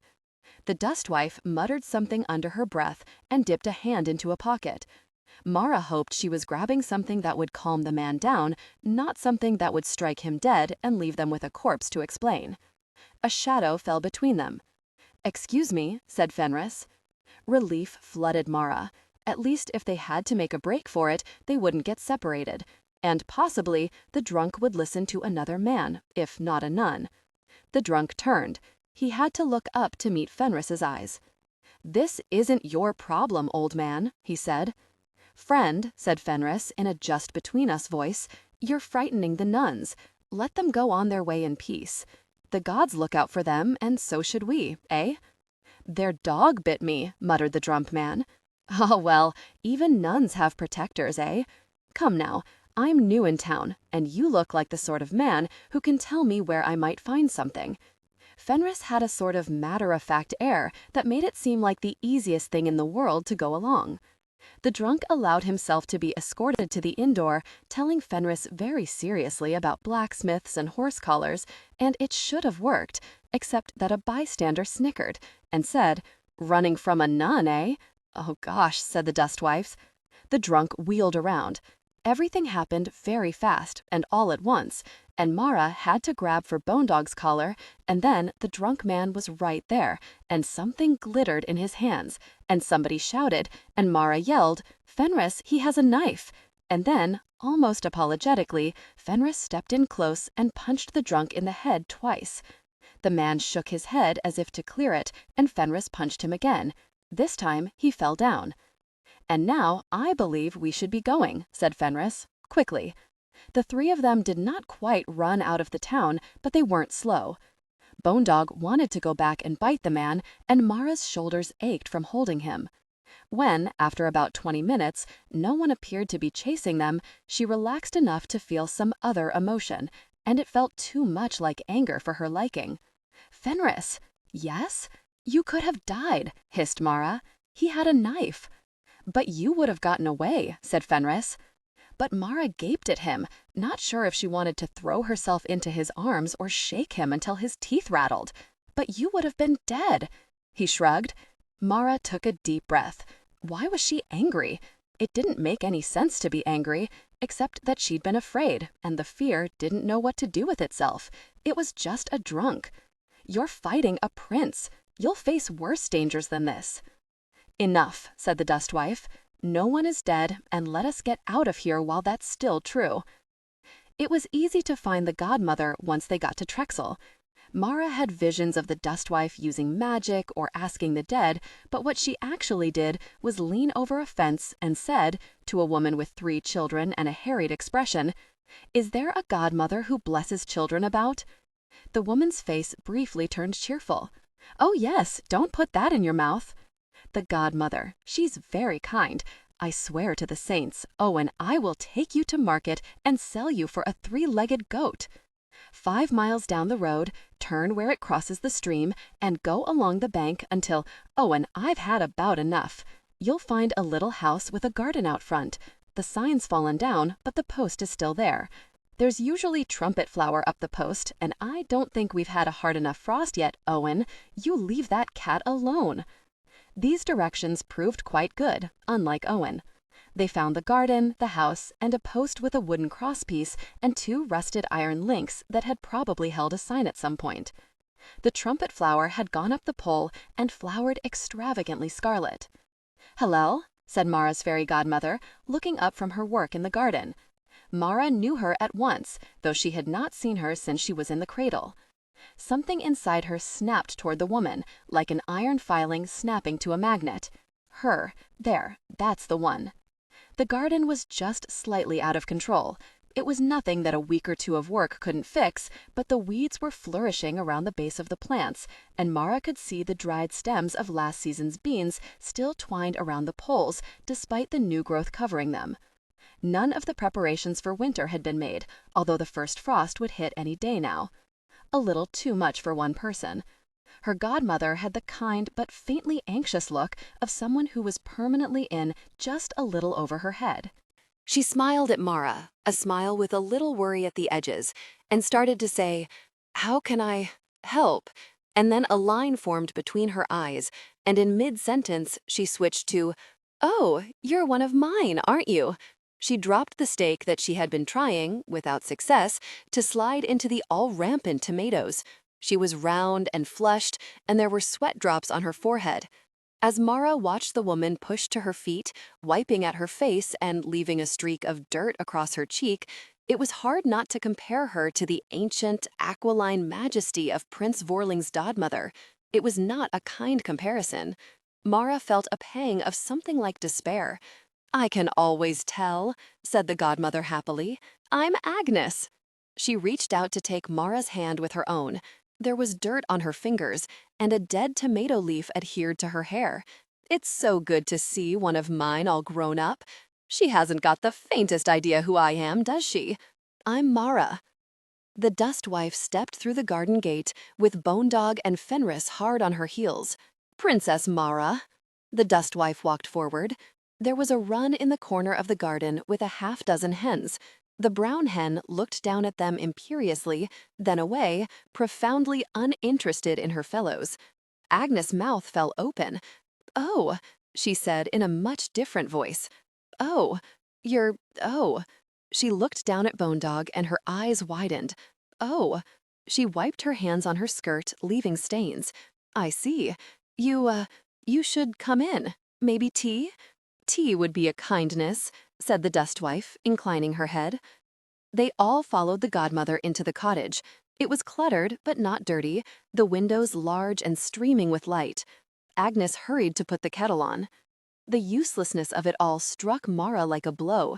This was the woman who had given them all a gift of health and said that Damia would marry a prince, And meanwhile, Vorling's godmother kept the entire kingdom wrapped in immortal magic, warding off enemy curses and usurpers to the throne. "We should go," said Marra in an undertone. "She won't be able to help us." The dustwife gave her a quelling look. Agnes, who must have heard, continued making tea. "It's good tea," she said. "The horse trader brings it, you know, when he's gone to sell a string of yearlings. I blessed his youngest, and he brings me tea every time. I tell him he doesn't need to, but it's such good tea, and he's such a sweet man to do it." "What did you bless her with?" asked the dustwife. "Health, of course. I always give them health." "Health!" exploded Marra. She had not thought that she could feel rage toward this small, foolish woman, but there it was, coiled around her heart, and suddenly it had found an outlet. "You gave Damia health and marriage to a prince, and she was healthy enough, yes, right up until the day the prince killed her? And Kanya is healthy now, too, and so she survives the beatings he gives her and the pregnancy she's forced to bear one after another. Health, what were you thinking?" The fairy godmother stopped moving. Her hands locked over the edge of the little wash basin, and her back sagged. After a moment, she reached slowly for the tea. The cottage was utterly silent as she made the tea and brought the teapot slowly to the table. She put out mismatched mugs. Her eyes were full of tears, and Marra began to feel ashamed of herself, as angry as she still was. Agnes's hands were shaking. The dustwife took the teapot away from her and poured it. "I always give them health," said Agnes, wrapping her fingers around her mug. "It's a good gift. You lose so many children to fevers, you know, every year. Not one of mine ever died of fever." A suspicion began to form in Marra's mind, but the dustwife got there first. "Health is the only gift you can give, isn't it?" Agnes nodded. "The only one that anyone would want." "But you said that Damia would marry a prince." Marra let her voice trail off. "It seemed like a safe bet," said Agnes, gazing into her mug. "She was the oldest daughter of the king and queen. I thought it was likely she would." She wiped the back of her hand across her eyes. Her voice shook. "Health's a good gift. It is a very good gift," said the dustwife, in a voice that left no room for doubt. "You have saved many lives." The godmother smiled a little, and another tear fell and landed, unheeded, on the table. Marra began to feel like a monster. This isn't some great power who could have saved you. She did her best. And you've never been really ill in your life, have you? You recovered from that fever. And if it weren't for her, perhaps Kanya would not still be alive to save. "I'm sorry," she said. She was still angry, at the universe if not at Agnes, and it came out clipped. She tried again. "I shouldn't blame you. I didn't realize." She gestured aimlessly. "It's all right," said Agnes. She reached out and patted the air near Marra. "I didn't know that your sisters—" Another tear slid down her face. "I'm so sorry, my dear. I wish I could have given them something better. I would have if I could." She smiled, though her lips were trembling. "I mean no offense," said Fenris, speaking for the first time. His voice sounded like a growl of thunder in the small space, after the voices of the women. But why would a godmother with such a specific talent, however useful, be chosen to stand for the royal family of the kingdom? Marra admired his diplomacy. When he had said that he was a warrior and a diplomat, she'd given more weight to the part with swords than words. "Ah," said Agnes. She wiped at her eyes again. "Did no one tell you, Marra?" "Tell me what?" "The reason I'm the royal godmother." Her smile this time was stronger, if self-deprecating. "I'm your great aunt, Agnes." Of course we would be related, thought Marra wearily. Of course the godmother who is terribly outmatched would be family. All of us are small and in too far over our heads. Perhaps it's simply in our blood. It did make a kind of sense, though, why the Harbor Kingdom would have a fairy godmother at all. Power calls to power, the dustwife had said, and we have so little power that all we could call up was a relative, and not even a powerful one. "I didn't think there was any magic in the royal family," said Marra. "Oh, there isn't. And my father, your great-grandfather, the king," said Agnes, "for the most part was very faithful. That's what made it so odd, you see. He was out hunting one day and met a woman, and she enchanted him." They had been intimate twice already before he realized that she had cow hooves and tore himself away. 11 months later, she came to the palace. It was, oh, not a scandal exactly. She was very discreet. Unprompted, the dustwife poured more tea into Agnes's mug, who took another swallow, her voice growing stronger. Obviously, your grandmother knew. But the woman came with the cow hooves obvious, so she didn't blame the king for it, because she knew he had to have been enchanted. I think he would probably have had me killed to try and make it up to her somehow, but she said that I was part of the family, even if I was a bastard, and nobody was killing anybody. Agnes took another sip of tea. Not at the palace, of course. The king's old nurse had retired in comfort, and I was sent to her. I don't have cow hooves myself. She grinned, a brief flash across her round face. I'm sure all of you are suddenly wondering what's inside my shoes. No hooves. But there's enough fairy blood in me that I was a godmother. She sighed, the grin fading. I've always wondered if my mother would have kept me if I was more powerful. I suspect she had a plan, and probably I wasn't right for it after all. But I don't want you to think anyone was ever unkind to me, not at all. And of course, when I could be a godmother, the queen insisted I come out and do the blessings. I think it was her way of trying to acknowledge me as part of the family, you know. She was very gracious. She didn't have to be, but she was. Marra looked at the earnest, hopeful face of the godmother and felt as if she had been unspeakably cruel. Why did I think she must have slighted me? Why didn't it occur to me that she might just be doing the best she could? She answered her own question almost immediately. Because of Prince Vorling. Because the one godmother she had seen as an adult was a terrifying power, so she had assumed that all godmothers fit the same mold. Vorling and his kingdom get proof against malign magic, and we have a witch who is simply grateful that she wasn't murdered by her own father and received the barest acknowledgement from her family. Saint's teeth! The anger that had simmered inside her shifted and found a different target. How dare they dump Agnes in the middle of nowhere? If she had not had so much else to deal with, she would have brought her great-aunt to the palace herself and demanded that she be treated like family. Which means what? That she is dragged off to live in a palace she does not know? That she is watched by courtiers every moment? That she has no privacy to herself? That she gets married off to a monster to forge an alliance? Marra put her head in her hands and heard herself give a brief, choking laugh. Over her head, she could hear the dustwife quietly explaining what they planned to do to Vorling, and the godmother saying, "Oh my." Someone squeezed her shoulder. Fenris. His hand was warm, and she leaned toward it a little, drawing strength from the grip. Perhaps she could ask him about how to help Agnes. He had experience with diplomacy the way that she did not. She was almost a nun, and barely a princess, and she had never felt the lack more keenly than these last few weeks. Bone Dog rolled over and wiggled on his back. Agnes looked at him thoughtfully. "He's magic, isn't he?" she asked. "I don't mean like a familiar. I don't quite know what I mean, but something." "There's a glamour on him," said the dustwife. "Look sideways a bit." Agnes frowned. "I don't—" Wait. She turned her head and squinted, then said, "Oh, he's all bones, poor thing." "I don't think it bothers him much," said Marra. "Well, he's a dog. They don't have idea how the world's supposed to be, so it doesn't bother them when it isn't."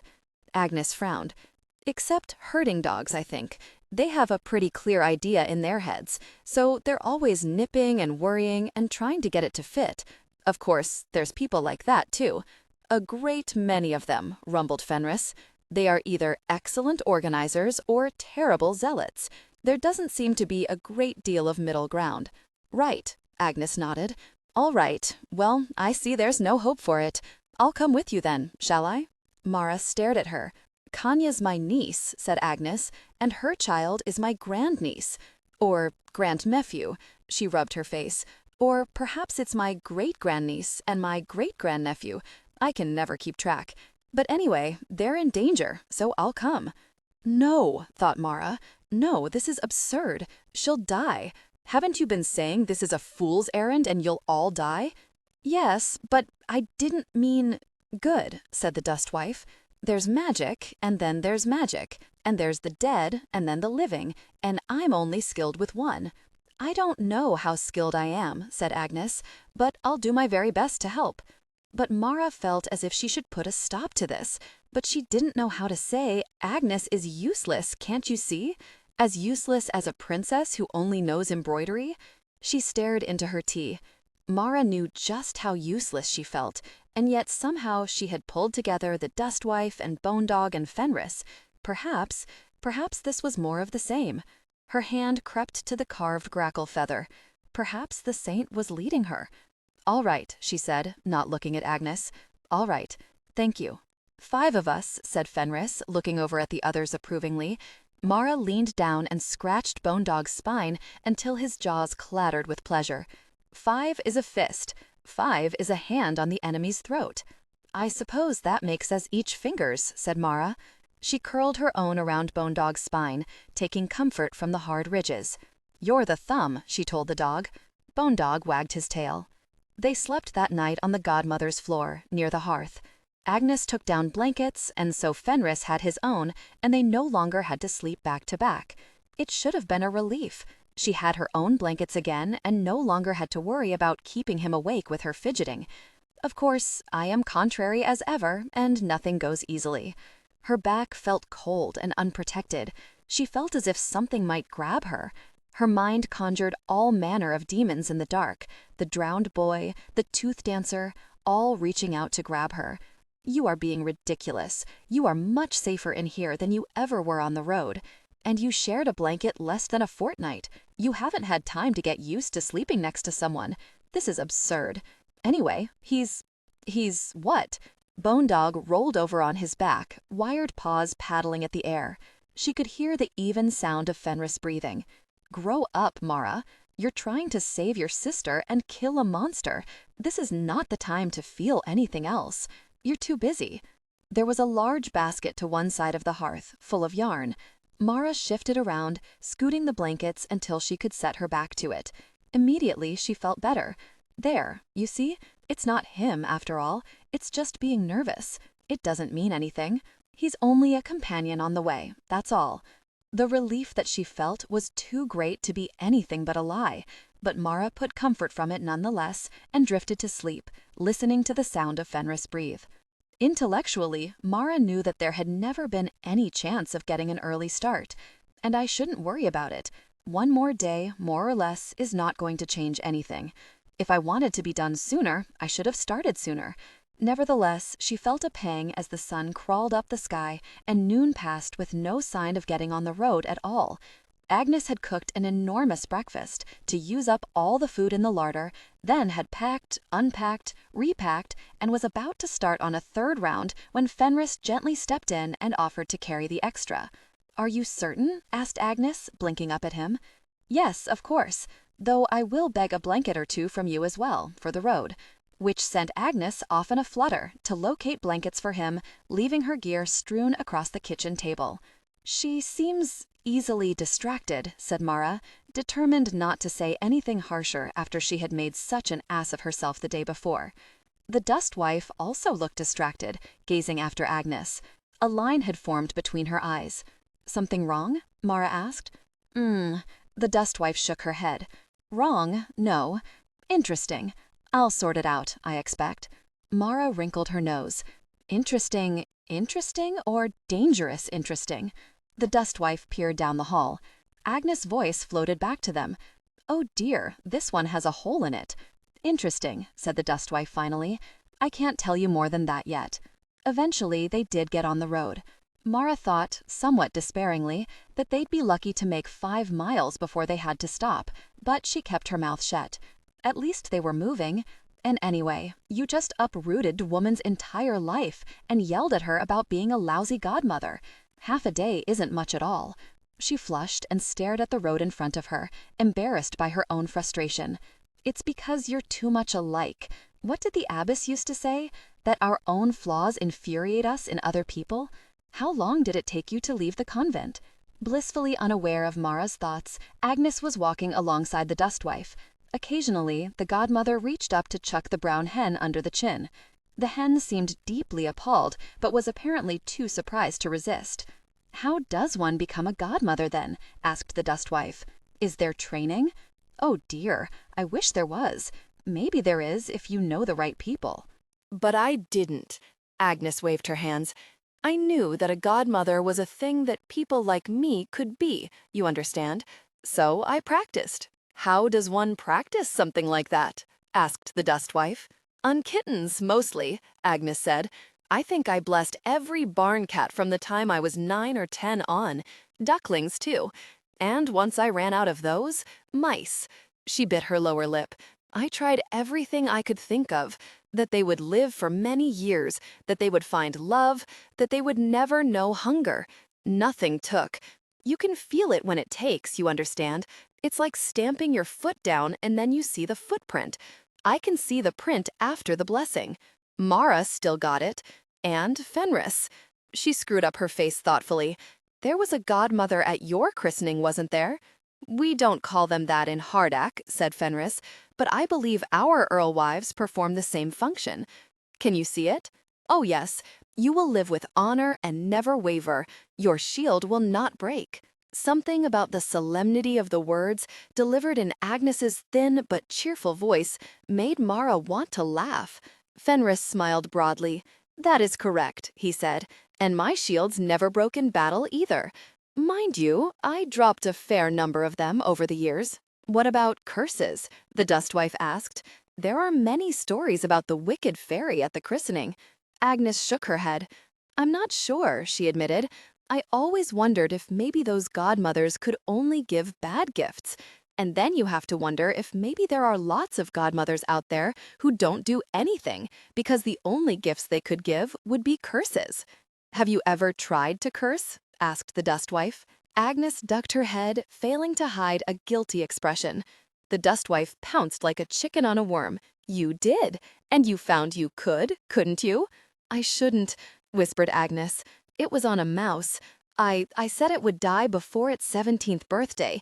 I'd read a story with a princess who was cursed, and, well, I shouldn't have, but I did. And it took. I felt it. It was like a black stain on that poor little thing's future. She dabbed at her eyes. I tried to tell myself that mice hardly ever live past 2 anyway.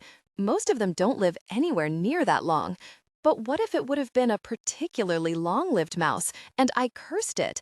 Sweet lady of grackles, thought Marra. She's genuinely upset that she might have stopped a mouse from becoming ancient. Because of course she is. You said before that health was the only gift you could give that anyone would want, said the dustwife. Were there other gifts? Ones that you think no one would want? Agnes, wilting beneath the inquisition, hung her head. Yes, keen whiskers. I'm good at keen whiskers. It isn't much good for anything but kittens and mice, though.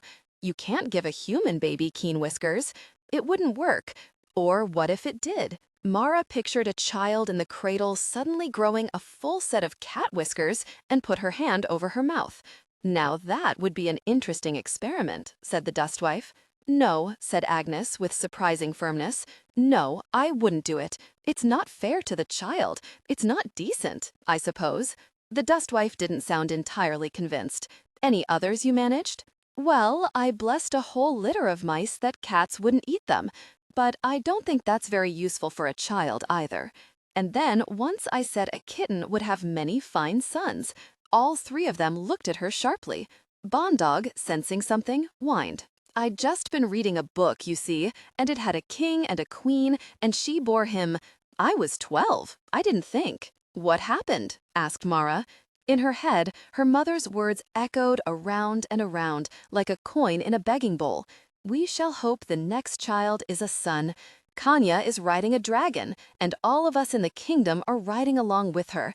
Hope the next child is a son. It was awful, said Agnes.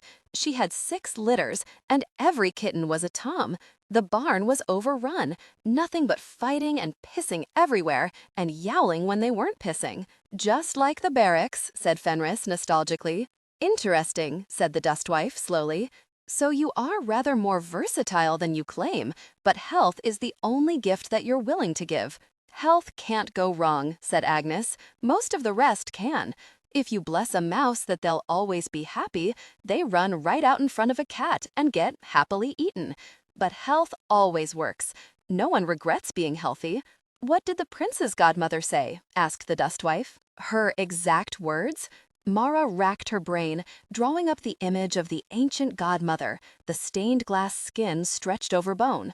I shall serve her as I have served all her line, my life bound to theirs. No foreign magic shall harm them. No enemy shall topple their throne. As it has been for all the children of the royal house, so shall it be for her, as long as I draw breath. Agnes sighed. That's a good one, she said. A big one. I couldn't do that. That's what we're up against, said Marra. Vorling can't be harmed by foreign magic. Supposedly the Northern Kingdom's enemies are always throwing spells at them, but they don't take. She remembered the king, aged and infirm before he had turned 50, but it burns them out. I wish it would burn Vorling out faster. Can his guards be harmed by magic? Asked Fenris. Well, if Lady Fox here can arrange to put his guards to sleep, I can just stab him. The dustwife snorted. Agnes's eyes were very round. What? Said Fenris. Simple plans are best.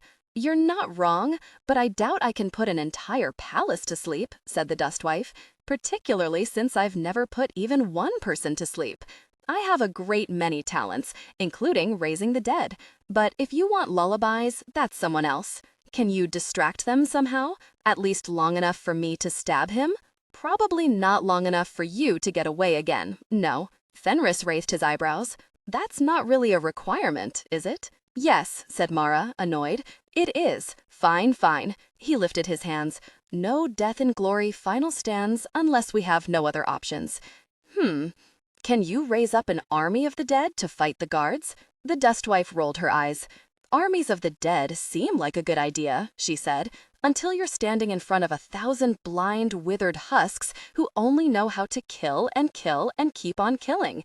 We might as well just drop plague corpses in the town well at that point. I would have to object to that, admitted Fenris. All right, no armies of the dead then. Could you do that? Asked Marra tentatively. The dustwife shrugged. I don't know. It's never really come up. Yes, but if it did, would you know how? Feathers and movement announced the brown hen's emergence from the pack. The chicken walked up the dustwife's arm and settled back on the staff, her comb at a decidedly jaunty angle. I know how I'd start, said the dustwife finally. Some things I expect you don't know until you're doing them, but it's been done before. She leveled a glare at Marra. But don't get any ideas. We're here for a straightforward regicide, not to level the city. Yes, ma'am, said Marra meekly, and dropped her head. They stayed that night in a barn, courtesy of Fenris's firewood-splitting skills. The farmer even threw in a meal of salted potatoes and gave them apples for the road. I promise I did not bring you along to make you split firewood, said Fenris. The two older women had gone inside to sleep, and it was only the two of them and a very small fire, well away from the barn. It's all right, he said. I've done many things that were terribly important, lives hanging in the balance, and so on and so forth. There is something pleasant about chopping wood. If I miss a stroke, nothing awful happens. If a piece of wood is not quite right, it will still burn. If I stack it and it isn't perfect, clans will not fall. It sounds very difficult.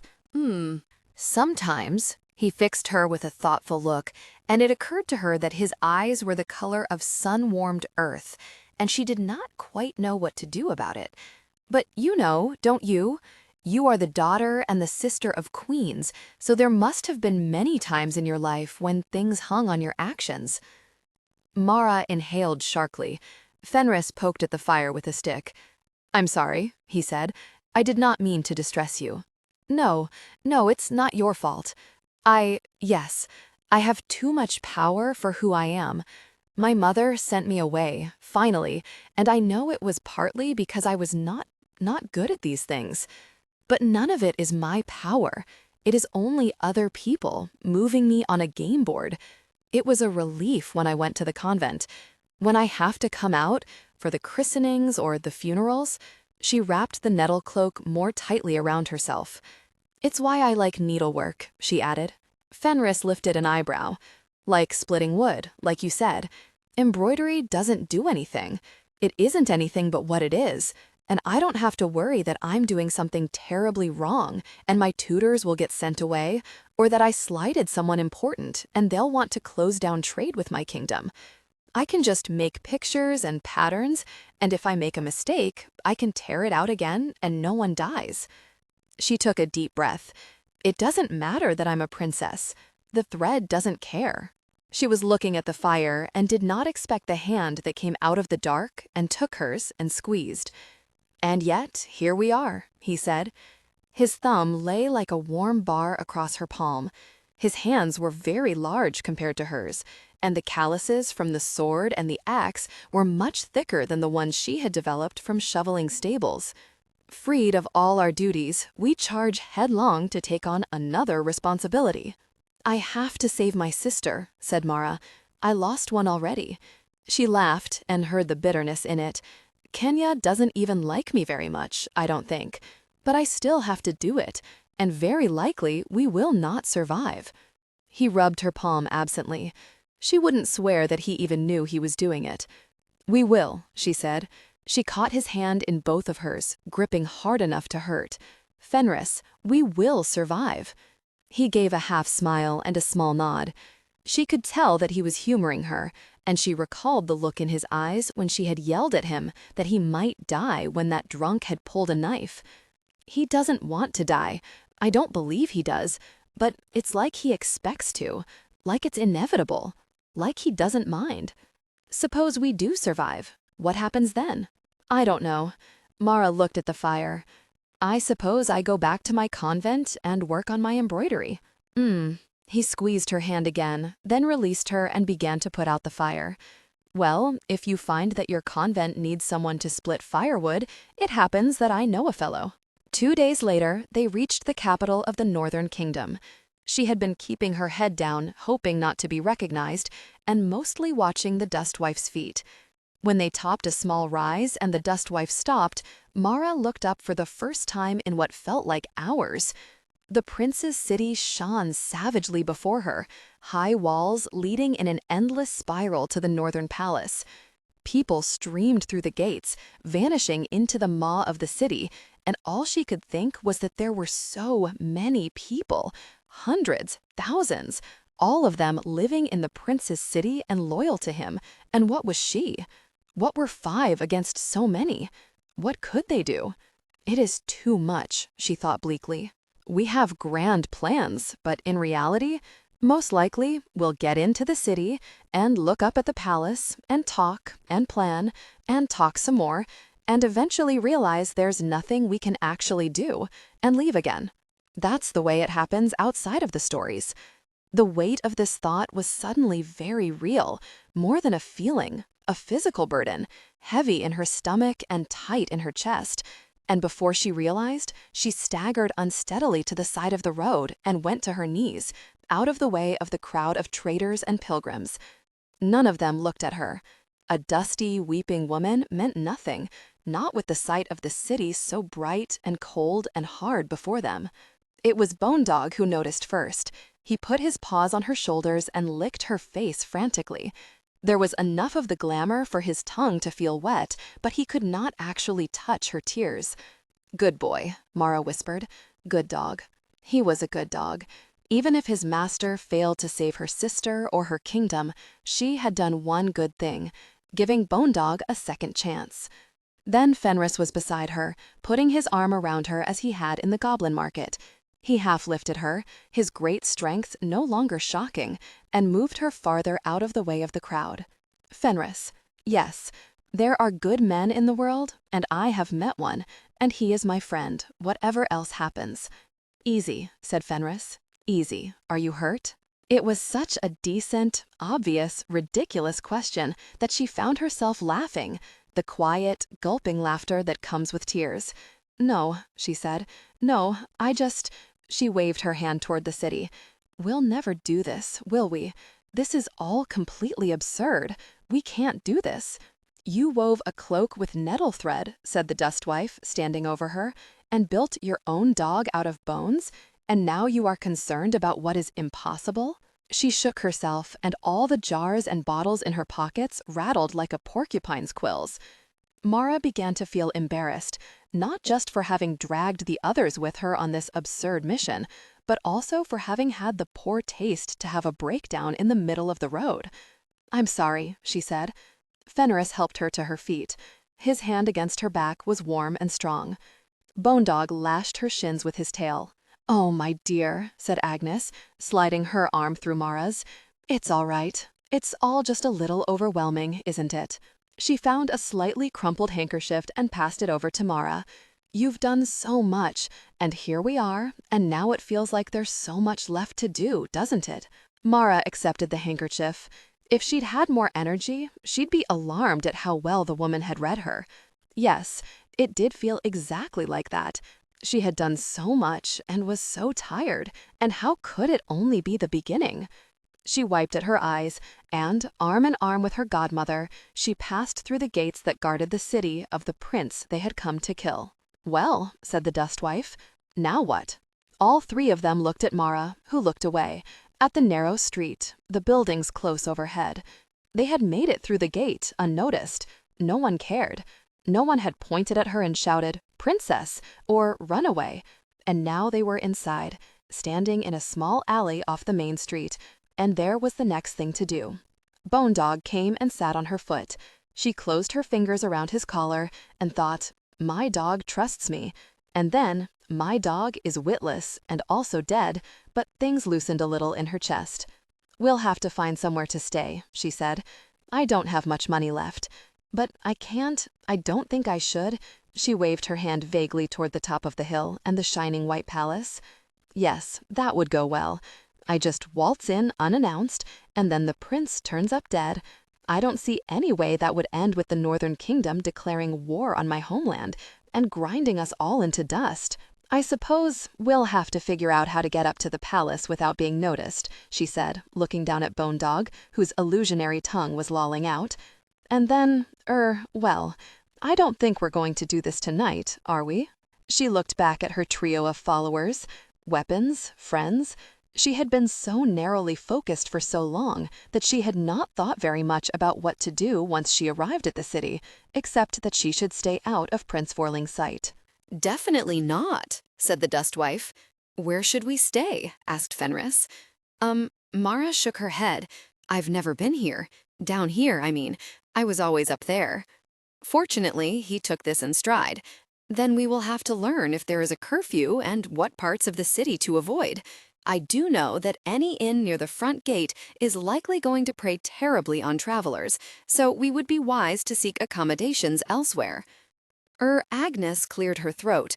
It was a very small noise, nearly lost in the sound of movement past the mouth of the alley, but everyone turned to look at her nonetheless.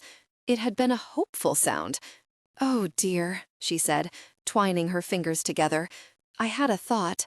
It's not much, but you know how you talked about the moth? The moth that found what you need?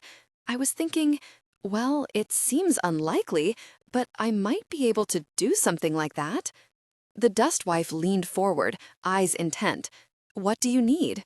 "A baby," said Agnes. "I'm not kidnapping children," said Fenris. "I realize we're working for a higher cause here, but I have to draw the line." "Oh, goodness, no!" Agnes waved her hands agitated, like a bird trapped against a wall. "No, no, not a human child. No, of course not. Just a baby something. Anything. And we can bring it back to its mother afterward." The Dustwife rubbed her forehead. On her staff, the hen cackled. "What about a chick?" asked Marra, gazing up at the hen. "Would that work?" "Oh, yes," said Agnes. "That would be perfect." Buying a live chick in a strange city was surprisingly easy, although Marra imagined it would have been very difficult indeed if it were just her. "I'd have to get my nerve up to talk to a stranger and ask them if anyone sold chickens and where, and if they didn't know, I'd have to ask the next person." Fenris, apparently untroubled by such complicated matters, simply walked out of the alley and addressed the first local he saw, a man selling pickles out of a large barrel on a cart. "You, sir, do you know where I might find a place selling live fowls?" "You sure you don't want a pickle instead? Much less trouble than fowl." "Sadly, I do not. Not even such fine pickles." Fenris put a hand over his heart, somehow managing to indicate a profound sense of loss at his inability to eat the pickle in question. But I've need of live fowl at once. Marra didn't know how he did it, but 2 minutes later, Fenris was in possession of directions to the market and the location of the least crooked poultry seller in the place. 5 minutes after that, they were standing in front of a stall full of assorted chickens. Full-grown hens sat in cages, clucking to each other, and there was an entire box filled with small, fluffy chicks. The dustwife's hen drew herself up very tall and glared down at her imprisoned sisters with something very like scorn. "We need to buy a chick," said the dustwife. The chicken seller was a large man with even larger eyebrows. He gazed up at the hen on her perch and raised one eyebrow very slowly. "The crate," he said. Agnes leaned over the edge of the crate and cooed at the chicks. "Oh, they're always so adorable at this age." "Focus," said the dustwife. "Oh yes, of course. I suppose we'll have to keep it, won't we? He won't just let us borrow a chicken." The chicken seller did not look like a man who routinely let customers borrow chickens. Marra shoved her hands in her pockets and tried to look like someone who was possibly a nun and definitely not the queen's runaway sister. After a minute or two, though, it became obvious that she didn't need to bother. The chicken seller gazed at Agnes, who was picking up each chick and whispering to it, then slowly turned to Fenris. He didn't say anything, but his eyebrows were eloquent. "She's very particular about her chickens," said Fenris. "Very particular." "It's not taking," Agnes whispered to the dustwife, just loud enough for Marra to make out the words. "It won't take. Oh, it was a silly idea. I don't know why I thought it would ever work." "Keep trying," ordered the dustwife. The chicken seller looked back at Agnes, then to Fenris again. His eyebrows inched higher up his skull. Fenris remained absolutely deadpan, as if it were perfectly normal for women to whisper to chicks before buying them. Marra didn't dare look at Agnes, because if she did, she was going to burst into hysterical laughter. "Fine," said Agnes in the tone of someone reaching her limits. Marra's ears popped. "There, that took," observed the dustwife dispassionately. "Not well at all, and I have to keep. I'm pushing it. It doesn't want to stick. It's like jelly sliding down a bowl." "Keep pushing," said the dustwife. "Keep blessing it over and over if you have to." Oh dear. Marra darted a glance at the chick in question. It was a dark, fuzzy little lump with a bright yellow bill and, for a chicken, a remarkably phlegmatic expression. The chicken seller's eyebrows did a complex dance across his forehead. He named a price that was frankly ridiculous for a day-old chick. "Don't be absurd," said Marra. "It's a chicken, not a phoenix." The chicken seller's eyes drifted back over to Agnes, followed by his eyebrows. "The sooner we pay," rumbled Fenris, "the sooner we will go away." The price mysteriously plummeted. Agnes fumbled with her belt pouch and handed over a coin, cupping the chick against her bosom with one hand. "Who's a good chicken?" she said. They left the chicken seller and his dancing eyebrows behind and made it into a nearby courtyard without Marra losing her composure completely. "What did you do?" asked the dustwife. "There's magic on it, but I can't read it." "I told it that it would find us somewhere safe," said Agnes. "Like the moth that found what you need. I don't know if it'll work. Maybe it could only take us someplace that it would feel safe or that was safe for chickens.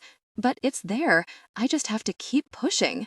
"That's a curse," said the dustwife. "That's why it finally took." "No," Agnes looked upset, cradling the chicken. "It's not. Okay, it's not exactly a blessing, but it's not really a curse. Nothing bad will happen." "Well, let's see if it works," said the dustwife. "Go on." "Okay," said Agnes. "Go on, little chick. Find us a safe place." She set the chick down on the ground and made flapping motions. The chick looked around, then cheeped and began to run down the alley with Agnes and the dustwife in hot pursuit. "See, this would take much longer with a baby," said Fenris. Marra jammed her elbow into his side, which was rather like elbowing a stone wall. He grunted, possibly to be polite. They followed the chick to a staircase which it could not climb on its own. Agnes swooped it up in her hands. The chick cheeped. "Magic's fading again," said the dustwife. "Oh, Well, Agnes looked around as if she were doing something illicit. Then something happened, and Agnes looked at least a foot taller, and the alley was suddenly full of shadows, and her eyes flashed, and she said, "You will find us a safe place to stay," or, in a voice like the tolling of a great bronze bell, "Cheep," said the chicken. The shadows fled. Marra's ears popped again. Bone Dog let out a thread-like whine and put his nose behind Marra's knee. Agnes started up the steps, holding the chick. It seemed content to ride until they reached the second landing, and then it began to struggle. Agnes set it down and chased after it again, followed by the Dustwife, Marra, and Fenris. Bone Dog, who would ordinarily enjoy a good run after a small animal, did not seem inclined to leave Marra's side. The chick led them, after a few false starts, to a narrow alley that opened into a cul-de-sac. It reached the steps of the building at the farthest end and began to bounce determinedly against them. "Well," said Agnes, swooping up the chick in her hands, "is this a rooming house, do you think?" All four of them looked up at the house. It was small and shabby, but very clean, with the kind of cleanliness that spoke of poverty. Marra had seen babies delivered in homes like these and could practically hear a voice saying, "We may be poor, but we're not dirty." There was a girl sitting on the steps of one of the buildings nearby. She, too, was neat and clean, though her clothes were much too thin, and so was she. She looked over at them solemnly. "Are you going to Miss Margaret's?" "Possibly," said Agnes. "Does she own the house at the end?" The girl nodded. "Does she ever take boarders?" Another, slower nod. The girl thought this over for a moment, then said, "Most people don't stay, though, only locals. There's no harm in her, Da says, but people don't like it." "What don't they like?" asked Marra. The girl frowned. The brown hen shifted her feet and let out a low, worried irk. "Him," said the girl, eyeing the hen doubtfully. "You'll see him. It's no secret. He can be awful. She's nice, though, Miss Margaret. I run her errands sometimes." Fenris and Marra traded a brief glance. "A husband, do you think?" whispered Marra. "Or a brother or a father? Hard to say." "Dangerous?" Fenris shrugged. Marra remembered him handling the drunk at the well and felt a stab of envy for anyone who could go through life so unconcerned about possible physical violence. "Thank you," said Agnes to the girl. She put the chick under her arm and walked to the door of the boarding house. Marra was close enough behind her to hear the godmother whisper to the chick, "Is this right? Are you sure?" The chick peeped. "Was that a yes?" "That means your chicken is hungry," said the Dustwife dryly. "Oh dear." Fenris reached past her while Agnes tried to settle the chicken and knocked on the door. They waited for so long that Marra began to doubt whether anyone was coming, and then the door creaked open on darkness. Miss Margaret was a tall, stoop-shouldered woman with bony hands and a bony face. She stood in the shadows at right angles to the door so that Marra could only make out her profile. May I help you?" she asked. Her voice sounded as if she was forcing words out around a lump in her throat. "We need somewhere to stay," said Agnes cheerfully, holding up the chick. "And you're safe. Well, supposed to be safe." The chicken said, "Do you have rooms to let?" asked Marra, hastily trying to stem the flow of words. Miss Margaret looked at her sideways, like a bird. "Yes," she rasped. "2. How much?" She named a price so low that for a moment Marra thought that she must mean for each of them individually.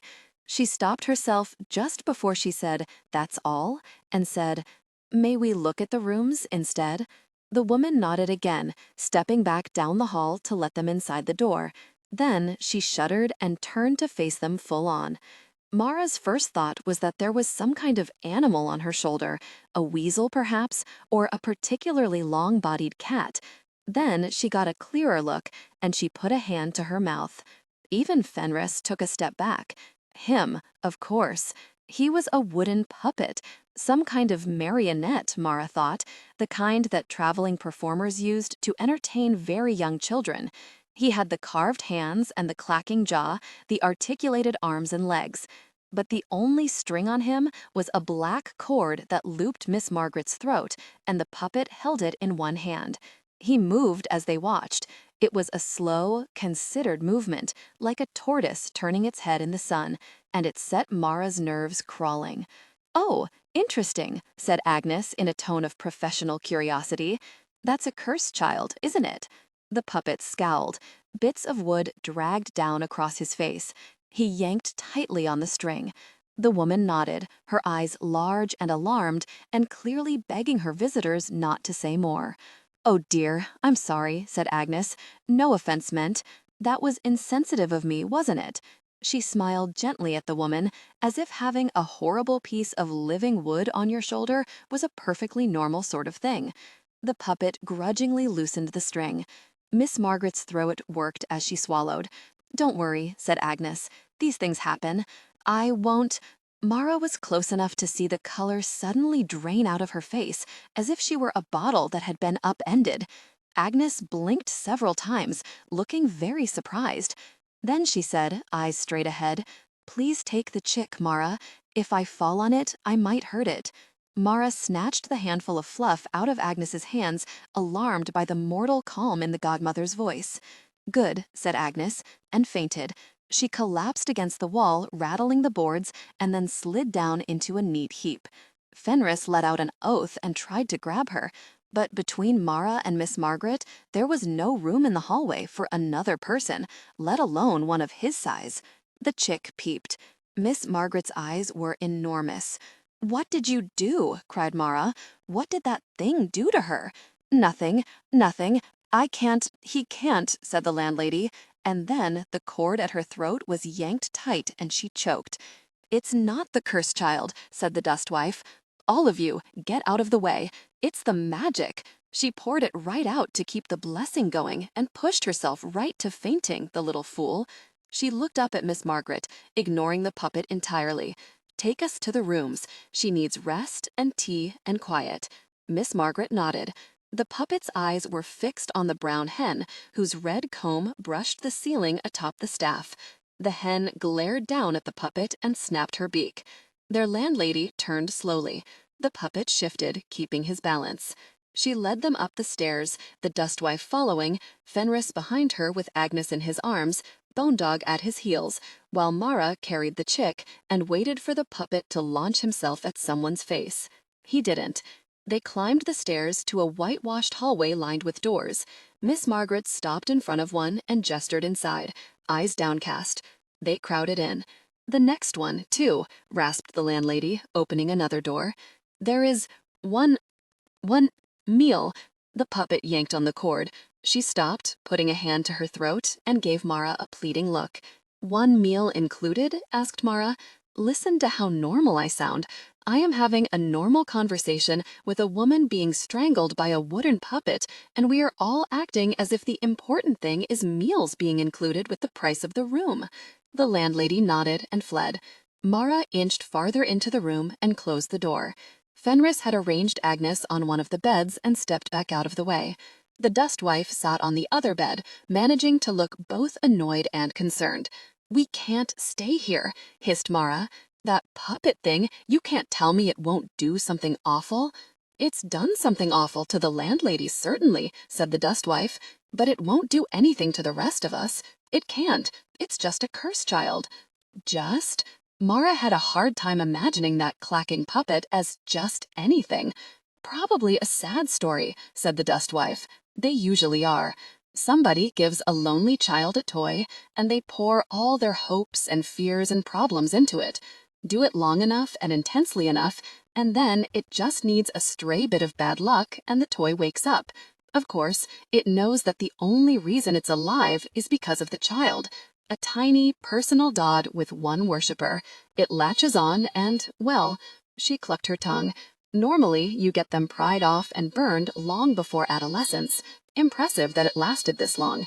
"We can burn it," said Marra. "Burning is fine. I'll get the kindling. Not without her permission.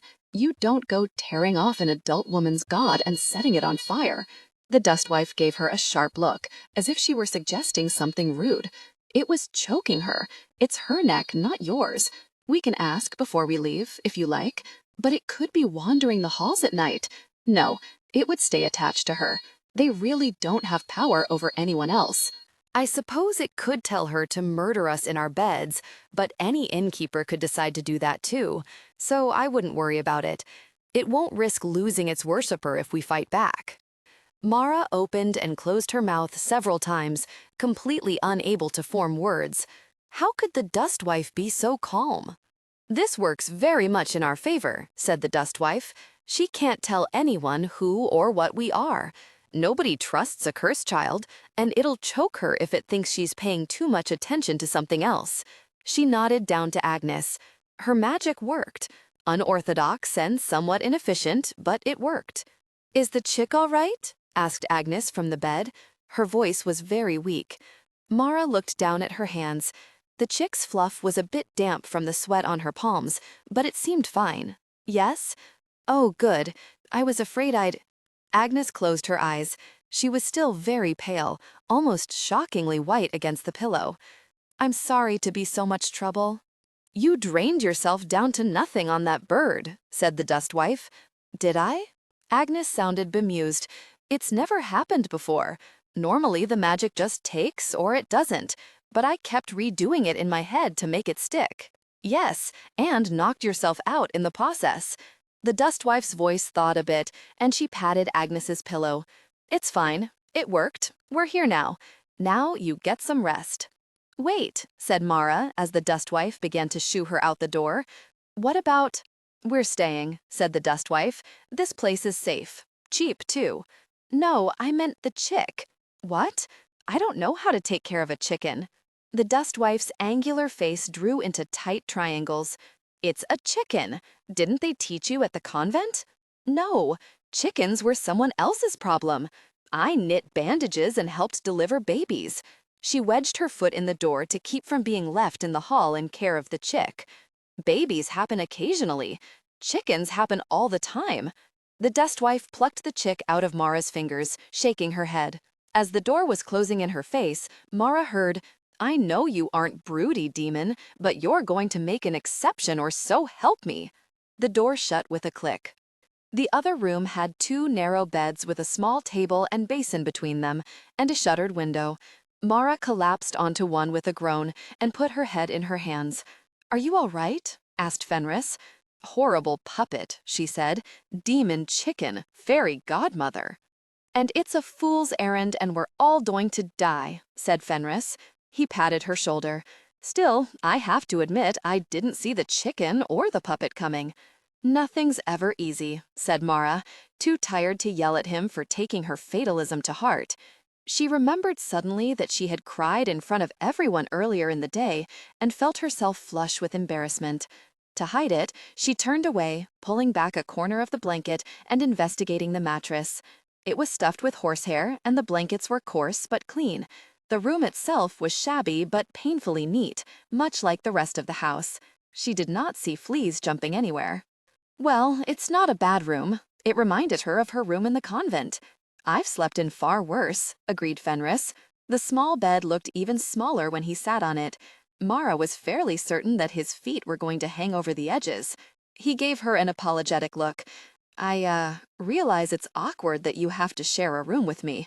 If there were a stable, I'd offer, but there isn't one. And honestly, I'd rather be close at hand, in case."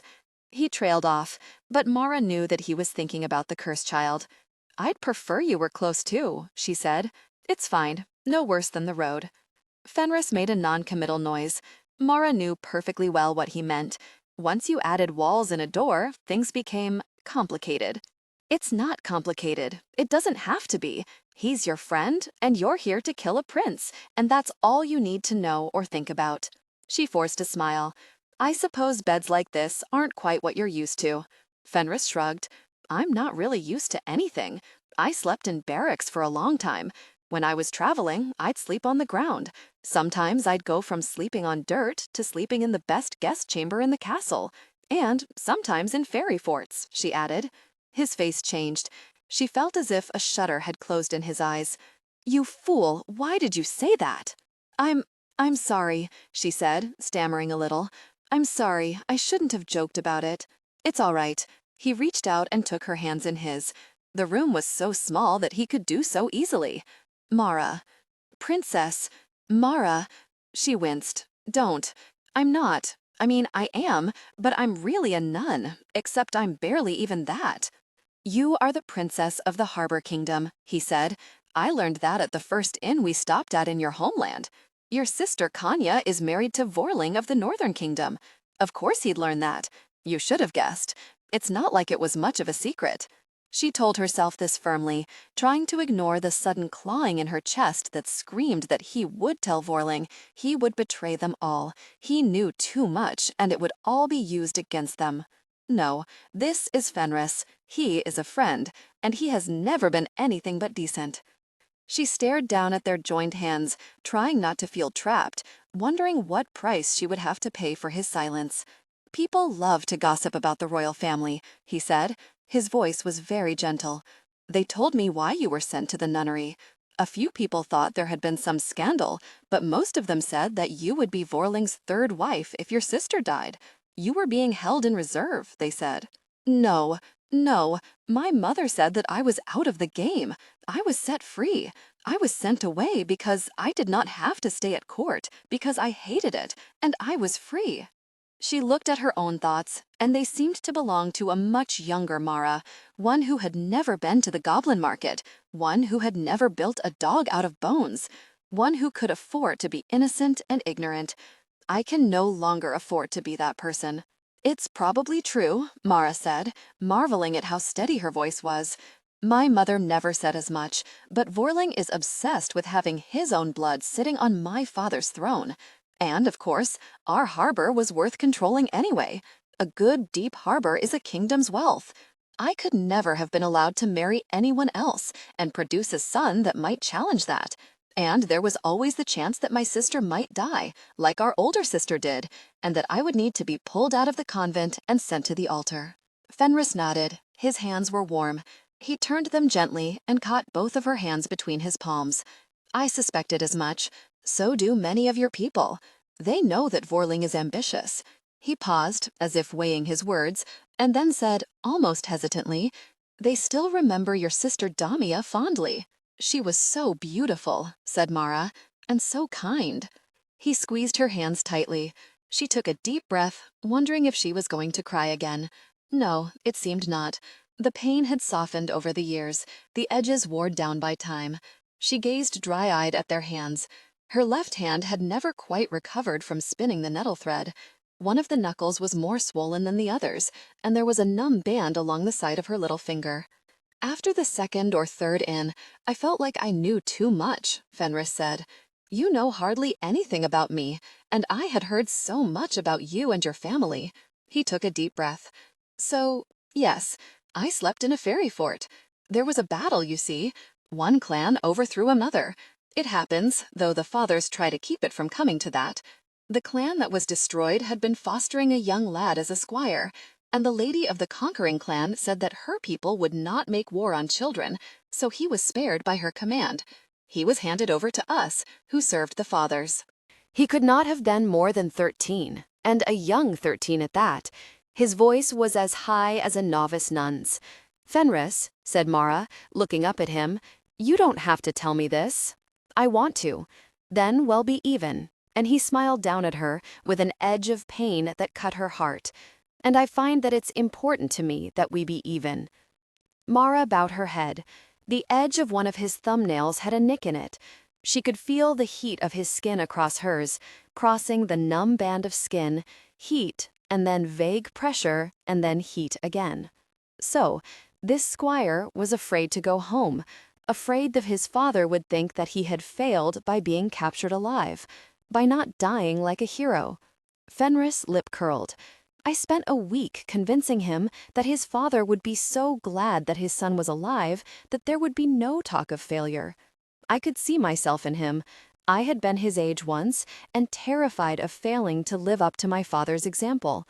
And I saw myself so clearly that I did not see him at all. She had a sense of the story to come, and she did not want to hear it, as if not hearing the words could erase them. Fenris, you brought me out of the goblin market, and I fear this tale is a part of me. It follows wherever I go. Marra was not certain if that was bitterness or duty speaking, or perhaps both. Duty and love and hate are complicated. I thought there was something odd when we delivered him to his father. Hiding behind a woman's skirts, the Lord said. It was odd, and the manner he said it was odd. But I had duties, and I went about them and left the son with the father. But it nagged at me.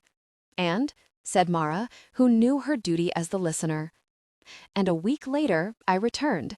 I could not get the way that the father had spoken out of my head, or the look in his eye. It wasn't right for a father.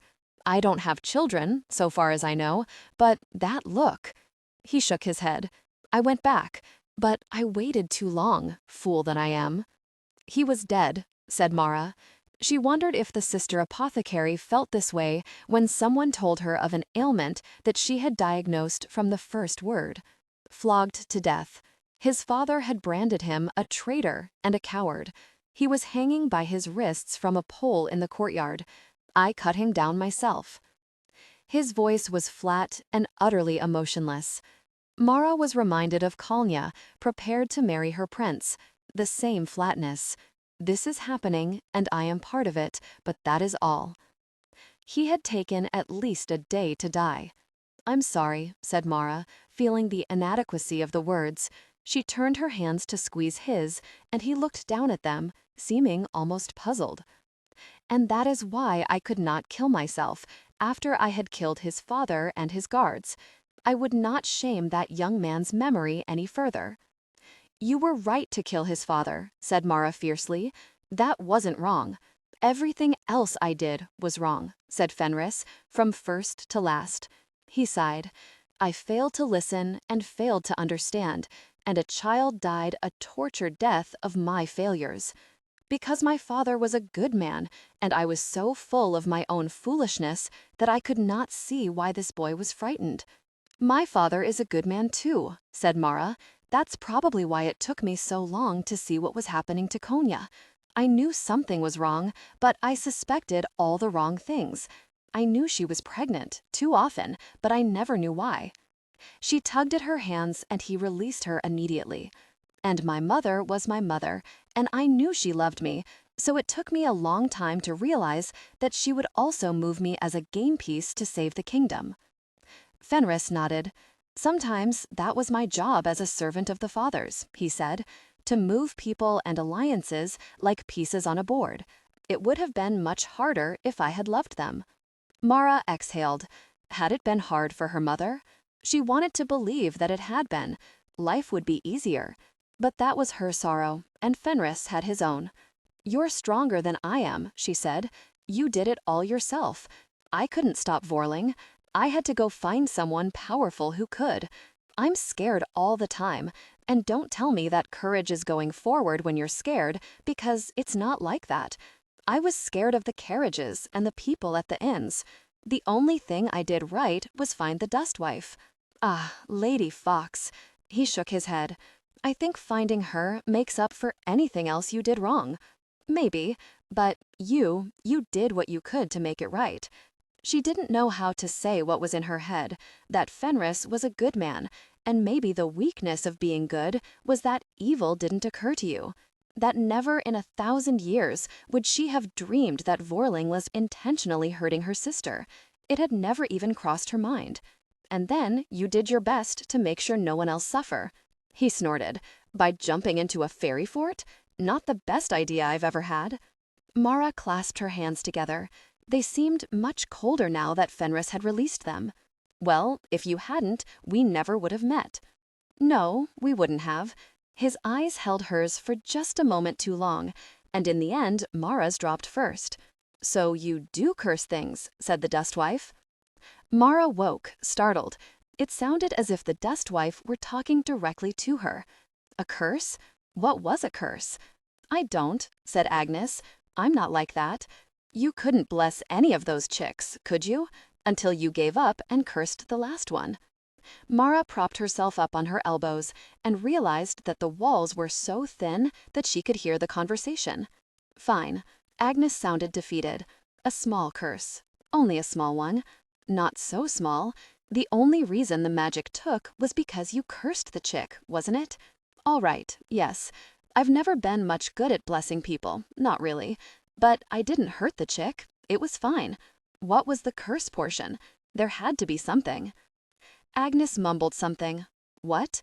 I said, if the chick didn't find us a safe place, it would die. Marra's eyes widened in the dark. But it found it, Agnes continued, so it worked out all right.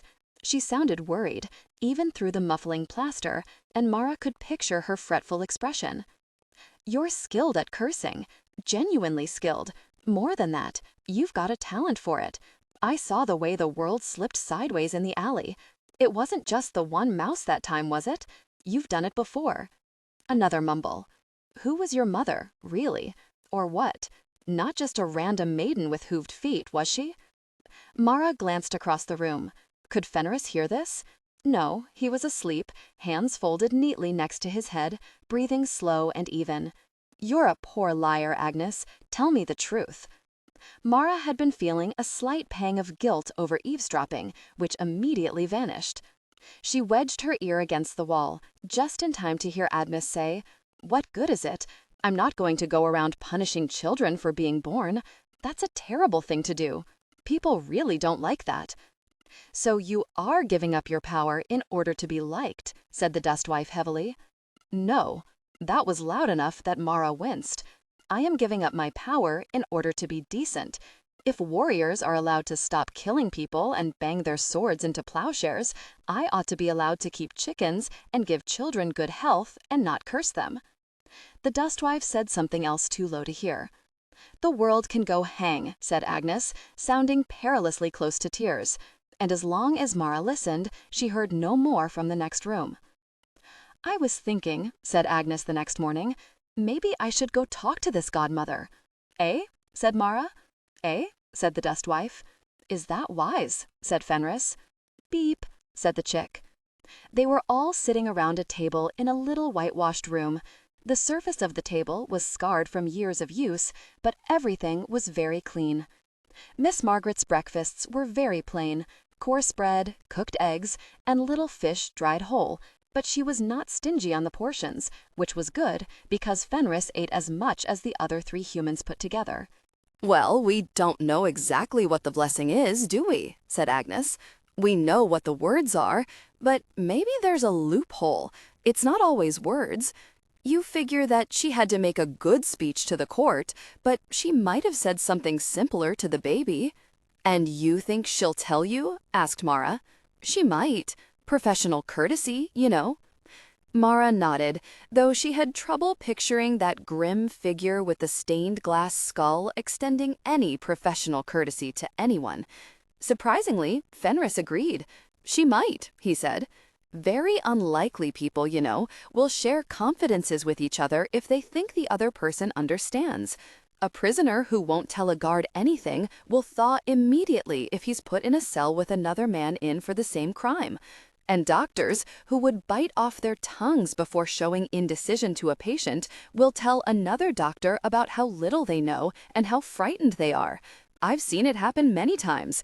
It's how spies work. There is something to what you say, said the Dustwife. But if the prince turns up dead, then I would assume that this godmother would be suspicious. Why? Asked Agnes. I'm a godmother. I can't do anything to an adult. And I've got a perfectly good reason to be here. The queen's about to bear another child. As the godmother for the royal family, I've got an interest. I'll go with you, said Marra. She could just imagine sweet, cheerful Agnes running into the prince's godmother, in much the same way that Bone Dog might run headlong into an unexpected wall. I wouldn't go see her by myself either. Maybe the Dustwife could hold her own, but the rest of us mortals. She's seen you before, said the Dustwife. Not really, Marra shrugged. I was a long way off, and there was a king and a queen and a prince in the room. I wasn't on the dais. I don't think she even glanced in my direction. So that's settled, said Agnes. Will you look after Finder? Finder, said the Dustwife in a tone that did not invite further comment. The chick. I named him Finder. The Dustwife looked at her, then at the little black chick, then back at Agnes. Finder, she said again, because that was the blessing, that he'd help us find somewhere safe. You named the chicken? Well, of course. Doesn't your chicken have a name? The dustwife looked at the brown hen, who glared back. First of all, no. And second of all, she's got a demon in her, so I would be naming the demon, which already has a true name. I am not going to go around naming demons. It gives them ideas. I name all my chickens, said Agnes. Specky and Buff and Milady and Jonquil and Shadow. Don't you name any of your chickens? No, they're chickens. They don't come when they're called. Well, no, but it's easier if you're going to talk about them to other people. You can't always be saying the big tan one with the feathered feet and whatnot. I do not talk about my chickens to other people, said the dustwife with an air of finality. I've heard you talk about other people to your chicken, though, put in Fenris. Agnes giggled. For the first time, said the dustwife, mostly to the ceiling, I am beginning to question the sense of this entire enterprise. I've been questioning it since day one, said Marra. I have not, said Fenris. I have faith in all of you. You would, muttered the dustwife. Fine, I'll watch Finder. Agnes beamed at her. Be a good chick, she instructed Finder, and handed him over to the dustwife. Finder peeped. The brown hen made a low, reptilian noise of disdain. Agnes dusted off her hands. Let's go, she said. I can't wait to meet another godmother. Finding where the prince's godmother lived was easier than it should have been. Agnes simply asked the landlady. I don't know, she rasped, while the puppet glared at them and tapped his wooden nails together. But someone like that will live rich, and the houses get richer as you climb the spiral. Go up the spiral road and ask again. Right then, said Agnes happily, and off and went, Marra in her drabbest robes with no medal, a servant or a poor relation. Won't she live in the palace? Asked Marra. Would she? Asked Agnes. I don't. Yes, but Marra identified a conversational pit trap and carefully stepped around it. Yes, but you're you. Yes, but in the Northern Kingdom, the godmother is terrifying and respected, not a poor relation. Yes, but. And an hour later, yes, but you were right. The godmother did not live in the palace. She lived in the temple district, among the tall, narrow houses of the gods and saints, as if she were a priest. Near the top of the city, of course, said Agnes. While the city was arranged in a spiral of roads, steps had been cut as shortcuts. They worked. They were also extremely steep. Why do gods always want you to walk to them? You'd think they'd do more good if they were near where most of the people live. I suppose it depends on what people want in a god, said Marra. But the abbess always said that most people want gods to be close enough to get them if you want them, but not have them breathing down your neck all the time. Agnes grunted, waving for a halt. They sat down on a bench halfway up the steep flight of stairs. Both of them were panting. So, said Agnes. Fenris? Fenris what? Agnes nudged her in the ribs. Fenris, she said, lifting her eyebrows. Oh, gods, said Marra. She rested her elbows on her knees and dropped her head. Please do not make me have this conversation with my great aunt. Please. Another nudge. Handsome lad, isn't he? He's not a lad. He's nearly 40. And I haven't been thinking about it, Aunt Agnes. I've had other things on my mind. You watched him chop firewood the other day. What does that? Marra had to pause. Yes, she had. He'd taken off his shirt. There had been a lot of muscle on display. Even the dustwife had paused for a look. Her hen had cackled so loudly it had set off the others in the nearby barnyard. Oh, that. All right, I'm not dead. An elderly woman, older than Agnes, went by. She was bent double under the weight of a basket, and she went up the stairs twice as fast as either of them. Marra didn't know if that was inspiring or depressing. So you have noticed, said Agnes, pleased. And he's quite a gentleman, too. He's wanted for murder in his home country. If she'd been expecting that would stop Agnes, she was sadly disappointed. I'm sure he had his reasons. Well, yes. Good with chickens, too. Finder likes him. Marra put her face in her hands. Lady of Grackles, if you would like to open the earth and let it swallow me whole, now would be an excellent time. Aunt Agnes, we have... No, she couldn't very well say that they had an assassination to plan, could she? Not where people might be listening. Blast. A lot going on right now. All right, I'll stop. Just, keep it in mind. Not every day a man like that comes along, eh? I am very suspicious of men right now, muttered Marra through her fingers. A little moth told me he's what you need. He's not, Marra dropped her hands, realized the exact words that Agnes had used, and glared at her great-aunt.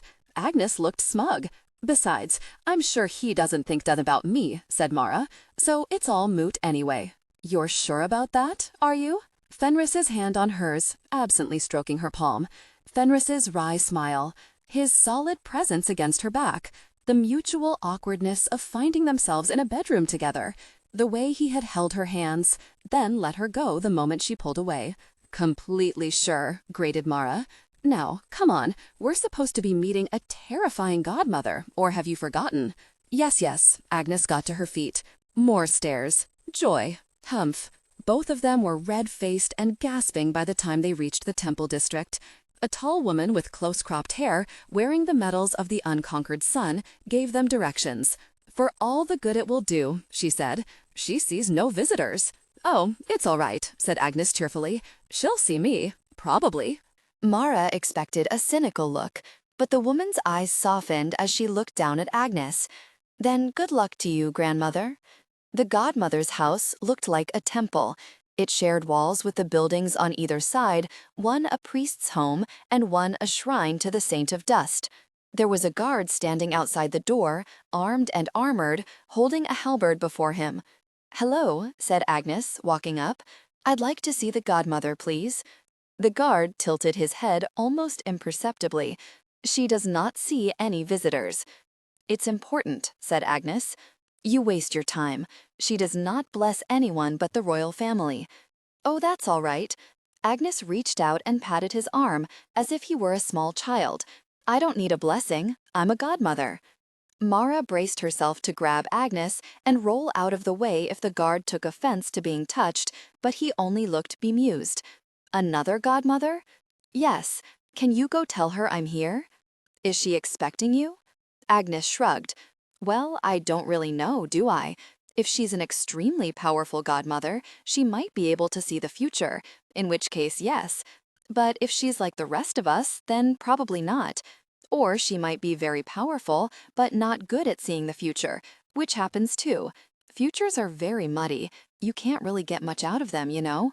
He was beginning to get the look that most people dealing with Agnes got. Marra wondered if that was something a person could learn, or if you were born with it. Or perhaps it only works if you're obviously older and seem a bit silly and so obviously devoid of malice. How do I know you're a godmother? Agnes searched his face. Little strands of white hair had escaped from the pins and gave her a wispy halo.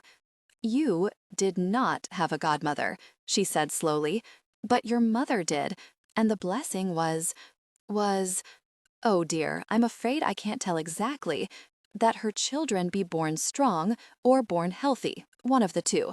She patted at the air with her hands. It was a good blessing, she said. I think it worked. The guard's eyes widened. He looked over his shoulder at the door as if expecting to find someone looking at him. Wait here, he said, pulling the door open, and stepped inside. You could really see that blessing? Whispered Marra. Oh yes. Normally you can't go too far back, but the ones about what kind of children you have leave marks on the child. They have to, or they wouldn't work. It doesn't last forever, though. I tried with mice. She shook her head. By the third or fourth generation, even if you wish that all their descendants be healthy, it's just too faint. Magic spreads itself thin after a while. It has to, I think. To keep itself going past that, it'd be constantly drawing on the person who cast the spell, and that's no good. One litter of mice isn't much, but 100 or so, having litter after litter, you saw what happened making the magic stick to find her. I don't want to find out how many healthy baby mice it takes to make me drop dead of exhaustion. The guard opened the door again. The royal godmother will see you, he said, his face impassive once more. Thank you, said Agnes, beaming at him. Marra gave him a wry look as she passed, aware of the effect that dealing with magic could have on ordinary souls. She thought that she caught the trace of a smile around his eyes, but perhaps that was only her imagination. The godmother's dwelling was also a temple. It was strange to see. Marra had expected doors, apartments, the trappings of normal living. Instead, it was a long, narrow hall hung with tapestries.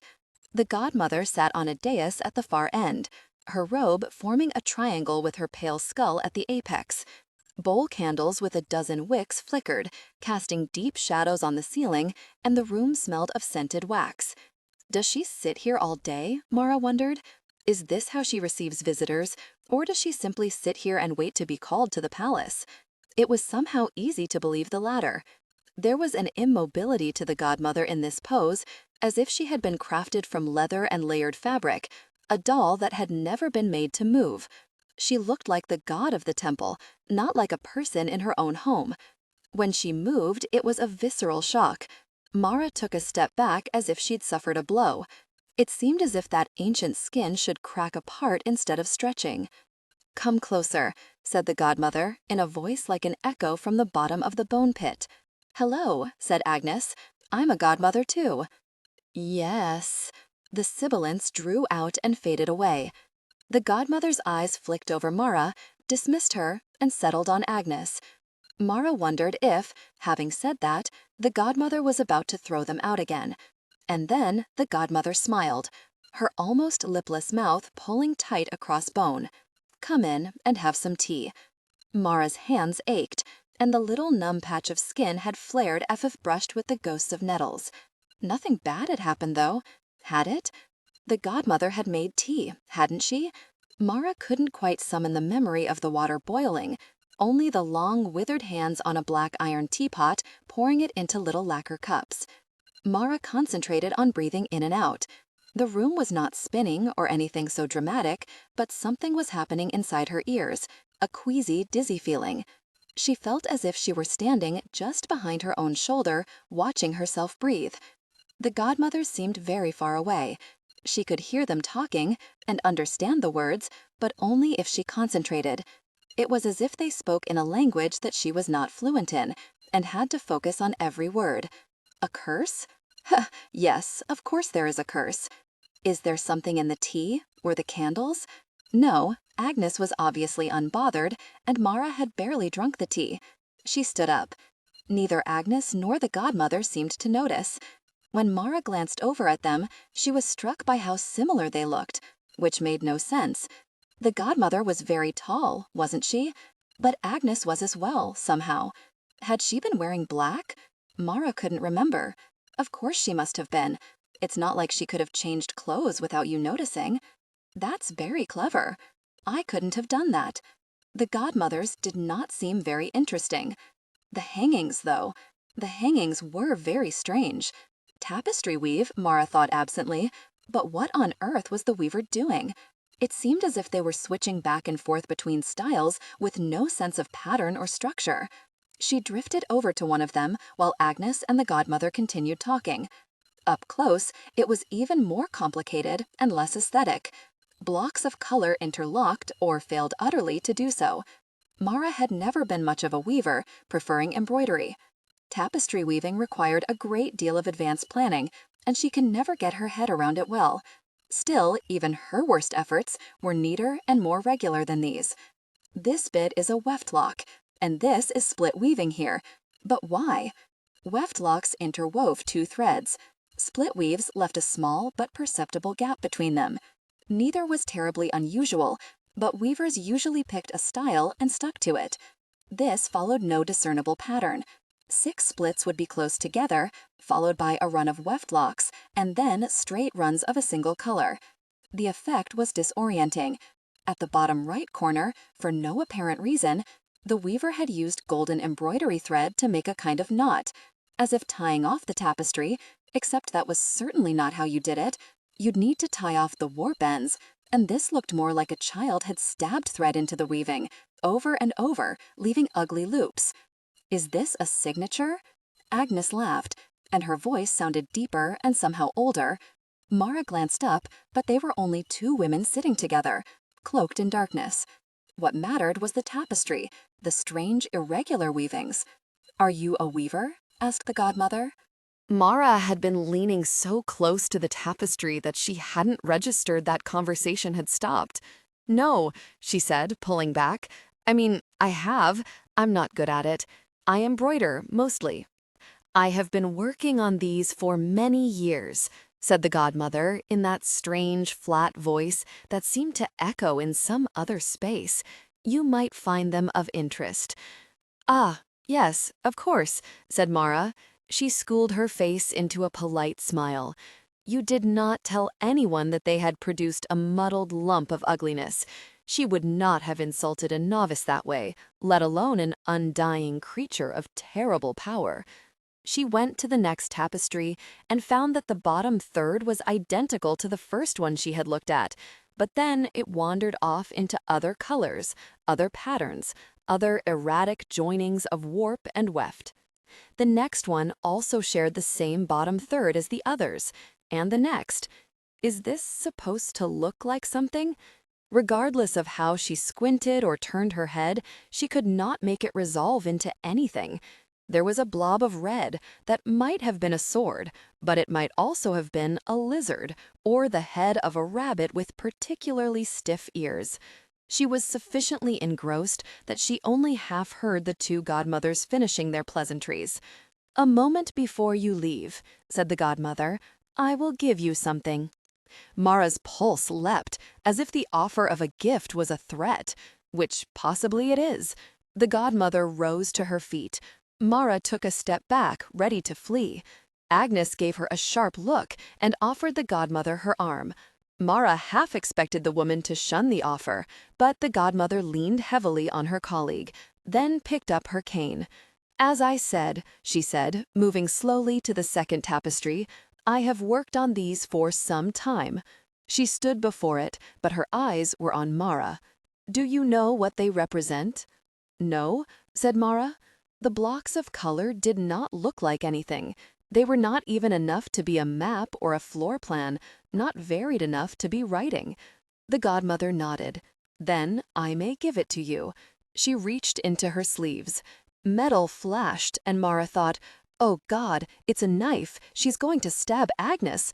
And then, "Why am I so frightened? She has never offered us so much as an unkind word." She knew why, of course.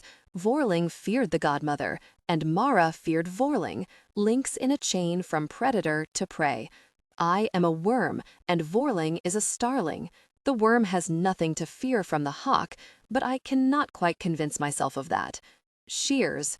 They were shears that the godmother carried. She caught hold of the tapestry and closed the blades over a spot not quite halfway up. Marra cried out in surprise. Even as ugly as the weavings were, they represented hours and days of work. The godmother was ruthless. She chopped off the bottom of the weaving and held it out to Marra. Her hands shook, and the stray threads, unraveling from the top, swayed back and forth. Marra was suddenly reminded of the silk threads of the cocoon in the goblin market, the moth that had taken days of her life away. And what would this strange violet gift take away from her? "Take it," said the godmother. "You may find it useful. Or you may not." Her eyes bored into Marra as she spoke. "The worm has nothing to fear from the hawk." She took the piece of tapestry, and their hands touched for an instant. The godmother's skin should have been cold, but it was the same temperature as the air, as if she had no heat of her own. Marra noticed that her hands were shaking as badly as the godmother's. She stared down at the ragged-edged bit of weaving. I, thank you," she said finally, as if she were a small child and her nursemaid was prompting her to remember her manners. The godmother made a noise somewhere between a hiss and a grunt. She nodded to Agnes, and then Agnes took Marra's arm and led her out of the strange little temple. The light outside was shockingly bright. Her eyes watered. She blinked, looking down at the strange butchered weaving in her hands. Wait, what just happened? Did I really leave Agnes talking to the godmother and go wander around the room? "Agnes," she said, surprised at the volume of her own voice. "Agnes, did something just happen? I was sitting with you, and I was paying attention, but then I wasn't." Agnes chuckled softly. "She's good," she said, "as powerful as the Dustwife and 10 times as old." Was there something in the tea? No, not at all. She just wanted to talk without anyone listening, including you. Agnes patted her arm. It'll wear off in a minute. It wasn't anything harmful, just misdirection. The dust wife is going to have my head. I went along to keep Agnes safe, and instead I get caught by a spell. Do you think she knew who I was? I don't think she cared, said Agnes. I don't think she cares about very much anymore. She chewed on her lower lip. It seems like it would be lonely to be that old and not care, but maybe she doesn't care about being lonely either. Her step was light as they went down the stairs, almost dancing. Marra's head throbbed and everything seemed very bright. She tried not to be curt. Did we learn anything? Oh yes, a great deal, said Agnes. For one thing, she's not blessing those babies. She's cursing them, and has been for centuries now. A curse? Asked the dust wife, sitting in the little parlor room in Miss Margaret's house. The innkeeper brought them a pot of tea, and the curse child stared balefully over her shoulder. A protection from malign magic. How is it a curse? Because we're listening to the wrong part, said Agnes. She waited until landlady and puppet had left the room and dolloped honey into her tea. We all were obsessing about the foreign magic and enemies taking the throne. That bit's mostly theater. But the actual curse is that she will serve them as she served the family, per life bound to theirs, as long the godmother still draws breath. She beamed at the other 3 people at the table. I don't get it, said Fenris. Underneath the table, Bone Dog gnawed happily on a soup bone, which felt vaguely like cannibalism to Marra.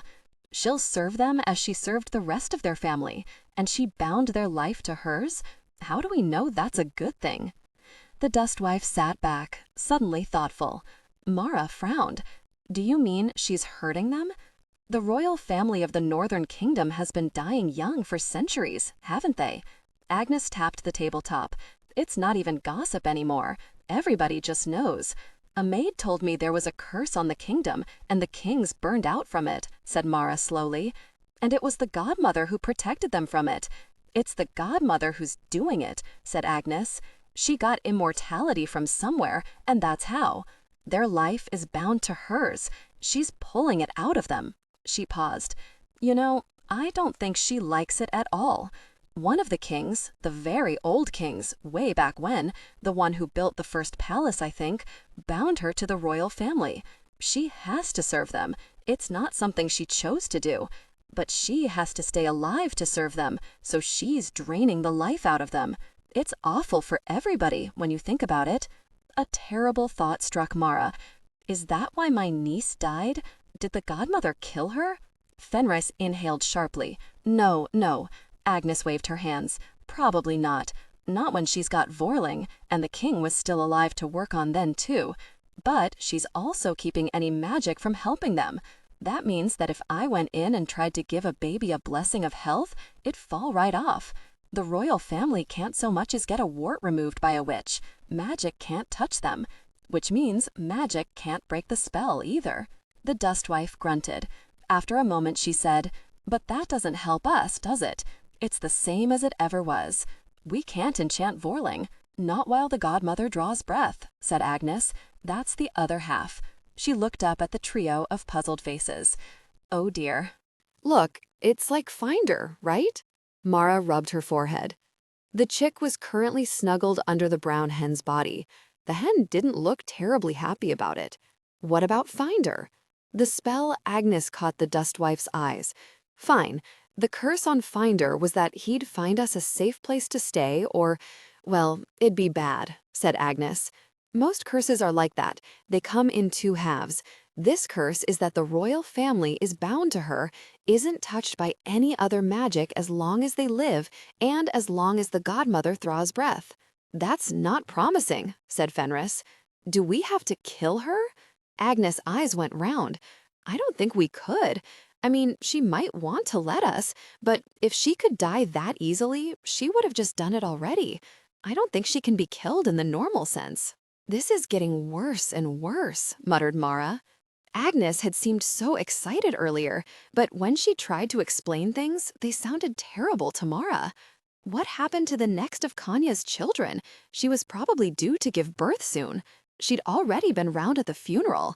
What if they did kill Vorling somehow, and the child grew up and was drained of life to fuel a curse? But she's only doing this because she has to. Does she resent them? Asked Fenris. Agnes gnawed on her lower lip. I don't think so, she said. I think maybe she would have a long time ago. I'm sure she hated them once, but now she just doesn't care. She's been alive too long. She outlived any real feelings. She can't die. She just goes and curses a child, and then she goes away and sits in her temple and just exists. What a dreadful fate, said Fenris. She should at least keep chickens, said the dust wife, or take up gardening. Immortality is wretched, but you can always make the best of it. Do you think she'll help us? Asked Marra. Agnes gave her a worried look. I don't think the spell would let her. I think she already did as much as she could. Marra took out the butchered chunk of tapestry. Another few strands had come loose. It was agonizing to look at, like an open wound. She said she could give me this because I didn't know what it was. The dust wife looked it over but shook her head. It doesn't mean anything to me. It isn't any kind of magic, or if it is, I can't sense it. I don't know why she gave it to you, but presumably she had a reason. Marra stared at it, trying to make sense of the pattern. Nothing came to her. She leaned her head back against the wall. Fenris had sat down opposite her, trying to minimize the amount of space he took up in the tiny room. Bone Dog was half under the table, his illusionary tongue hanging out. Finder, the chick, had wandered down to sit between his paws, apparently napping. Bone Dog freed from the pit of bones. Fenris freed from the goblin market. Finder freed from a pen in the market. Everywhere we go, we set things free. And we're trying to free Kanya from Vorling. Could we free her? Asked Marra. The godmother? The king who bound her is long dead, said Agnes. I don't... She stopped. Her eyes went round. She looked at Marra, and Marra felt the same idea strike her all at once. A shared moment of realization. The king is dead. Slowly, holding the thought in her head as delicately as an egg, Marra turned to the dust wife. The dead kings live in a palace of dust below the living palace, she said. She remembered the billow of tapestries and the maid telling her about the maze beneath the palace. She'd seen it herself, however briefly, hadn't she? She remembered the stone underfoot and staring at the back of Kanya's dress, trying not to get lost in the dark. They're all there. Can you find the king who bound the godmother? Find him and make him let her go? The dust wife drummed her fingers on her knee. I don't know, she said. Let's find out. 3 sets of iron doors and a portcullis, each of which requires teams of draft horses to move, said Fenris grimly. That's leaving aside the honor guard and the fact that it's on the main square opposite the living palace, where anybody can see us trying to get in. Fenris had spent 2 days lurking outside the palace, scouting the main entrance to the Palace of Dust, occasionally with help from Agnes and the dust wife, Sans Chicken. Marra couldn't go in case she was recognized, but she remembered the place well enough. When members of the royal family were interred, the horses wore black caparations and were blessed by the priests of 7 temples. Marra remembered the solemn pacing of the great beasts as her niece's coffin was carried through the iron doors, the thudding of drums. There must be a way in that doesn't require horses, said Marra. People have to go in first to prep the tomb. You couldn't get a bunch of horses in every single time. It's theater, said Agnes. Fenris looked puzzled, but Marra nodded. Yes, exactly. A royal funeral is like a wedding, and the christening is the same way. You need set dressing and staging and schedules. Horses don't just show up spontaneously in the right outfits and march. Fenris considered this. I suppose you're correct, though it is not work I had considered. The coronations I have overseen mostly involved getting someone to a point of being crowned. Actually, setting up the feasts and the clothes and the priests was someone else's problem. Marra thought privately that it was probably mostly a woman's problem, but at least Fenris was acknowledging it was work. So there must be a way to get in and out of the tomb, said Agnes, without all the horses. It might be inside the palace, though, said Marra. While she was reasonably confident that no one would recognize her in the city, going into the palace itself seemed like tempting fate. It's a tomb, said the dust wife. There are always entrances. If they are hollowing out new areas or building new rooms, there must be an entrance for masons that doesn't involve tracking brick dust through the palace. Do the dead know? Asked Fenris. The dust wife rolled her eyes. The dead are already there. They don't worry about how to get in and out. They're corpses, not cat burglars. Fenris leaned back, tapping his thumb against his lower lip. Bricks. Could there be a quarry? Or an entrance from a quarry? How can we find out? Put out that you want work as a stonemason, said Agnes. A stonemason? He raised his eyebrows. I don't know the first thing about stone. Take off your shirt, said the dust wife, poking Fenris with her staff, and I suspect you won't have nearly as much trouble as you think. In the end, Fenris did not have to take off his shirt. Apparently, he was sufficiently well-muscled that no one questioned a history of chiseling stones into shape. Marra tried not to act disappointed. Agnes didn't even bother to try. He came back from his first day, drenched in sweat and covered in white dust, and went immediately to the well to dump water over his head. Almost as good, said Agnes, elbowing Marra. The dustwife's chicken cackled. It's not terrible, he said. I'm the low man on staff, so nobody's handing me a chisel. I'm just moving things around and trying to memorize the jargon. I don't know how long I can keep it up before they realize I'm a complete novice, though. They may fire me tomorrow. Hopefully it won't matter, said Marra. A knot of excitement was forming in her chest. This is it. We're on the way. We're actually doing something. You just have to last long enough to find the way in. Fenris was a quick learner, and apparently he picked up the specialized speech of the trade at a good enough pace that he wasn't sacked the next day or the day after that. But there were also a number of connected quarries, and no way to know which one might lead to the Palace of the Dead unless the dustwife went along, and so for about 5 days, she and Fenris wandered through the quarries at night, dodging guards and talking to spirits, while Agnes made friends with the neighbors and Marra bit her nails down to the quick. This was exactly what she had always feared. They would get to the city, and then no one would know what to do, and they would talk and talk and talk, and nothing would get done, and whatever they tried would fail, and eventually they would run out of money, and Fenris would probably get a job cutting firewood, and Agnes would want to go home and check on her chickens, and Kanya would take a mysterious fall just as Damia had, and eventually Vorling would die of old age, and all of Marra's efforts would have come to nothing. Except now that she knew that if Kanya had a living child, that child would also be cursed and grow old before its time. She sat in the tiny, dilapidated courtyard of the boarding house and tried not to scream. I did 3 impossible tasks, well, 2, and went to the goblin market. And now I am just sitting here while my friends break into quarries. Oh, Lady of Grackles, this is hard. Maybe skipping the 3rd task was where I went wrong.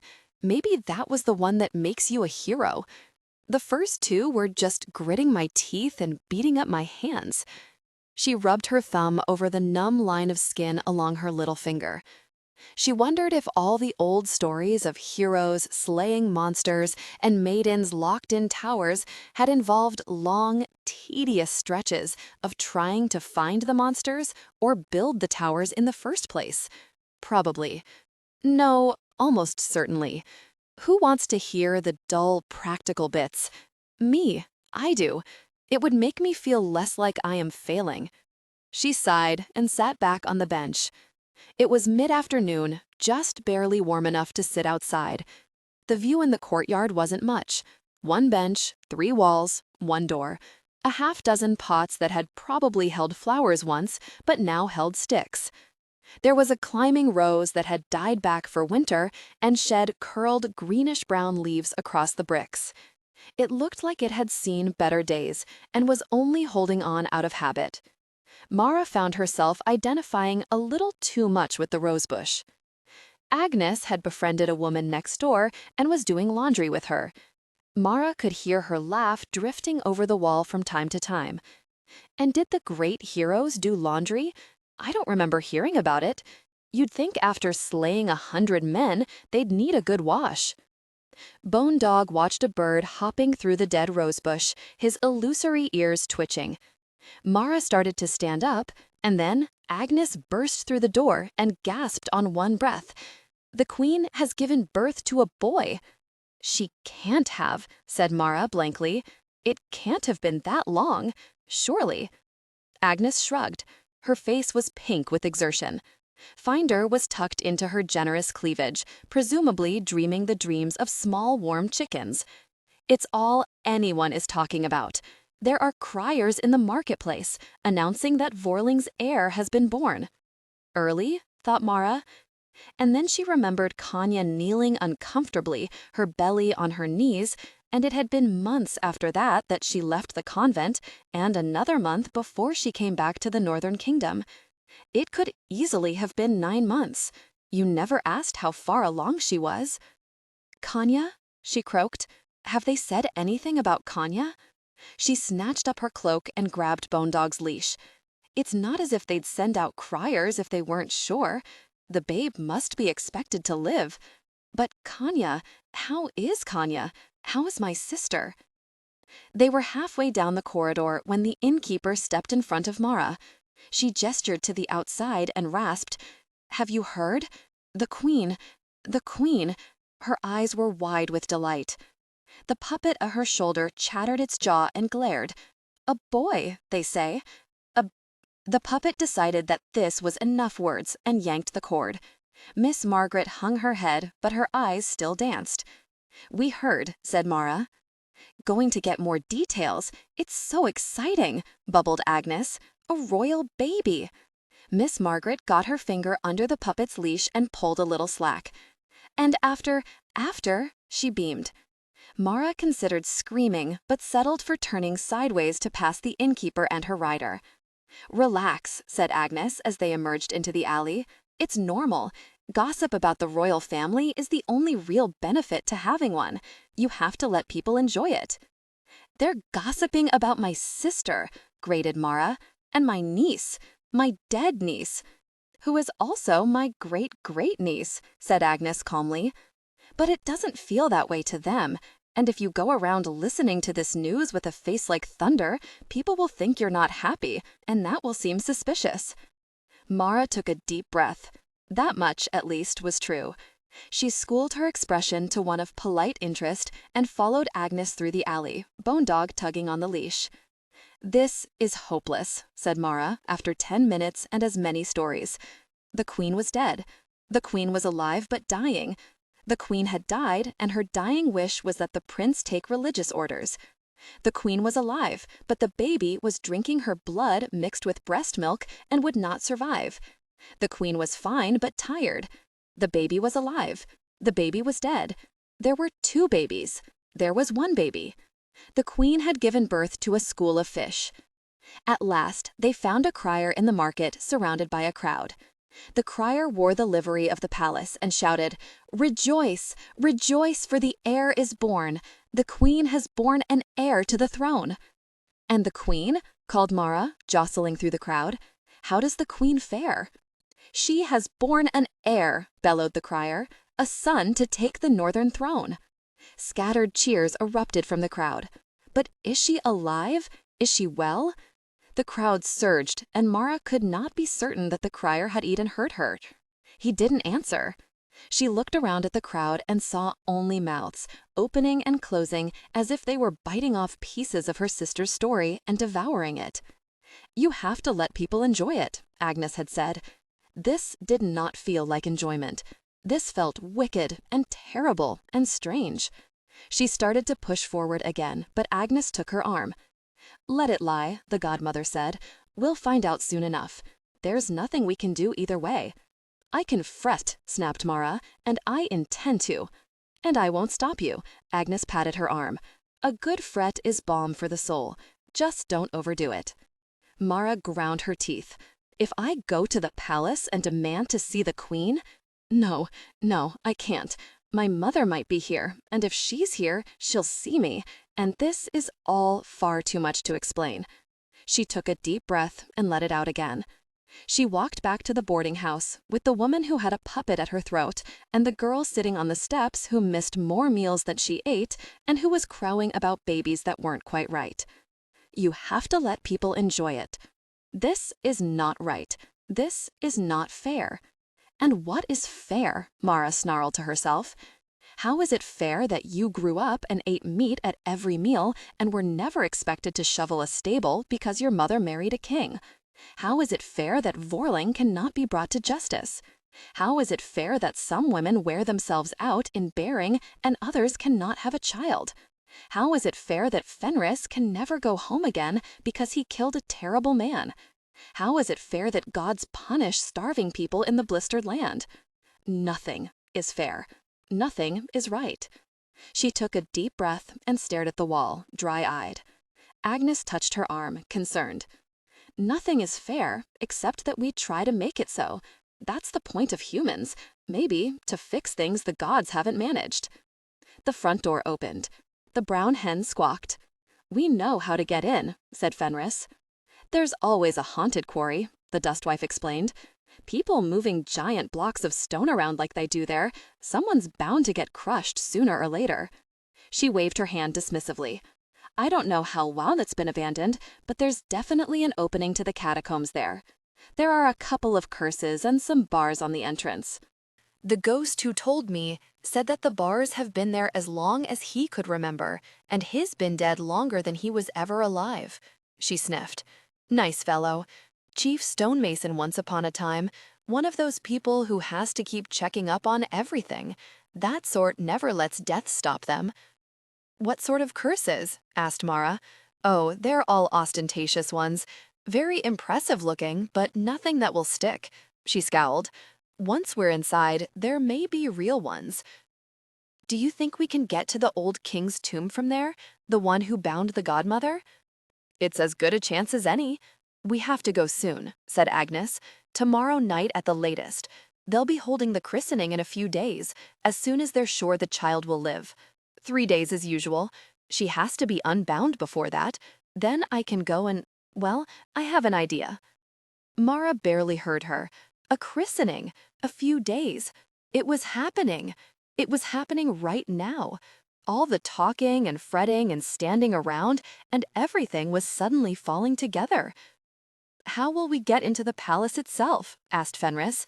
The christening will be full of nobles, and nobles come with guards. Are they just going to let us walk in because we've got the queen's sister with us? Maybe, said Marra. She looked over the other three, wondering if a princess, even a princess who was sister to the queen, would be able to sweep inside with a large dog and a woman with a chicken on her staff. After they treated us as poor relations the last time, no, it might not be that easy. Agnes cleared her throat. I can get in, she said. What? How? I'm a godmother, said Agnes. All three of them looked at her blankly. I know I wasn't invited, said Agnes. That's the point. Huh? She smiled gently, that tiny, frazzled woman. There's only one story about godmothers that's always true. Bad things happen if you don't invite us to the christening. Try to sleep, said the dustwife. I don't know what's going to happen, but I suspect we'll be glad to be well rested for it. We'll go tomorrow night. What about Miss Margaret? Asked Marra. Don't we have to? She trailed off, gesturing at her throat. Oh, that. Yes, we'll offer before we go. Marra tried to sleep that night and couldn't. She tossed and turned, her mind roiling. Agnes thought that she could do something at the christening. The dustwife seemed to agree. Marra would have been much happier if she knew what, but Agnes had waved her hands and said that if it didn't work, it would be better if nobody worried. And the dustwife just folded her arms and said that Marra had come to her for help, not an education in magic. Free the godmother, and the protections go away, she said. That's all you need to know. And once the protections are gone, there are 1,000 magics that can rectify the situation. You can't tell me more? The less you know, the less you can spill when you talk to your sister about getting us into the palace. You're a terrible liar, Marra. You look as if you're afraid the universe is ashamed of you. Marra didn't want to accept this, but the dustwife locked the door to the bedroom and left her to toss in bed and fail to sleep. Her sister had given birth. They were going to the palace of the dead. Her sister had given birth to a boy. Kanya's life was in terrible danger. And if she died, she would be buried in one of the tombs underground, next to Vorling's tomb, and she would have to stand next to him for eternity. Could ghosts torment one another? Would Vorling's bones creep from his sarcophagus and hammer on the lid of Kanya's coffin? Oh, gods and saints, she thought, rolling over and burying her face in the pillow. Oh, let them only be empty bones. I never could sleep the night before a battle, said Fenris. Marra turned to face him, even though she couldn't see. Is this going to be a battle? I don't have the slightest idea what to expect. It might be, or maybe we'll just wander around in the dark for a while, and the Dustwife will wave her hands and it will all be over. Marra shook her head, forgetting he couldn't see her in the dark. I doubt it. Whenever I go anywhere with her, something terrible and magical happens, and then I wish it hadn't. I had noticed something of the sort, yes. I suppose that's still better than a battle. He could picture his expression, the way his lips would be twisting at one corner as he considered this. Battles are terrible, but they're also comprehensible. You know what you're doing. Well, all right, that's not entirely true. You know what you're supposed to be doing. There's a lot of yelling and hitting things, and then you look up and it's over. But once you've been through a few of them, you know more or less how things go. Magic, though, I don't know how it's supposed to work or why. Fenris paused for so long that Marra wondered if he had fallen asleep. Then he said, I was never so frightened as when we were leaving the goblin market. If you had not led me out, I would still be hiding in a corner there, hoping that everything would go away. Marra blinked up at the darkness. I didn't lead you out. We went together. I leaned on you for half of it. He chuckled softly. That's not how I remember it.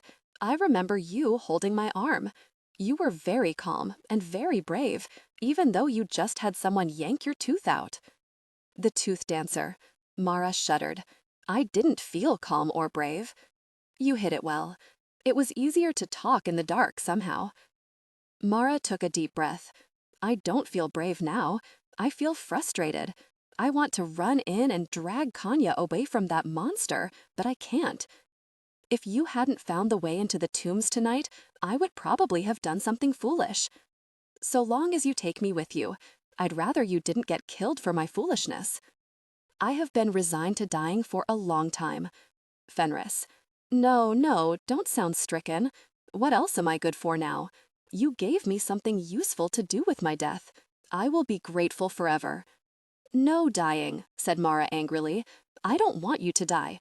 I want you to live to a ripe old age so that I can say, hey, Fenris, remember the time we went into a horrible catacomb and the Dustwife said something cryptic and Agnes waved a baby chicken at us? And you say, of course I remember, and I don't have to try to explain to someone who wasn't there. The silence from the other side of the room was suddenly deeper and more textured. Marra bit her lip. Besides, she said, after a moment, someone has to chop all my firewood. I've gotten spoiled. She rolled over again. She could not seem to get comfortable. If I ask, he'll think I'm propositioning him. Am I? No, definitely not. Not while all this is going on. It'll just make things terrible and complicated, and they're already terrible and complicated enough. I might never get another chance. But if I do, and it's awkward and weird, then we'll probably die with things being awkward and weird, and I cannot handle that. Marra thumped the pillow and then gave up. Fenris? Yes? I don't know how to ask this without giving you completely the wrong idea. All right? Do you remember on the road when we slept back to back? He did not answer, but she heard the bed creak, and then the indignant snuffle of Bone Dog being nudged out of the way. Her own bed sagged as Fenris sat on the edge of it. Marra scooted up against the wall to give him room. His back was as solid and warm as she remembered. She sighed and felt something unclench, although whether it was in her jaw or her gut or her soul, she couldn't say. You're a saint, she mumbled, tugging the blanket up around her shoulder. You have no idea, muttered Fenris. They slept as late as they could and then got up and stared at the walls. They ate. Marra threw the nettle cloak over her clothes, watching the owl cloth break up the outlines. Fenris went out for an hour and came back with his pack full of food.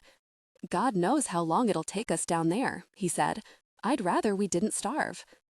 Marra had been doing frantic math in her head. If the child had been born before midnight, they had 2 days to the christening. If the child had been born after midnight, they had 3 days. Neither of these options were good. The only kindness was that darkness fell early. The moment the shadows began to stretch, she was up and pacing. "For the love of the gods," said the Dustwife, "let's go. I'd rather fight with the dead than watch Marra wear holes in the floor." "Will we have to fight the dead? Anything's possible." Marra paused. "There are stories about grave robbers having their souls ripped out and haunting the catacombs. These things happen." The Dustwife stood up, held out her staff, and let the chicken settle herself. Agnes tucked Finder under her scarf. They made their way down the stairs in a grand procession, only to encounter the innkeeper in the hallway. "Miss Margaret," said the Dustwife, "we thank you for your hospitality." Her words rolled out with the air of a dread pronouncement, as if she were sentencing the innkeeper to be thanked, perhaps for all eternity. Miss Margaret looked bewildered, then dropped a curtsy. The puppet glared from her shoulder. Quick as a striking snake, the Dustwife reached out and grabbed the puppet's head.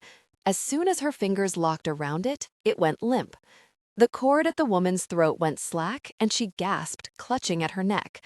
Raw furrows had been etched against the sides of her throat, the skin abraded so many times that it had left patches as red and scaled as a dragon. "It cannot hurt you now," said the Dustwife. "Don't hurt him," cried Miss Margaret, voice suddenly loud. "Don't. I have not hurt him. If I release him, everything will be exactly as it was. But you have been kind to us, so I offer you a choice." She loomed over the innkeeper, a tall, rattlebone creature of deserts and dust, shockingly out of place in the little hallway. "Say the word, and you can be free. He will be destroyed and never trouble you again." The choice was so obvious that Marra never doubted, and so the innkeeper's words were doubly shocking. "Put him back," she shrieked, tugging on the Dustwife's wrist. "Let him go. He never hurt you. He never hurt anybody." "What? You are certain?" asked the Dustwife, implacable as death. "Let him go. Don't hurt him." "Very well." The Dustwife released the puppet and stepped back.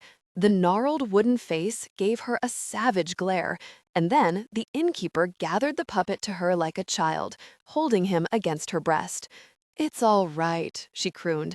"It's all right." And to the Dustwife, furious, "You'd better go." "Very well," said the Dustwife again, and the 4 of them walked out of the boarding house forever, with Bone Dog hushed and silent at their heels. "What just happened?" hissed Marra.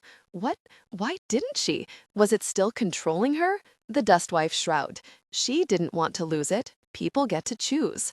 But she's choosing wrong. I don't understand." And Marra ran out of words and waved her hands. "I know," said the Dustwife. "I know. She can't have realized. She must not have understood." She understood. Was she scared? Did she not believe us? "Maybe," said the Dustwife. "But more likely she simply did not want him destroyed." "You cannot help people who do not want help," rumbled Fenris. "You can't force someone to do what you think is best for them." He paused, then added, somewhat reluctantly, "Well, you can, but they don't appreciate it, and most of the time it turns out that you were wrong." "But we can only save people who want to be saved," said the Dustwife. "If it's still bothering you, well, come back afterward, assuming any of us are alive to do so. But we are out of time." Marra clutched Bone Dog's collar and shut up. It was a long way to the quarry. The shadows got longer and then pooled together, deep blue on the white walls of the city. Marra kept looking up, to the palace, where her sister and her newborn nephew waited. She bore an heir. After the christening, Kania's life will mean nothing to the prince. No, surely not. Children die too easily. He'll wait until he has another one, won't he? Surely? It would be the sensible thing to do. Why do you expect a man who tortures his wife to be sensible? Marra gripped her temples. Concerned, Fenris reached over and took Bone Dog's leash. "Are you all right?" "No, but I'll manage." It was dark when they left the city. No guards stopped them. This was the poorest quarter, where you lived because you could not afford better. No one cared who went in or out. Rats and alley cats watched them, and children with eyes like alley cats, but no one else. For a moment, looking down into the quarry, Marra thought that she was looking back into the bone pit in the blistered land. The white stone was the color of moonlit bones, and the chunks of abandoned rock looked unpleasantly like skulls. Her brain sang that it had all been a long, impossible dream, and now she was back at the beginning with everything still to do again. Her foot slipped on the edge of the slope, and Fenris reached out to steady her. "I'm fine," she muttered. "It's nothing." Her head was still full of Miss Margaret clinging to the puppet, and probably it was no wonder that she was a bit vague right now. Also, you're about to enter the cursed palace of the dead. That tends to have an impact on your nerves. She wondered what Mordecai had thought, standing at the swamps at last, and whether the poison worm had been right there in front of him, or if he'd had to go wandering through the swamp trying to locate it. They still didn't have a map. She had the ruined fragment of the godmother's tapestry, but unless it started glowing or talking, it didn't seem like it was going to do any good. Another of life's little intelligence tests, and as usual, Marra had failed to even learn the question. The entry to the palace was halfway down the slope, but a good road had been built to it once.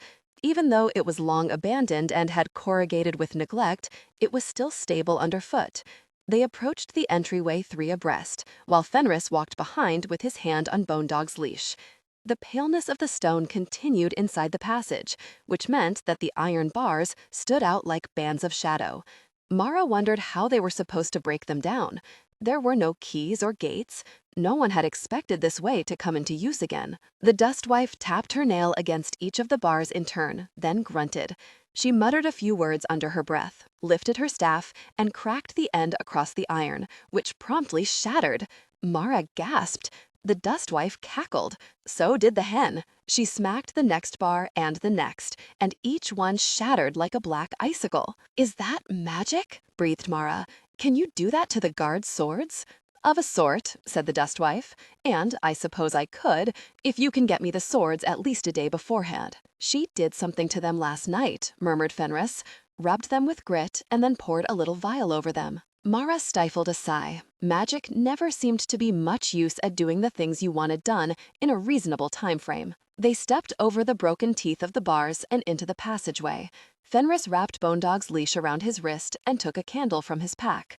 The dustwife pulled something from her many pockets, said 2 sharp words, and moonlight blossomed under her hands. "Is that the moon in a jar?" asked Marra, feeling a pang of recognition. "Only a little of it. It won't mind. The moon loves things like this." She hung the little vial of moonlight from her staff. The brown hen cast a molten shadow on the ceiling, crowned with horns. "So that bird really is a demon," said Fenris, eyeing the shadow. "Of course she is. Why would I lie about something that ridiculous?" The light revealed carved words overhead. Marra pointed upward. What did those say? "Curses against grave robbers. Threats to tear your soul out and sentence you to wander for all eternity, that sort of thing. Should we be worried? No, it's the usual grandstanding." The dustwife sniffed, although I wouldn't rob any graves, just in case. They set out. The passageway was rough, the kind of tunnel built for service instead of ceremony. Bits of broken stone littered the ground. Bone Dog snuffled, but clearly didn't smell anything of interest. "Do we know where we're going?" asked Agnes. "We want the first king, the one who bound the godmother." "Was it the first king, then?" asked the dustwife. "Oh, yes. It was the godmother's power that let him keep his dynasty going. Before that, all these little northern witch kings were cursing each other constantly, knocking down any clan that looked like they were getting too powerful. The godmother tipped the balance. Imagine a godmother changing everything like that."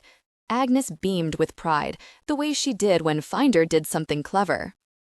"The tombs are laid out by family," said Marra, "so presumably we'd need to just go back and back until we find the oldest one." Her voice echoed down the passageway and sent back words, 1, 1, 1. "Easier said than done," muttered the dustwife. Her chicken flapped its wings, leaving demon shadows on the wall.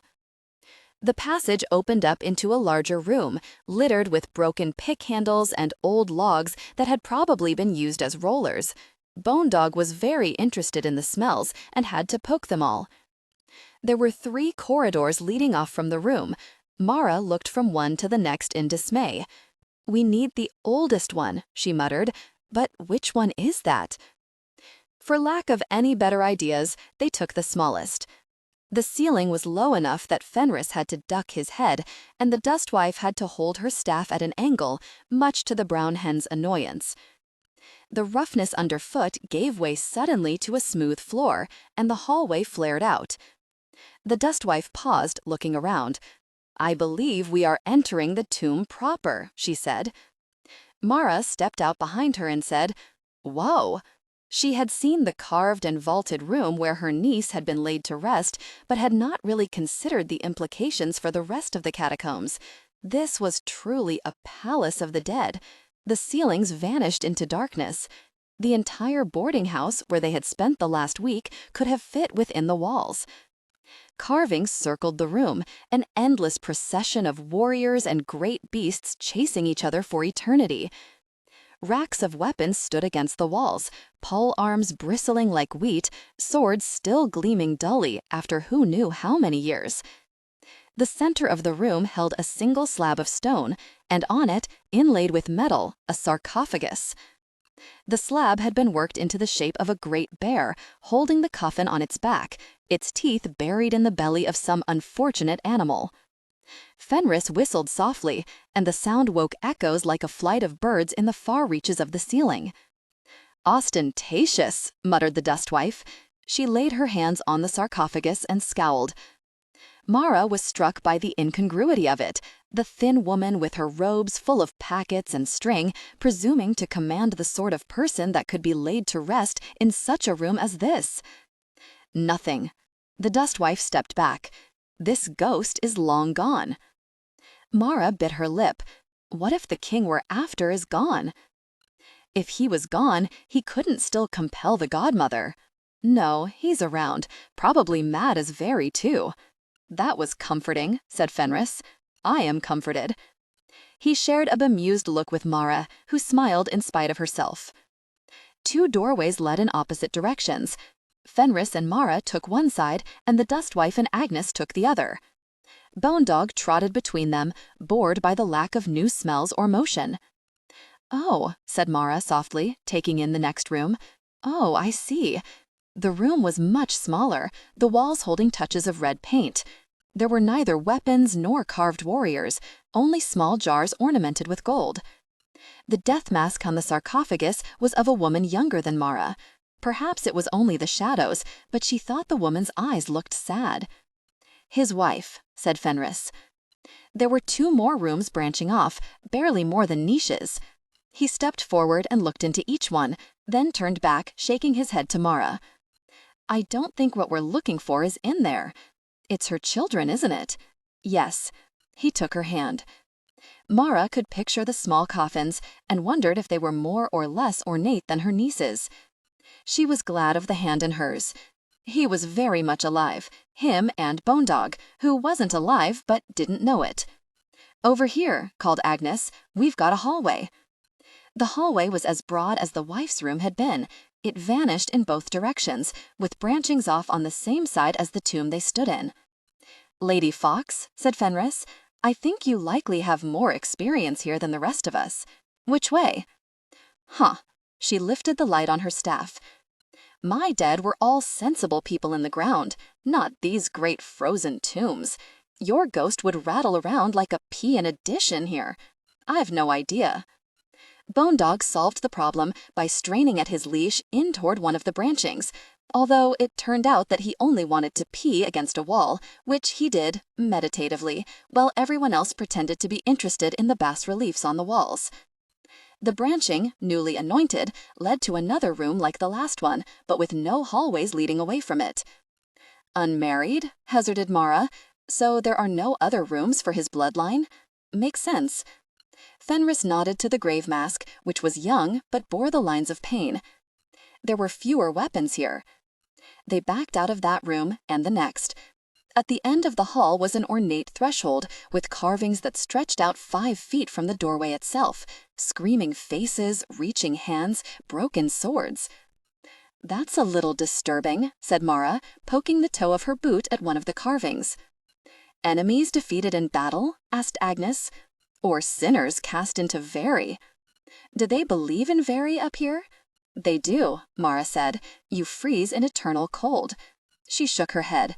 The concept had seemed foreign to her when she heard it. The Harbor Kingdom, sensibly, believed that the dead went into the sea, and the good were reborn from it, while the damned sank to the bottom and were devoured by crabs. Still, she couldn't blame the Northern Kingdom for their confusion. There probably weren't very many crabs up here. "I hate to walk on them," she muttered. "They're only stone," said the Dustwife. "They were never alive." She walked across the screaming carvings, the hem of her robes brushing over their faces. One by one, the others followed. This tomb was as large and ostentatious as the wife's tomb had been plain. The walls were ribbed with statues, each one of a stern-faced northern god, and yet, despite their faces, the impression was of a great throat waiting to swallow the unwary. There were shadowy figures flanking the sarcophagus. Marra paused in the threshold, trying to make sense of the number of legs, the shapes. "Oh," she said softly. "Oh, I see." The cold air of the Palace of Dust had preserved the dead horses far better than she would ever have guessed. They had sagged and withered, but they were still identifiable. Poles thrust up into the bodies held them in place, standing at attention around their dead master. The proud arch of their necks had sunken in, but Marra could still recognize the marks of breeding and the richness of the golden bridles. "A wealthy man," said Fenris, "to be buried with his war horses like this." "The father," muttered the Dustwife, gazing up at the sarcophagus. "Or the son. Are we going forward or back?" "If we go long enough in one direction, the weaponry should change," offered Fenris, studying the carvings on the walls. "These saddles have stirrups. If we find a tomb without them—" "If I could find a very ghost, I could just ask," said the Dustwife, annoyed. She smacked the sarcophagus lid, and a hollow ringing filled the crypt, then died away. "But these are too quiet and too long dead. We need younger corpses." Or at least angrier ones. Marra did not have much time to worry about that because the next corpse they found was positively furious. It was a small tomb off the grand one, a concubine's room perhaps. The materials were costly and exquisite, gold and jade and rosewood, and the death mask was beautiful and painted with lapis. Despite the materials, though, it seemed hasty, as if everything had been slapped together swiftly and in fear. Jade tiles crunched under their feet, having fallen from the coffin, and there were no carvings, only faded paintings. The threshold was plain and uncarved, and the doorway was hidden in the shadow of one of the scowling statues. "This one," said the Dustwife with professional satisfaction. "This one here. This one is old, but she has grudges." She pulled something out of a pocket. Marra got a glimpse of orange-red, like cinnabar, and dusted it over her hands, then knocked on the coffin lid as if it were a door. Marra expected it to take a few minutes, as the drowned boy had, a slow swelling of horror as the ghost manifested itself, but she barely had time to brace herself before the room erupted. Dust exploded up from the coffin. Broken tiles flew around the room. Fenris flung himself over Agnes and Marra, while Bone Dog yapped silently, trying to catch one in his mouth. Only the Dustwife was unmoved, standing in the center of the chaos, with the light of the moon and her familiar's shadow falling over her like a shield. "Calm yourself," she said, "or I'll lay you back down and find another spirit to work with. Your rage does not impress me." The entire sarcophagus twisted as it came alive, bouncing on the slab, and then it rolled to one side so that the death mask faced them. The beautiful face was still and calm, but the eyes were alive and smoldering with fury. "You wake me!" The voice was made of echoes, of small green tiles falling from the badly mortared sarcophagus, of golden ornaments rattling together like metal cobwebs. "You dare to wake me! peasant, commoner, you come into the tomb of the great. The great? Forgotten your name, have you? Asked the dust wife. Well, it happens, kings and commoners alike. She thumped her staff on the floor of the tomb. So what kept you furious all this time? Replaced, replaced, replaced. The wind went around the room again. Set aside. How dare they? How dare they? Do they not know who I am? The great, the great. Again the stirring wind, the sense of a shriek somewhere beyond human hearing, like bats hunting overhead. Poor thing, murmured Agnes, having freed herself from Fenris's attempt to protect her. Set aside, were you? Were you the king's mistress? Mistress! I was his wife of 7 years, but I bore him no child, so he took another, and when her brats were murdered with a scarlet cord, they put the blame on me. Me! Did you murder them? Asked the dust wife, sounding interested rather than horrified. No, I wish I had. If they would blame me and send me home to my parents to die, at least I might have done the crime. I did not love them. But no. Marra was starting to think that Vorling had come by his wickedness honestly, at least. It seems we've stumbled on an ancient scandal, said Agnes. A daughter of the king sent home in disgrace. Disgrace? Oh, yes. They could not kill me, you know, so they locked me up in here.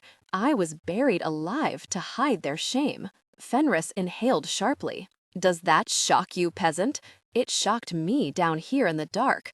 I screamed and no one came, and eventually I died, and still no one came. So they buried you alive? The dust wife frowned. Do you know the layout of the catacombs? No, why would I?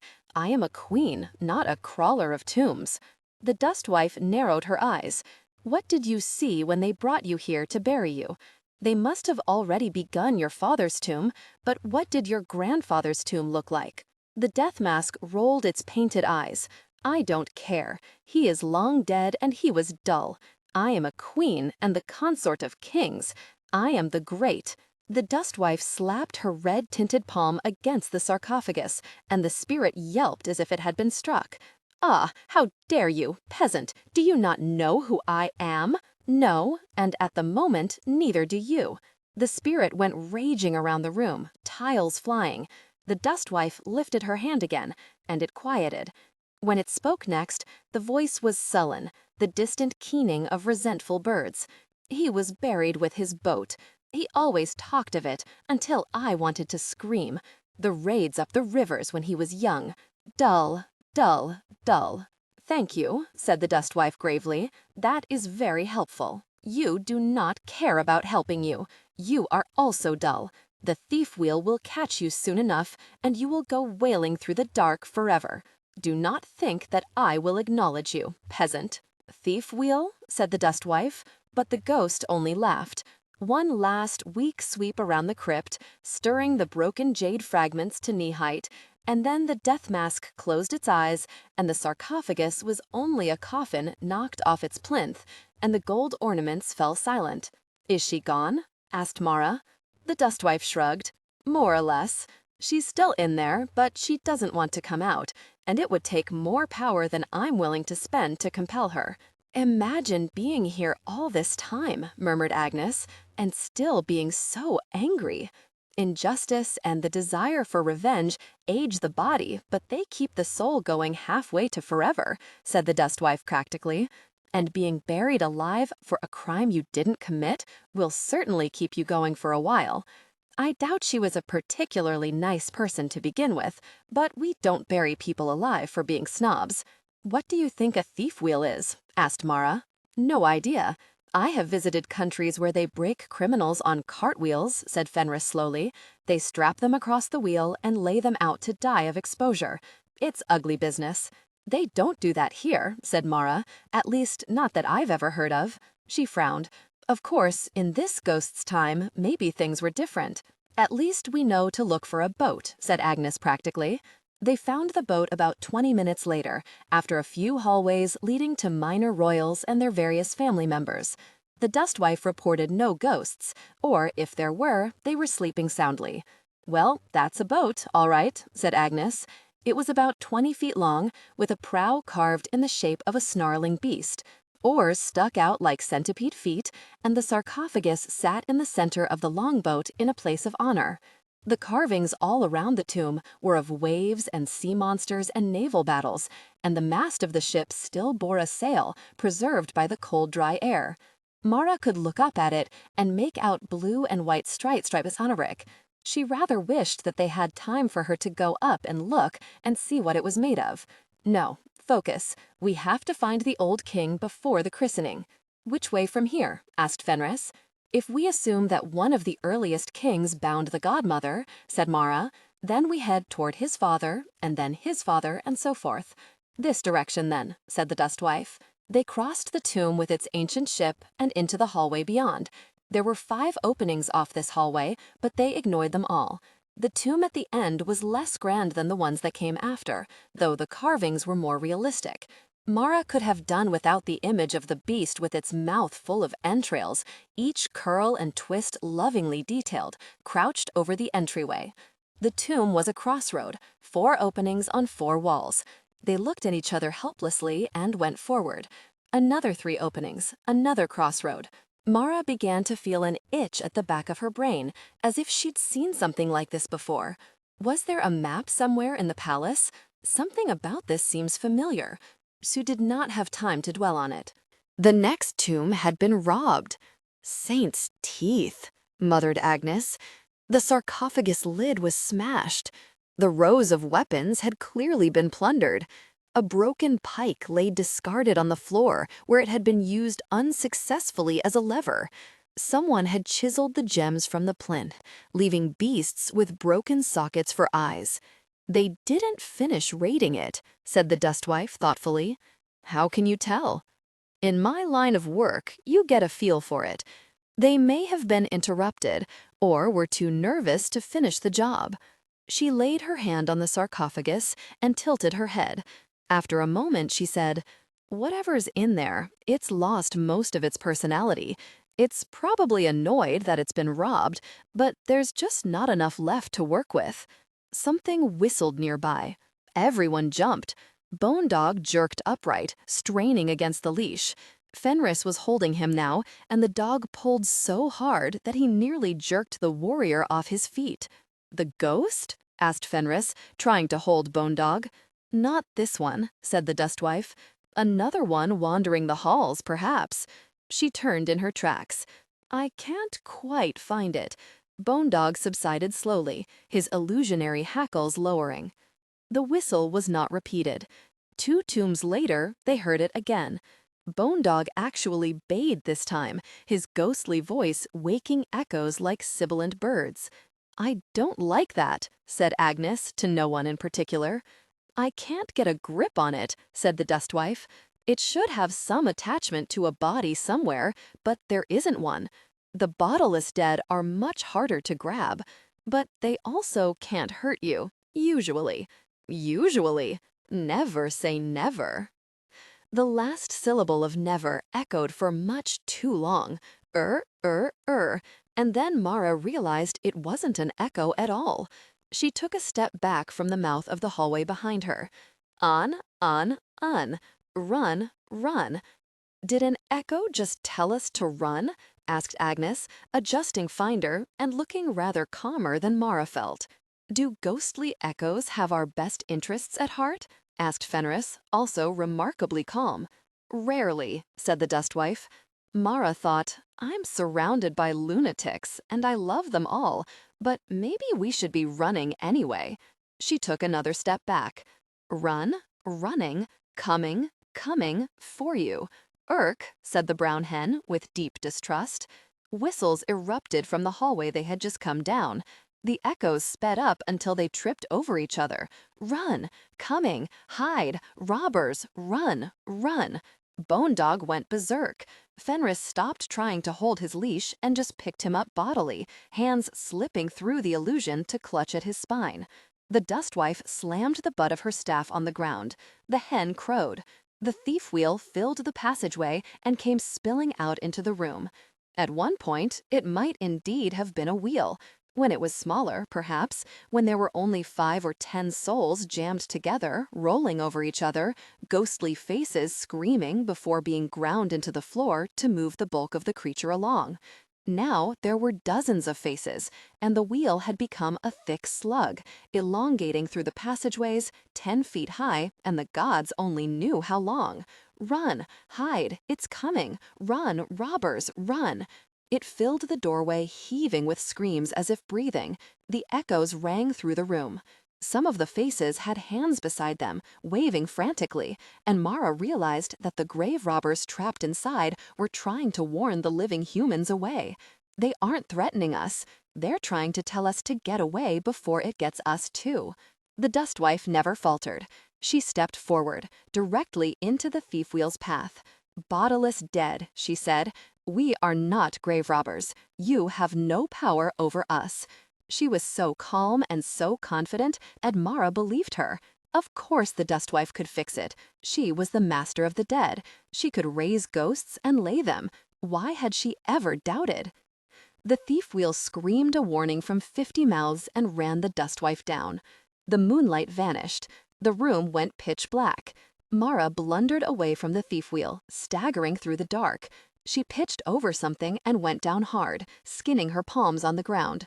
She could hear shrieks and shouting, the wails of the dead, and over it all, the furious clucking of the demon hen. Something grabbed her. It didn't feel like a human. It felt like a great wall of glue that engulfed half her body. Marra screamed and slapped at it, which was a mistake. Her arm went in and got stuck. She retained enough presence of mind to throw her head back to try and keep her mouth free. "Marra!" shouted Fenris. Then the thief wheel was moving with a sickening forward slide. She bashed the back of her head against the wall and saw pinpricks of white against the blackness. "Run, run, run!" piped the faces around her in the dark. And then one, next to her ear, I'm sorry, I can't make it stop, it just keeps going." Were they going through another corridor? Stones scraped her back. She was being carried forward, but also sliding inexorably toward the back of the thief wheel in a queasy, seasick motion. "Oh God," she thought very clearly, "I will be devoured and stay as a ghost forever under the palace." This seemed uniquely horrible. Not that she would die, but that she would be trapped here, in the palace, which she was beginning to hate with a fine and enduring passion. Her back scraped against more stone, and she tried to lean closer into the thief wheel, but she couldn't, not without putting her face in it, and she'd rather not have any skin on her back at all than do that. "I'm so sorry, I can't stop it," sobbed the voice next to her ear. "I keep trying, but it won't stop." "It's all right," she said automatically. She was going to be ill, and she was being dragged backward along the length of a creature made of lost souls and glue, and still she was trying to reassure someone. Of course she was. That was how she was going to die, telling someone it was all right for stabbing her. Really, she didn't mind. The thief wheel dropped her. Perhaps she had worked her way to the end. She struck the floor of the corridor, and then, mercifully, she fainted. When Marra came to, she was freezing. She had curled up under the nettle cloak, but had no idea how much time had passed. Long enough for the stone floor to leach all the warmth out of her, at least. She listened for the sound of the thief wheel, but could hear nothing. "Fenris?" she called. "Agnes? Dustwife?" Her voice echoed, but brought no response. There was no spark of light anywhere. She got to her feet and sped her arms wide, feeling for walls. A corridor. She yelled for her friends again, to no avail. "When you're lost in the woods, stay put," Marra muttered. "That way people can find you. But this isn't the woods, and I don't think we've got enough time." Which direction had the thief wheel dragged her? How far had she gone? She had no idea. She took a deep breath and pulled the nettle cloak tightly around her. "All right," she murmured. "All right." She picked a direction and began to walk. Doorways to tombs opened under her fingers. She ignored them. The big tombs were always at the ends of the corridors. She walked forward until she reached some kind of threshold, and then felt her way forward in the dark. The echoes sounded like a large room. Smooth metal, carved stone, tiny square edges. Something that felt familiar, and then Marra realized she was touching a death mask. She jerked away and blundered toward the wall, only to realize that she had lost track of where her entryway was. How would she know if she was going in the right direction? She fetched up against a wall and felt like weeping. I'm lost in the dark, and I will die down here. The dustwife might already be dead. Oh, Lady of Grackles, help me, help me. I tried to help myself, but I don't think I can help this bit. Silence, cold, dust, and then, in the great darkness under the palace, Marra saw a light. It was only a spark at first, more golden than torchlight. She thought perhaps it was not really there because it looked like the gold sparks that came when she rubbed her eyelids, but it strengthened and came closer and closer still, illuminating the walls with their carvings of cold, dead kings. It was a woman. Where she walked, she kicked up clouds of light like dust. Marra lifted her eyes and saw that the woman held a severed hand in her right hand, and that her left wrist ended in a stump. It was the saint from the goblin market. A long time later, it would occur to Marra to wonder why the saint had been there, in the palace of dead kings. At the time, it did not. She was a saint. Saints walked where they would. The saint lifted her severed hand so that the first finger lay across her lips in a gesture for silence. Marra crouched at her feet, gazing up, and nodded. The saint beckoned, and Marra followed. They went slowly but sure-footedly.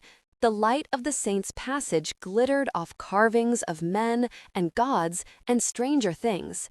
Marra watched whole histories unfold as carved generals defeated armies of beasts misshapen and beautiful and strange. Then, step by step, she began to fade. Marra wanted to cry out, to beg her not to leave, but she bit her lower lip. The gods had intervened on her behalf. Surely they would not take her only halfway. Wait and see. The world is not always cruel. She followed the fading footsteps of the saint. It seemed to take a long time, shifting slowly from gold to silver, and finally Marra realized that the saint was gone, and the silver light came from farther ahead, from a vial filled with moonlight trapped in a jar. She broke into a run, not caring if the thief wheel heard her now, half sobbing. "Fenris! Agnes! Dustwife! Marra!" She broke into the room, and before she could even focus, Fenris had thrown his arms around her and had his face pressed against her hair. "You're alive," he said. "I thought I'd lost you. You're alive." "You're alive too," she said. She wanted to stop and think about what "I thought I'd lost you" might mean, but it didn't quite seem like the time. And he was very warm, and she was very cold, and it was very pleasant to be held in such a fashion. "You're alive." "Yes, yes," said the dustwife testily. "We're all alive. Please don't cry on me about it, though." Fenris finally released her, although not without reluctance. Bone Dog immediately leapt up on her, washing her face with his tongue. "What happened to you?" asked Marra. "I got picked up by the thief wheel." "So did I," said Agnes. "Didn't realize it got you, too." "Bone Dog ran after you," said Fenris. "Dragged me with him, and I thought he might have the best chance of following you. When he finally lost track, we were totally lost." "How did you get back?" asked Marra. "Oh, I had Finder do it," said Agnes. She patted her chest where the exhausted chick was sleeping, asked him to take me somewhere safe. Then the dustwife turned up. "Bone Dog found them," said Fenris. "I was going to suggest we start looking for you, but then you turned up. How did you find us?" "A saint led me," said Marra, "the one from the gobbling market." All three of them stared at her. "Huh," said the dustwife. "How fascinating," said Agnes. "A few months ago, I would have thought you were mad or lying," said Fenris. "Now I suppose I'm just surprised she didn't stay for tea." "But how did you get away?" asked Marra. "The thief wheel fell on you. I saw it." The dustwife sniffed haughtily. "It was nothing. It squashed you." "Fine. It was something." She looked annoyed. Marra noticed that her coat was rumpled, and there were a few stains where the contents of the pockets had broken. The brown hen was missing a couple of tail feathers. They were very disobedient dead.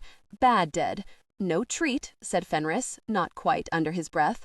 Marra choked and spluttered and began, helplessly, to laugh. So did Agnes. The dustwife folded her arms, and the hen went "Irk" indignantly, which only made Marra laugh harder. "I'm glad you're all amused," said the dustwife, when they had giggled themselves out. "What was it, though?" asked Marra, torn between hilarity and renewed shudders. "A tangle, a mangle, grave robbers, and a few unfortunate souls, probably lost builders. The curse ripped their spirits out and wadded them all up together to roam the catacombs and find more. But it wasn't terribly well designed. They never put an upper limit on the souls, so it collected too many over the centuries and got muddled. That was the problem giving it orders. Nothing's in charge anymore. It's just blundering around in confusion." She grimaced. "I slapped it and it ran away. And you didn't steal anything, so it couldn't eat your souls. It just dragged you around. It's still out there, but it won't come anywhere near me again." "Can you unmake it?" asked Fenris. "Set them free?" "I could if we had a few days to spare, but we don't, so I sent it away." She looked down her nose, the lines drawing tight around her mouth. "We're running out of time." "Are we?" asked Marra. "What?" said Agnes. "I fainted for a bit," Marra admitted. "How long has it been?" Fenris's face was suddenly grave. "Almost a full day," he said. "We have to hurry. We're going to be late to the christening. 4 corridors and an intersection, 2 intersections, and 3 more corridors." Marra's mind tugged again at the sensation that she knew this pattern, that she had seen something like it, but it wouldn't surface. Perhaps it didn't matter. They had found the tomb of the first king. It was small. Marra had expected something huge and grand, vast archways framed by carved warriors, gold and jade and glory. Instead, it was a little stone room with wooden beams holding up the ceiling. There was a single sword, tossed almost casually across the stone coffin lid. The king's death mask was very simple and had cracked across the forehead like a scar. The walls were the most impressive part. Red and black paint glimmered in the captive moonlight. The murals were stark and strong, and age had tinted the white pigment of the northern faces to blue, so it seemed that an army of stylized blue-skinned warriors swept across the walls of the tomb. In the center, a blue king sat upon a throne, holding a sword across his knees. The dustwife laid her hands on the sarcophagus and gave a short, sharp little laugh, like a fox's bark. "Oh, yes," she said. "Yes, he's in there." You can tell. God's yes. Like having a sleeping bear in the room.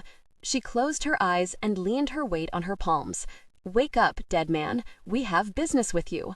Marra, insomuch as she expected anything, thought that perhaps the death mask might begin to speak, as it had for the daughter who had been buried alive. Instead, the sword rattled on the lid, and on the wall, the painted king lifted his head and stared with pigmented eyes at the dustwife. "Why have you come here?" The words had no sound, but the echoes rang through the room. Marra felt as if they were being pounded into her skull with a metal hammer.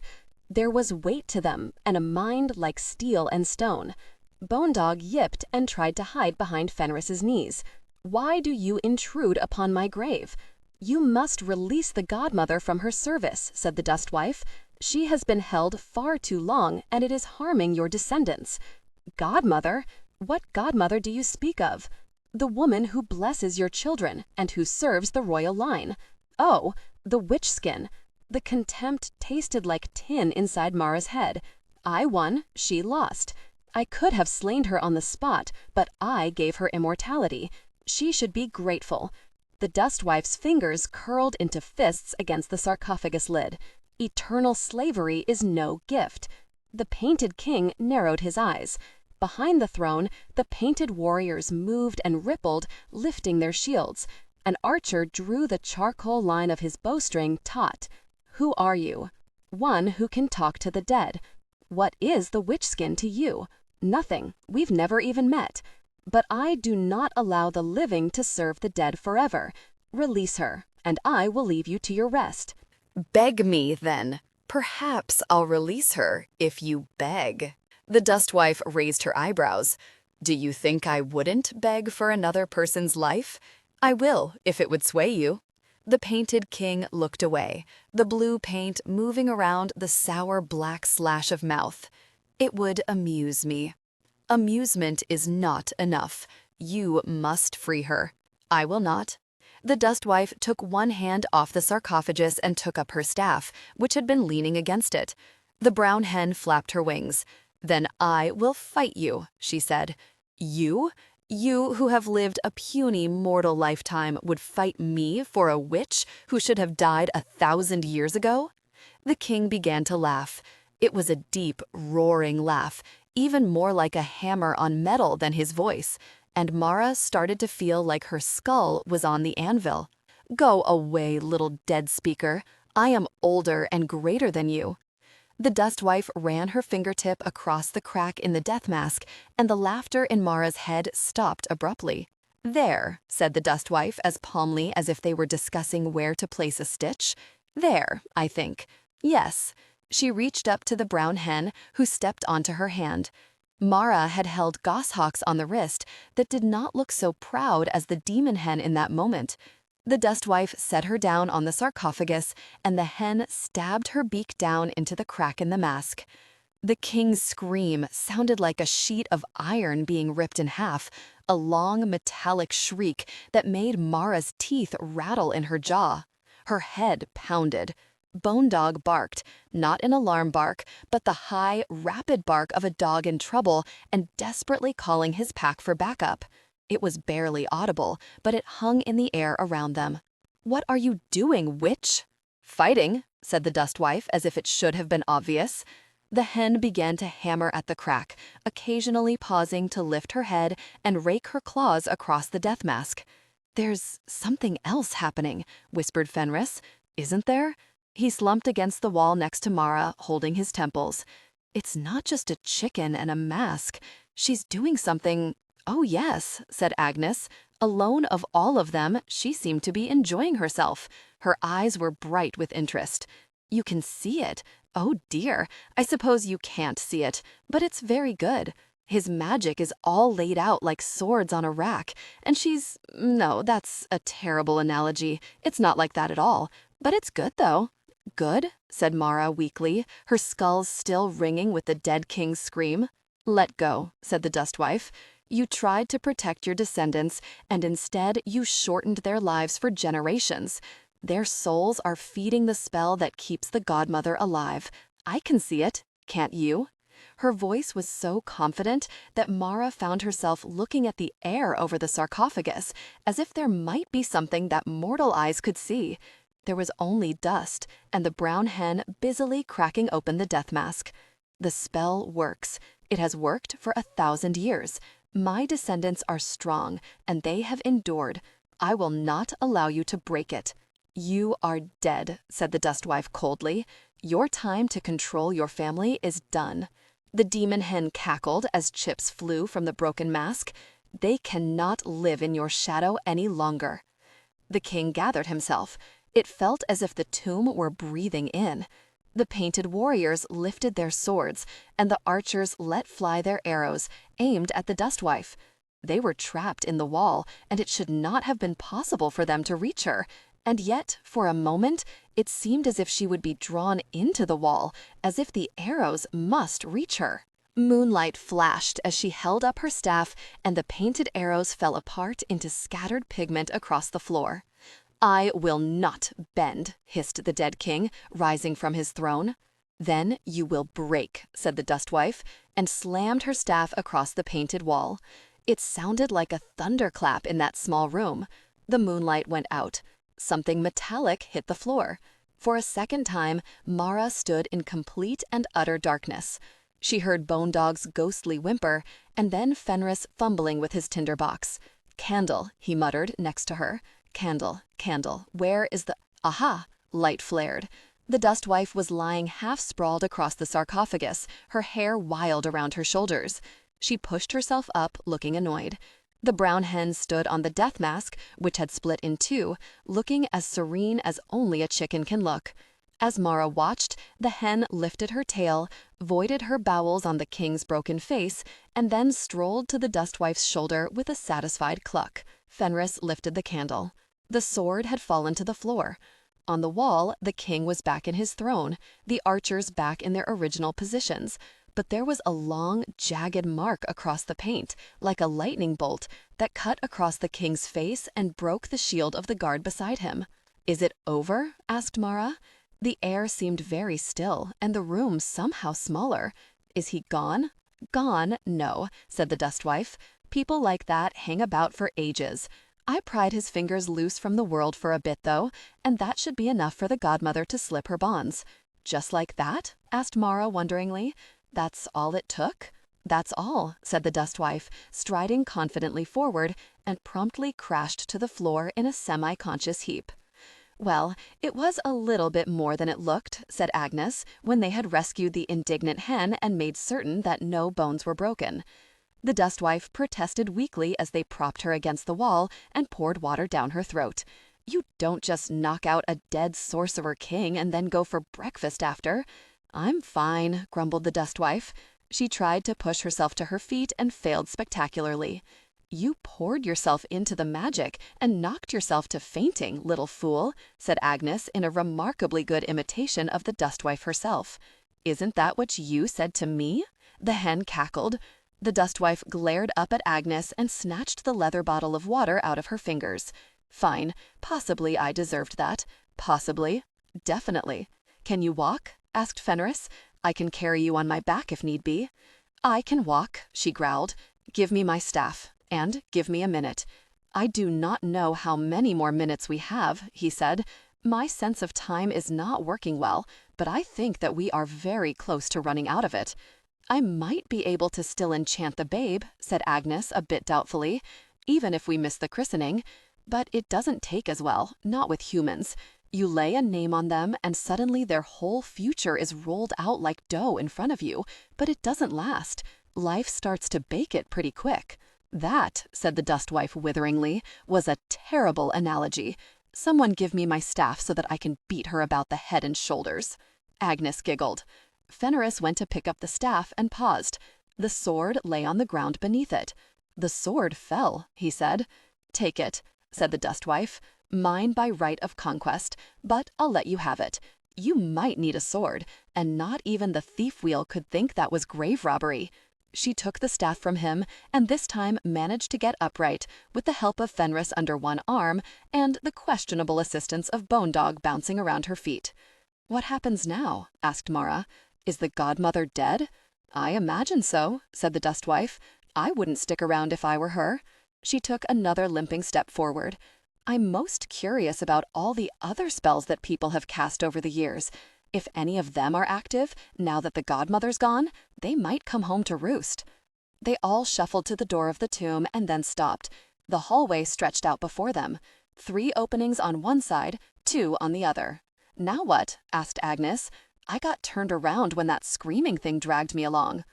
"Going back to the source was one thing," said Fenris, holding up the candle.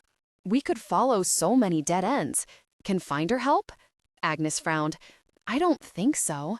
We're much safer here than we are in the palace, aren't we? Maybe once we run out of food and water, but Finder will just keep moving us around the tombs to avoid the wheel thingy. 3 openings on one side, 2 on the other, 6 openings on one side, 5 openings. Do you know what they represent? Then I may give it to you." "I've got it," she said. She laughed incredulously. "We've had it this whole time. The tapestry." She unrolled the frayed bit of tapestry in her pack, running her fingers along the weave. 3 lines of thread.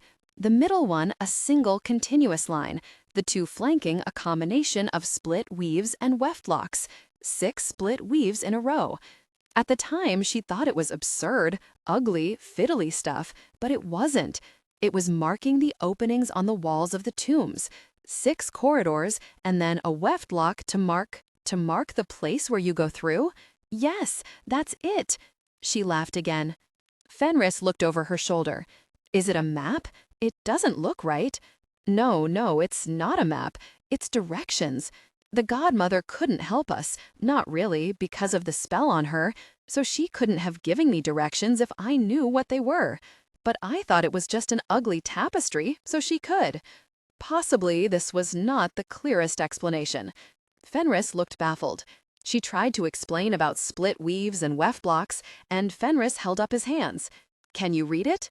Yes. Then that's good enough for me. Lead the way. I have to figure out where we are, she said. The gold knot. Is that the king or... No, the weave doesn't match. I think that's the way out. The palace, maybe, or another exit. I just have to find where we are on the tapestry. She ran her fingers over the thick threads, letting touch work where eyesight failed. 3 split weaves on one side, 2 on the other, and a weft lock in the middle of the center row, indicating that you'd reached your destination. There it was, yes! Marra flipped the ragged cloth around and walked forward. Fenris held the candle aloft. Bone Dog bounced around Agnes, and the dust wife grimly brought up the rear, her footsteps uneven on the stone. Weft lock, she muttered to herself. Split weave, weft lock here. She took the indicated turn, then the next. This is the way we came, said Fenris. So far, so good. Suddenly confident, Marra hurried onward. The tapestry came alive under her fingertips, and she knew where she was going. She did not realize that she was practically running until Fenris called ahead to her. Wait a moment, Marra. Right. She stopped, letting the dustwife and Agnes catch up. Right. I'm sorry. She waved aimlessly overhead. What time is it up there? It can't have started yet, surely. We must be close. Time suddenly seemed physically present, rushing past her like air through the tunnels. What happens now that the godmother's gone? Old spells? Agnes thinks she can use her powers if we get to the christening, or maybe the dustwife was going to cast a spell on Vorling, or raise up the dead, but she can't do that now. Could she get to her sister before the christening and warn her that something was going to happen? Was there time?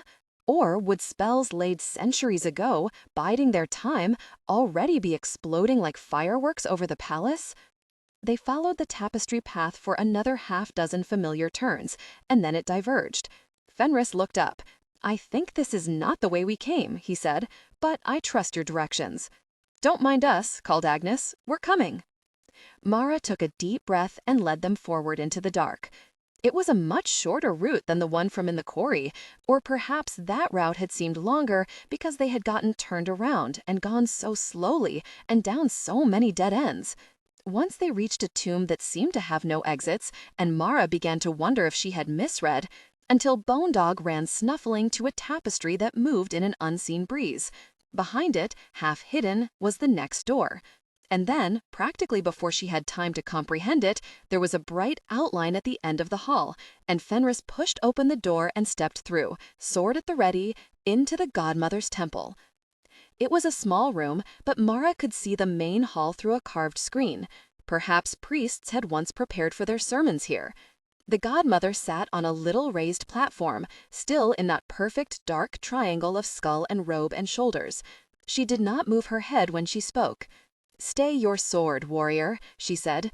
I suspect that I will die very soon in any event. I wasn't going to. Fenris lowered his sword and looked abashed. Forgive me, madam. She laughed. There is nothing to forgive. You did not free me, though. Nor did you. Her eyes moved to the door as Agnes came through. And you are powerful, for all you try to hide it, but not in a way that could compel the dead. So it must be... Ah, of course. It must have been you. The dustwife inclined her head. I could have died when the spell broke, said the godmother. I thought about it, but I was curious as to who had finally set me free. She searched the dustwife's face, took in the coat full of pockets, and the brown hen hunkered down on the staff. Why? I have never done you a kindness, and we are a long, long way from your own beloved dead. A friend asked me, said the dustwife. Ah. The godmother smiled then, and cracks ran across her skin from the motion, like a plaster wall falling apart. As Marra watched in horror, a chip of skin fell from her cheekbone. There was no blood under it, nothing but cool, brown bone. Yes. Agnes, will you pass me my teacup? It seems that I am about to die, and I would like a little more tea. Agnes rushed forward and poured the tea with trembling hands. She tried to press it into the godmother's hands, but they were only bone, folded politely in a pile of dust. Oh no, she said softly. Oh dear. She knelt, held the teacup to the ancient lips, and tipped it up. Thank you, said the godmother against the rim of the teacup. and then she fell apart. Marra took a step back, but there was something oddly peaceful about it, about bones sinking down into the robes and the dust pattering down around them. There had been very little flesh left to the godmother, only skin and skeleton and iron will. Her robes stayed in their perfect triangle, stiff with gold brocade. Agnes wiped her eyes. "Gosh," she whispered, "I have to go be impressive. I have to go be the wicked godmother. I can't cry." "She's at peace now," said Fenris. Agnes gave him an ironic glance. "She's been at peace for centuries, I think. I still get to cry about it." She rose and wiped her hands on her dress. She looked small and bedraggled in her shapeless dress, scarf around her neck with a sleeping chicken in it. Her hair was in flyaway wisps, and there were lines around her eyes from worried smiling. And then she took a deep breath and shook herself, and her eyes flickered green as poison. "All right," she said, "let's go." The front door of the godmother's temple was locked from the inside, but Marra could hear frantic pounding. The guard? Yes, of course there was a guard.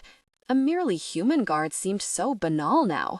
The metal door rang like a gong, and when Fenris opened it, the guard was so shocked that he fell back a step, his mouth hanging open. "The godmother," he said. "They've summoned the godmother, and she was supposed to come, and she always does, but she didn't. Where is she? She's going to be late." His voice cracked on the word late, panic rendering him much younger than his years. Agnes patted his hand kindly. Marra stayed well back in the shadow of the door, wondering if they were going to have to hit the guard over the head, but Agnes said, "She's coming. Don't worry." "Yes," said the dustwife. "We apologize. We were consulting her on a matter of wizardly importance." The guard blinked at her, then at the staff and the chicken. "Oh, is she ready?" "Yes, you should go in." She's very tired, though. He bolted past them, not even glancing in Marra's direction. They closed the door behind them, and the dustwife took out a little jar from her pocket and dabbed something on her finger. She smeared it down the seam of the door, and the metal knit together from either side, as high as she could reach, soft and malleable as clay. "What is that?" asked Fenris. "Slip from the potter's wheel of a great saint. He preached to statues, and they came to life to praise the gods." She shrugged. "He's dead now, of course." "He is? You can't keep bringing statues to life for religion. Sooner or later, they figure out they don't have souls, and then things go very badly for everyone." She tried to turn, then sat down heavily on the steps. "Oh, gosh, Lady Fox." No, the dustwife said. The hen clucked warily. "I'm done. Go on. I'll make sure our friend here doesn't bother anyone." "Are you going to kill him?" asked Agnes, not sounding particularly appalled. "No, losing his memory for a few days should be plenty. Hopefully he hasn't accepted any surprise offers of marriage or anything." She made shooing gestures. Go, you heard him. The christening is about to start." Marra had very little memory of the panicked rush through the streets. Bone Dog galloped beside her. Just before they reached the palace gates, Fenris caught the dog's leash, and Agnes waved Marra forward. "Go," she said. "I'll make my grand entrance just behind you." She had no time to question. She ran to the guards. "My sister," she gasped. "My sister. The queen. I'm her sister." The nun, she lifted her necklace with the grackle feather. She was gasping for breath, but hopefully that made her story more plausible. She waved frantically toward the lower city. "My carriage, horse, through a shoe, please. My mother's already there. I have to be there." She didn't expect it to work. It probably shouldn't have worked, but the guards blinked at her and then at each other, and she moved between them. Both of them clearly waited for the other one to say something, but neither one did, and by the time they had realized it, she had pushed past them. Thank the Lady of Grackles, there was a footman that she recognized just beyond the guards. "Please," she gasped to him, "please, I'm late. I'm so late. Where is the christening?" "Princess Marra?" "Yes, my carriage. The horse." She couldn't remember if she'd said the wheel broke or the horse threw a shoe, so she just waved her hands. "You know her?" asked one of the guards. "She's the princess?" "Yes, of course. But where is the godmother?" He peered over her shoulder. "She always comes." He sounded a bit lost. "Didn't see her," said Marra. Take me to my sister. I'm sure she'll show up." The footmen led her away through the hall, still occasionally turning to look behind them, which footmen never did. Marra's skin crawled. Was Agnes coming? Was Fenris? Had they gotten past the guards? Surely they could, but she would have felt much better if the Dustwife were with them. "I can do this," she thought grimly. "I can do this. I did 2 impossible tasks and found the way out of the Palace of Dust. I can finish this. I just have to find Kanya." They reached the room full of courtiers. All eyes turned as the great doors opened and the room held its breath. "The godmother, the Princess Marra," announced the major domo at the door. The silence broke. The courtiers looked away and began murmuring among themselves as Marra entered the room. They knew Princess Marra, and they knew that she was of no consequence. "Marra?" said her mother, and did not ask "Where have you been?" or "How did you get here?" though her eyes were full of questions. "Where is the godmother?" said Vorling. He too sounded lost, and Marra hated him for it, the way that she had not hated the footman or the guard. "How dare you," she thought, "how dare you pin the royal bloodline on a woman held captive so long that she turned to living dust? How dare you?" Which was unfair, and she knew it was unfair, but she did not feel any need to be just to the man who left bruises on her sister's arms. "Marra?" said Kanya. She stood back from the cradle, her eyes huge. "Marra, is that you?" "I'm sorry, I'm late," Marra babbled, rushing across the vast room. She could feel eyes on her, but they were contemptuous and dismissive, and that was good. That was all good. No one cared about her here. No one knew to be afraid of what storm might follow in her wake. She fetched up at Kanya's side and clutched her sleeve. "Kanya, Kanya, I have to tell you." "Kanya, tell me what?" Marra opened her mouth and realized she had no idea what to say next. She had always planned to speak to her alone, to warn her that there would be a different godmother, that something strange was probably going to happen, but Vorling was only a dozen feet away, and her mother was right there. I'm late," she heard herself say. "Where is the godmother?" said Vorling, turning toward her. He did not sound lost any longer. He sounded angry. "Was she behind you? Why am I being made a fool of in my own palace?" Kanya's hand crept to Marra's and squeezed in sudden fear. Marra lifted her chin and met Vorling's eyes. "You are not so big. You are only a living king. I saw an old woman defeat a dead one. You cannot hurt me any worse than spinning thread of nettle wool, and you cannot confuse me any more than the Palace of Dust. Even your cruelty is small compared to the blistered land." Perhaps he saw some of that defiance in her. Men like him always had a sense for it, did they not? He took a step forward, and his hands clenched at his sides. "Everyone's asking about her," said Marra in a clear voice. "No one at the gates has seen her. They're saying she's dead." "What?" He took another step toward her, and Kanya took a step back. Marra pushed herself between them, wondering if decorum would hold him, knowing in her bones that if a king decided to beat his wife and her sister in front of the court would stand there and watch. "Please, Lady of Grackles, please, I will stand as the child's godmother," cried Agnes from the doorway.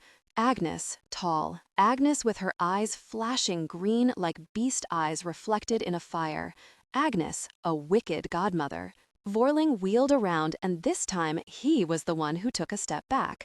She did not look like a tiny, fluttery woman who lived with chickens in a garden that had gotten out of control. She looked like a creature of magic and terror, the dark mirror of a saint, more at home in the goblin market than the throne room. Despite everything, Marra's first instinct was to lunge for the cradle and throw herself over her nephew to protect him. Instead, she grabbed Kanya tighter. Her sister tried to move forward. Marra clutched her arm. "Don't," she whispered. "Don't. It's our old godmother. The godmother's gone. The curse." She was making no sense, and she knew that she was making no sense, but it didn't matter. She didn't have to make sense. She just had to hold Kanya until Agnes reached a cradle, and then it would be over quickly. "The godmother of the Northern Kingdom has died at last," said Agnes, her voice ringing like steel in that great stone room. "The curse is broken." And so to this child I give a new gift for a new age." Marra looked at Vorling, surrounded by his little triangle of guards, and saw his lips moving. Dead? He looked astonished, as if this was not something he had ever considered, as if the sun had risen in the west and then fallen from the sky. Agnes leaned down and laid her fingertips across the infant's skull. Kanya tried to move again, but Marra had her arm in a death grip. "This gift I give you," said Agnes. "You shall grow up fatherless." And then, in a voice much more like the old Agnes, she added, "and healthy." For the length of a half-dozen heartbeats, the room was absolutely still. Then everyone seemed to breathe in at once. Vorling shouted, "Stop her!" And the courtiers leapt forward or stepped back, depending on their nature, and the guards rushed Agnes, drawing their swords, and Agnes hiked up her skirts and ran for the door, no longer a towering figure of darkness, but a little round woman with a flushed face and a half-grown chicken tucked into her scarf. "Stop her!" shouted Vorling again. "This is an attack! Cut her down! Bring me her head! Find the real godmother!" The two guards flanking the doorway stepped forward, halberds at the ready. Marra stuffed the side of her hand in her mouth. Agnes was going to get cut down, and there was no way to save her. Pretending to be a nun wouldn't work. Couldn't work. A ghostly growl filled the hallway. Bone Dog took the guard on the left from behind, his teeth sinking into the silks of the dress uniform and tearing out a great gash of thigh. The man screamed, his leg buckling, and he went down. Bone Dog snapped and snarled soundlessly at the second guard, and Agnes got past him into the hallway. "Go, go," yelled Vorling to the men surrounding him. "Go, kill her familiar and bring me her head." They charged across the room. Vorling stood alone, and then there were 4 of them, going after Bone Dog, and he couldn't get all of them. "Oh, Bone Dog, no, no, run, Fenris! Where are you? You have to save him, Fenris!" Fleeing had never been in Bone Dog's nature. Marra dragged in one long breath and held it, and Bone Dog's jaws closed on a man's knee. Then the halberd came down, and the ghost of a yelp filled the room. Bones exploded in every direction, no longer held together by wire. The tiny joints of paw and tail rattled across the floor like unstrung beads. Marra moaned, and the only mercy was that the courtiers were gasping and shrieking in surprise so that no one noticed except her sister. "Foul magic!" cried one of the courtiers, a big man with a fox-colored beard. "Sorcery!" "Stop her!" Vorling shouted again, and then the last word went soft and wet and startled. Marra wrenched her eyes away from Bone Dog, back to Vorling. Fenris had his hand on the king's shoulder, almost a friendly gesture, except for the foot of steel protruding from Vorling's chest. Vorling stared down at the blade, his expression just as puzzled as before, and then Fenris pulled the sword out, and blood came from the king's mouth, and he died. "He did it," said Marra in a very small voice. "He did it. He must have been working his way along the wall while everyone was staring at Agnes and Bone Dog. That was the right thing to do. That was why we came, wasn't it?" She would have traded victory in a heartbeat to have Bone Dog whole again. Kanya turned her head. Her eyes swept over her dead husband and then to her living sister, and Marra could see everything snapping into place. But then, unlike Marra, Kanya had never been a fool. The guards who were trying to chase Agnes skidded to a halt.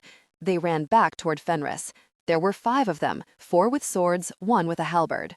Fenris had no armor and only the old iron sword stained with the king's blood. He looked across the room and his eyes met hers. It was the same look he always had, the one that said, "Can you believe 2 sensible people like us are caught up in this?" And then he turned to meet the guards, and Marra saw on his face the moment that he decided to die. They circled him. He raised his sword. She was trapped in one of those nightmares where no matter how fast she ran or how loudly she yelled, she would be too slow. The air was like glue, and so she stood with her throat closed and her feet nailed to the floor, unable to look away. Swords rose. They had only to attack him, all together, and it would be over. He could not defend from all directions, and all of them were young. Into that terrible moment of waiting, the Queen of the Northern Kingdom shouted, "Hold!" The guards obeyed. It seemed impossible, but they all took a step back, widening the circle around Fenris. Their eyes flicked to Kanya and then back to Fenris. Kanya spoke as clear and crackling cold as ice. "This man was sent by our enemies to kill our king. I want to know everything he knows before he dies." She walked forward, and somehow the guards were listening, and the courtiers were watching her as if she was truly the queen, and not merely the king's beaten wife. She stood over the cradle. "My son has been cursed," she said, still in that cold, clear voice. "My husband is dead. I will know who did this. You will take him alive." Another long, terrible waiting moment, but somehow the balance had shifted. The pivot point was no longer the blades of the guards, but the queen standing over the cradle. The man with the fox-colored beard moved forward to stand a little behind her, as if lending her his presence, and all the courtiers saw it, and Marra saw it register on many faces, although she did not know what it meant. "Please," thought Marra, "please, Fenris, please." She begged him with her eyes to surrender. If he lived, she could get him out of this, probably, or at least the Dustwife could, or Agnes, or someone. Fenris laid down his sword. The guards rushed him, and they were not gentle. He went to his knees, and they dragged his arms behind him. "Put him in a cell," said Kanya. "He will be alive when I see him again, or all of your lives will be forfeit. Do I make myself clear?" "Yes, my queen," said the guard with the halberd, and they dragged Fenris away. Kanya did not watch. She turned to Marra, and Marra recognized the look in her eyes. It was the look that she had as a child, when she had been doing something she should not have done. It said, "Don't you dare tell on me, or I will end you." It settled Marra's nerves as hardly anything else could. Suddenly they were both children, both in this together, and the awareness of her sister's hate, the one that had been under her breastbone since she was a child, fell away. She took a step forward. "You tried to warn us, sister," said Kanya, throwing her the lie, waiting for her to catch it. "I did," she said in her best nun's voice. "I'm sorry. I was late, and the false godmother was behind me. I could tell something was wrong. I only wish I'd realized what she had planned." Kanya nodded. "Your warning might have spared us much worse. This was a cunning trap, well laid," she said, and somehow, because she said it like a queen, it became true. All the courtiers had seen Agnes run away, and Fenris was just one man with a sword, and yet Marra could practically hear the story shift inside their heads. "My son is the rightful king," said Kanya, "but he is not a week old, and already he has been cursed by this kingdom's enemies." Her gaze swept the room. "I will stand as his regent, but I will not stand alone. I will require loyal advisors to stand with me, men who will put the kingdom first, above power or personal gain." She turned to the fox-bearded man. "Lord Marlin, I would have you be first among those. Will you accept?" Lord Marlin inclined his head gravely. Marra suspected that he had begun planning the moment that the king had died, but he let the silence draw out to give the question appropriate gravity. "Yes, my queen," he said, "for the young king." "And General THIS," said Kanya, sweeping in the other direction. "You were his grandfather's closest confidant. Will you stand with the young king also?" General THIS had iron hair and an iron bearing. He put his fist over his heart. "For the young king," he said gruffly. "Then we are agreed," said Kanya. She reached into the cradle and lifted her son. "We three shall serve as regents until my son reaches his majority. And now," for the first time, her voice filled with emotion, with sorrow so finely feigned that Marra marveled at it. "Now I must mourn my husband and make arrangements for his funeral. And his murderer. I beg you, my fellow regents, to bring me proposals for my son's safety. It seems that we are at war with someone, and we must learn who, and quickly." And she swept out of the room, her head held high, carrying her son, while the courtiers erupted into amazement behind her. "That was astoundingly well done," said Marra's mother less than an hour later. "You got the two biggest rivals to the throne backing you." "They had to back me, or risk the other one gaining ascendancy. THIS is a good sort anyway. Marlin, you can't trust any farther than you can throw him, but he is at least predictably power-hungry." Kanya held her son to her breast, gazing at him with a kind of baffled astonishment. "Mother, what the hell do I do now?" Exactly what you've been doing. You seized control at the moment when it was all up in the air. If one of the others had acted like they were in charge first, you would have lost everything, but you moved first, and that matters. Marra shook her head. She was beyond exhausted, and she could hardly think. Fenris, she began. Kanya looked around. She had dismissed the servants, and they were all in the tiny chapel again, ostensibly praying for the soul of Vorling. "I'll do what I can," she said, half in a whisper, "but I don't know if I can spare his life. He murdered the king in front of everyone. I don't know." Marra's stomach clenched. She rested her forehead on the rail that separated mourners from coffins. There was no coffin yet. Would there be a coffin for Fenris? I thought we had a better plan. I thought it was going to make more sense. I thought that Agnes would give the curse, and then magic would make Vorling trip on the stairs or choke on a fishbone or something. I didn't realize Fenris would just... But of course he had. He was a man who got things done. He had been willing to die, and he had seen a way to end the matter. Agnes had gotten away. Kanya was free. A tyrant was dead. Fenris would have thought it was a fair trade, his life for Vorling's death. But all Marra could think was that it was not fair. It was one more cruelty, as if Vorling had reached out from the grave and struck a final blow. "Well, figure something out," Kanya said. Marra lifted her head. Her mother looked unconvinced. "Sometimes there are sacrifices that have to be made," she said. "It may not be possible without risking everything you have gained. Your position is not secure, not yet. It is only the lack of clear rules of succession that let you step into the regency as you have. Bless the paranoia of these northern kings," muttered Kanya. "None of them allow anyone with power to oppose him to flourish." She rubbed her forearm, and Marra wondered what bruises lay concealed beneath the sleeve. "True. Nevertheless, if you are seen as soft on your husband's killer..." Kanya stared down at her son. It occurred to Marra that she did not even know the child's name. They had arrived too late to the christening for such niceties. "I hated him so much," she said softly. "So much, and for so long. I thought if he died, it would feel like a great weight off my shoulders, and yet I am just as weighed down as I was. Is he really dead? Is this truly happening?" "It is," said her mother. Kanya gave a single dry sob, startling the infant king, who began to cry. "You did so good," said Marra. "You did.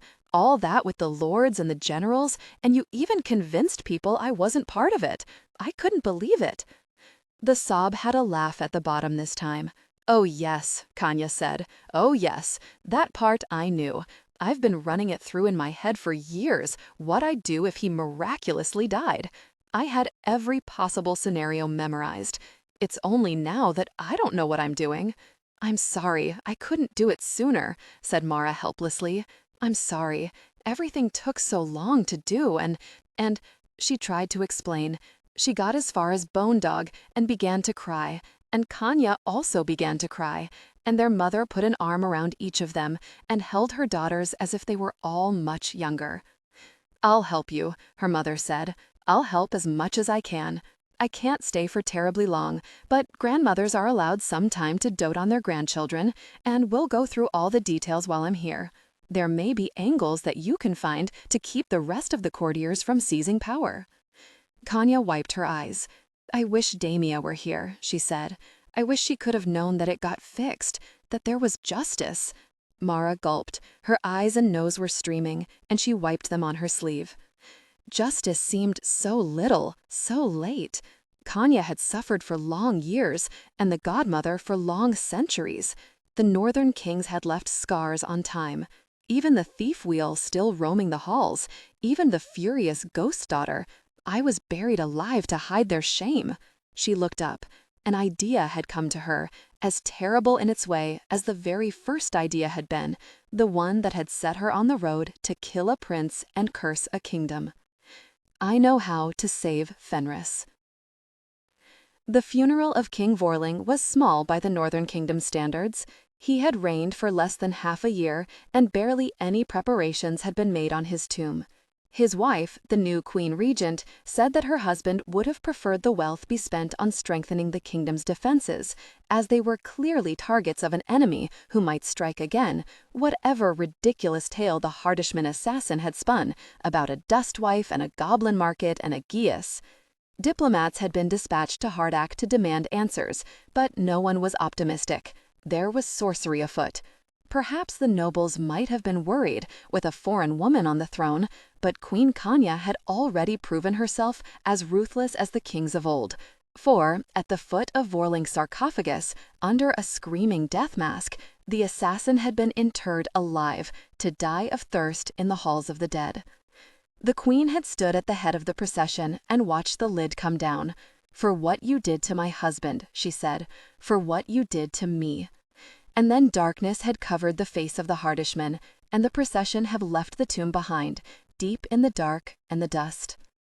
It was 14 hours later that Marra and the dustwife flung themselves at the stone lid, scrabbling with all their strength. For a horrible moment, she thought that it would not be enough, that they would have to come back with levers. But it began, inch by agonizing inch, to slide. They got it perhaps 6 inches, and had to stop, panting. Fingers slid out of the gap and caught the edge. Marra nearly wept with relief. Fenris shoved the lid aside and sat up, gasping for air. "You're really here," he said, bending over so that his forehead touched his drawn-up knees. "I kept imagining voices, but you're really here this time." "We're here," said Marra, the words this time jabbing her like pins. He took a half-dozen sobbing breaths. "It is very close in there," he said, "even with the holes." His face was slick, with sweat or tears, Marra did not know. Close and cold.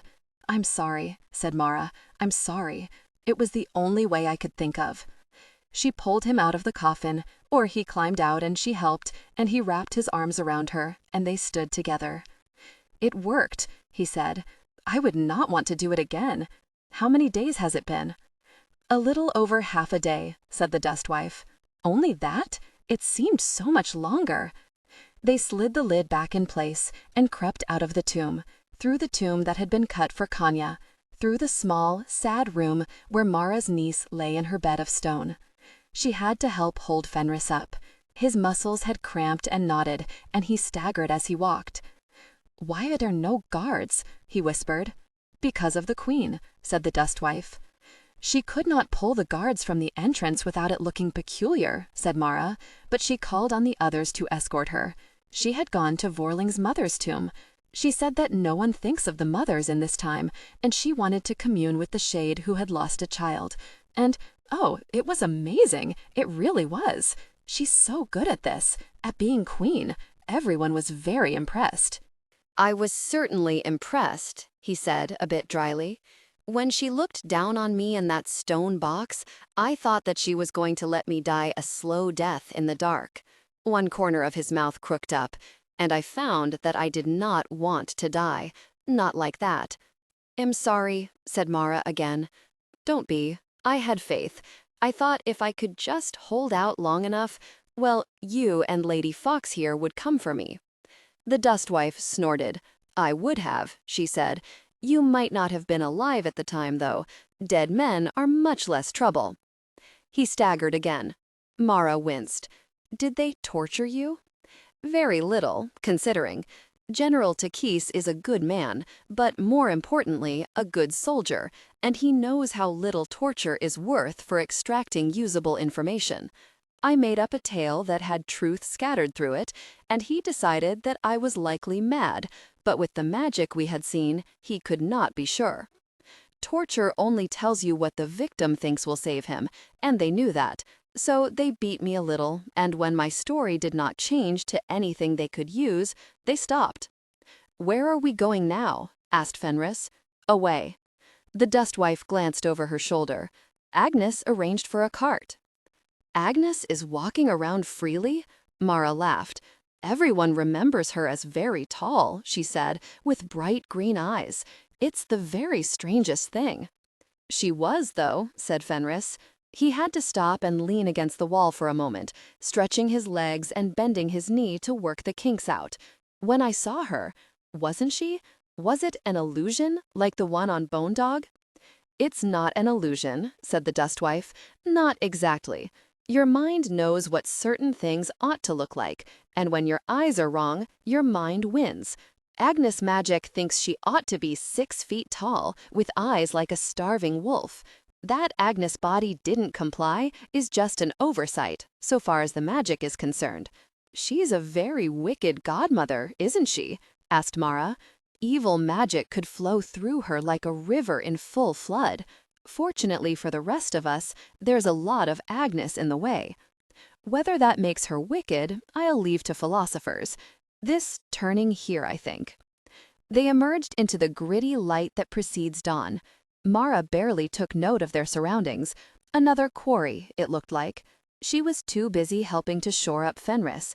One step after another, one step more, and then there was a wagon in front of them, and Agnes was falling off the driver's seat and threw her arms around them. "You're alive," she said. "But of course you are. I didn't think you were dead. I mean, Fenris, I thought there was a chance you were dead. I didn't know. But of course, Marra wasn't dead. Not to disparage the dead. Obviously, they serve their purposes, and well, we'll all be dead eventually anyway, so you probably shouldn't speak ill of them. Although, I can't say that I'm sorry to see Vorling go." "How is Finder?" asked Fenris, stemming the flow of words. Agnes rummaged around in her scarf and produced Finder, who was half asleep and clearly indignant at being awoken. "You need to train him to sit somewhere else," said the Dustwife disapprovingly. "Otherwise, you'll have a rooster who thinks he should dive head first into your cleavage when he wants to roost." "It's been a while since any man wanted to dive into my cleavage," said Agnes. "It might be a nice change." "Not when the spurs grow in." "Oh well, probably not." They got Fenris into the wagon, and Marra handed up the bag slung across her back. It rattled as he took it. "What's in here?" "A friend." His eyebrows went up. Marra climbed up beside him, and she and the Dustwife arranged empty feed sacks to conceal him. He sneezed a few times, but did not argue. "I see you have much to tell me," he said. "Ah, not over the face unless it looks like we'll be stopped. I was in that box too long, and having things on my face—" He smiled up at her, but it was a thin layer over deeper horror. Marra found his hand under the layers of burlap and squeezed. Another wound for Vorling's tally. "But if we get away, then it is done. It is all done, at last." "No talking now," said the Dustwife. The wagon wheels creaked as they left the quarry, going away from the city. Marra pulled the nettle cloak tight around her shoulders, chilly in the pre-dawn cold. Fenris's fingers were warm in hers. By the time the sun had risen, the white city was behind them. She could still see it, like a canine tooth in the earth's jaw, but it was far away and had no more power to bite. And I will never go back. When she had taken leave of her sister for the last time, they had both known it. Kania had said as much. "I do not know how long I can keep you out of this. I can try, but I know," said Marra. "I know. Someone will remember seeing me. Someone will make a connection. As long as I'm here, there's the risk. It's better if I go." "It's not quite that," said her sister, "although that is certainly true. You are now the sister of the Queen Regent of the Northern Kingdom, and you are no longer staying unwed to appease Vorling's paranoia. Mother will begin thinking where to put you." For a moment, Marra was too astonished to be appalled. "But I'm not a virgin, and not a princess. I'm almost a nun." "Almost is the key," said Kania a bit dryly. "You could rush home and try to take orders, and I will bet you the finest horse in the kingdom that the abbess won't accept them." Marra inhaled sharply. To be wed for politics? To be shipped off to a strange man's bed, while Fenris lay in a box in the Palace of Dust, waiting for rescue? "She doesn't mean to be cruel," said Kania. "She isn't. She stopped a war by marrying our family into Vorling's.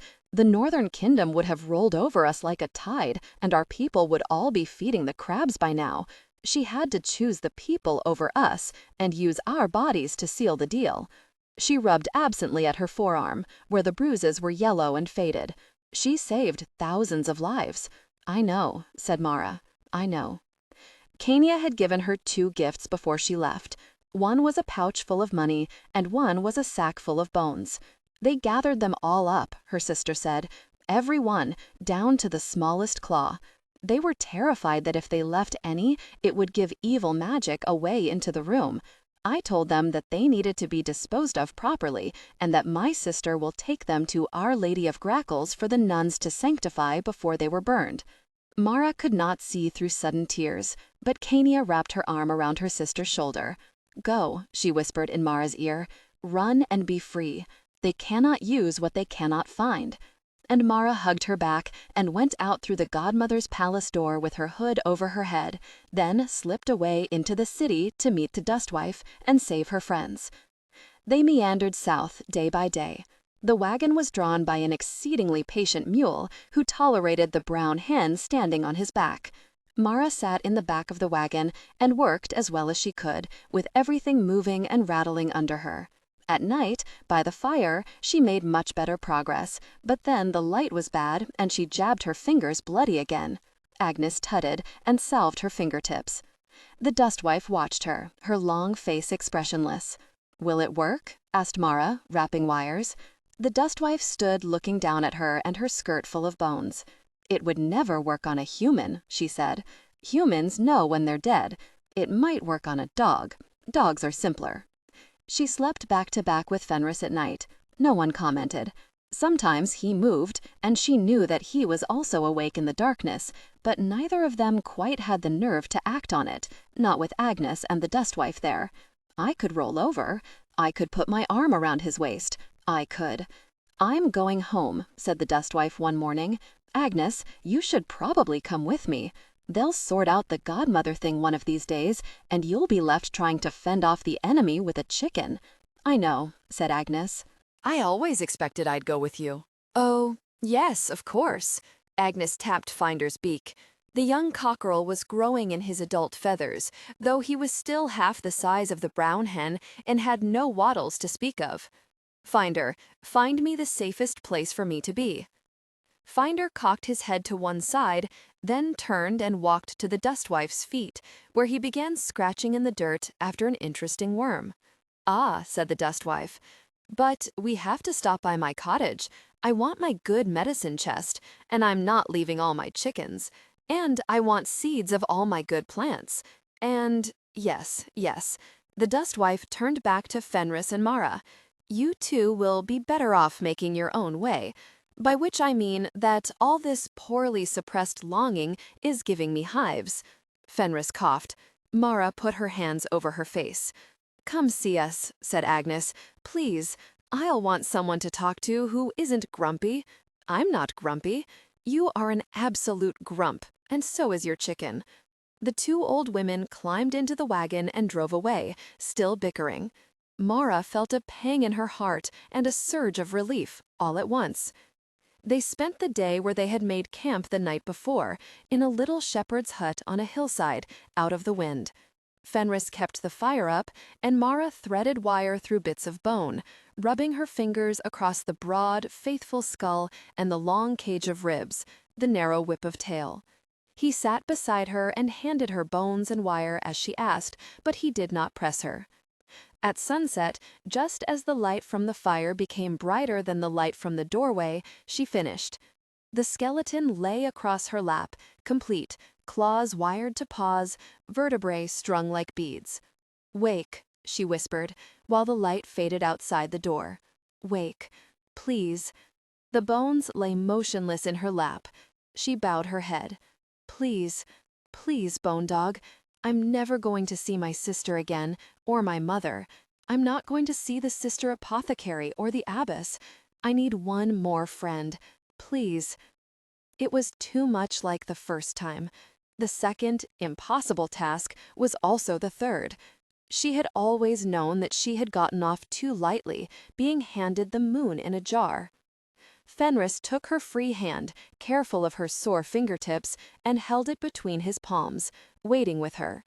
"Please," she said again, and a single tear ran hotly down her cheek and splashed on the white expansive skull. Bone Dog yawned and stretched and woke. Marra let out a sob of relief and buried her head in Fenris' neck. He held her in the crook of his arm while Bone Dog stood up and bounced and cavorted around the hut. "We'll have to get him enchanted again," said Fenris, watching the dog trying to lick parts that had vanished along with the glamour. "We'll figure something out." And what happens now? Are you going back to your convent?" Marra thought about sitting up, but it was very warm against his side. "You said once that you couldn't go back," she said. "You said that homesickness wasn't worth a clan war." Fenris nodded. "It's still true. If I go home now, I don't know what will happen. Maybe nothing, but they'll probably marry me off, and I'll be back in that world, and I'm not good at it. I'm so very bad at it. And there's always a chance that someone figures out what we did." Marra took a deep breath. "I think it's more trouble than it's worth." "Very likely." He was looking at her with that grave, thoughtful look again, but there was a hint of humor in his eyes, which was encouraging or maddening or both together. "And I already agreed to help you ransom the other humans in the goblin market." "You did. So, maybe you and I could not go home together?" The words hung in the air between them, as fine as spun glass and just as fragile. Marra waited for him to say something, to catch the words or shatter them, whichever he chose. "I think I'd like that," said Fenris. Marra sagged with relief. She had been so focused on what he might say that she hadn't quite expected what he might do. So it came as a surprise when he wrapped both arms around her and put his lips against her hair. "I think I would like that very much," he murmured. "Oh, good," said Marra against his neck. And then she would have kissed him or he would have kissed her. But Bone Dog decided that they were wrestling and jumped up and barked soundlessly at them both. "Black dog, white dog, live dog, dead dog, yellow dog, run."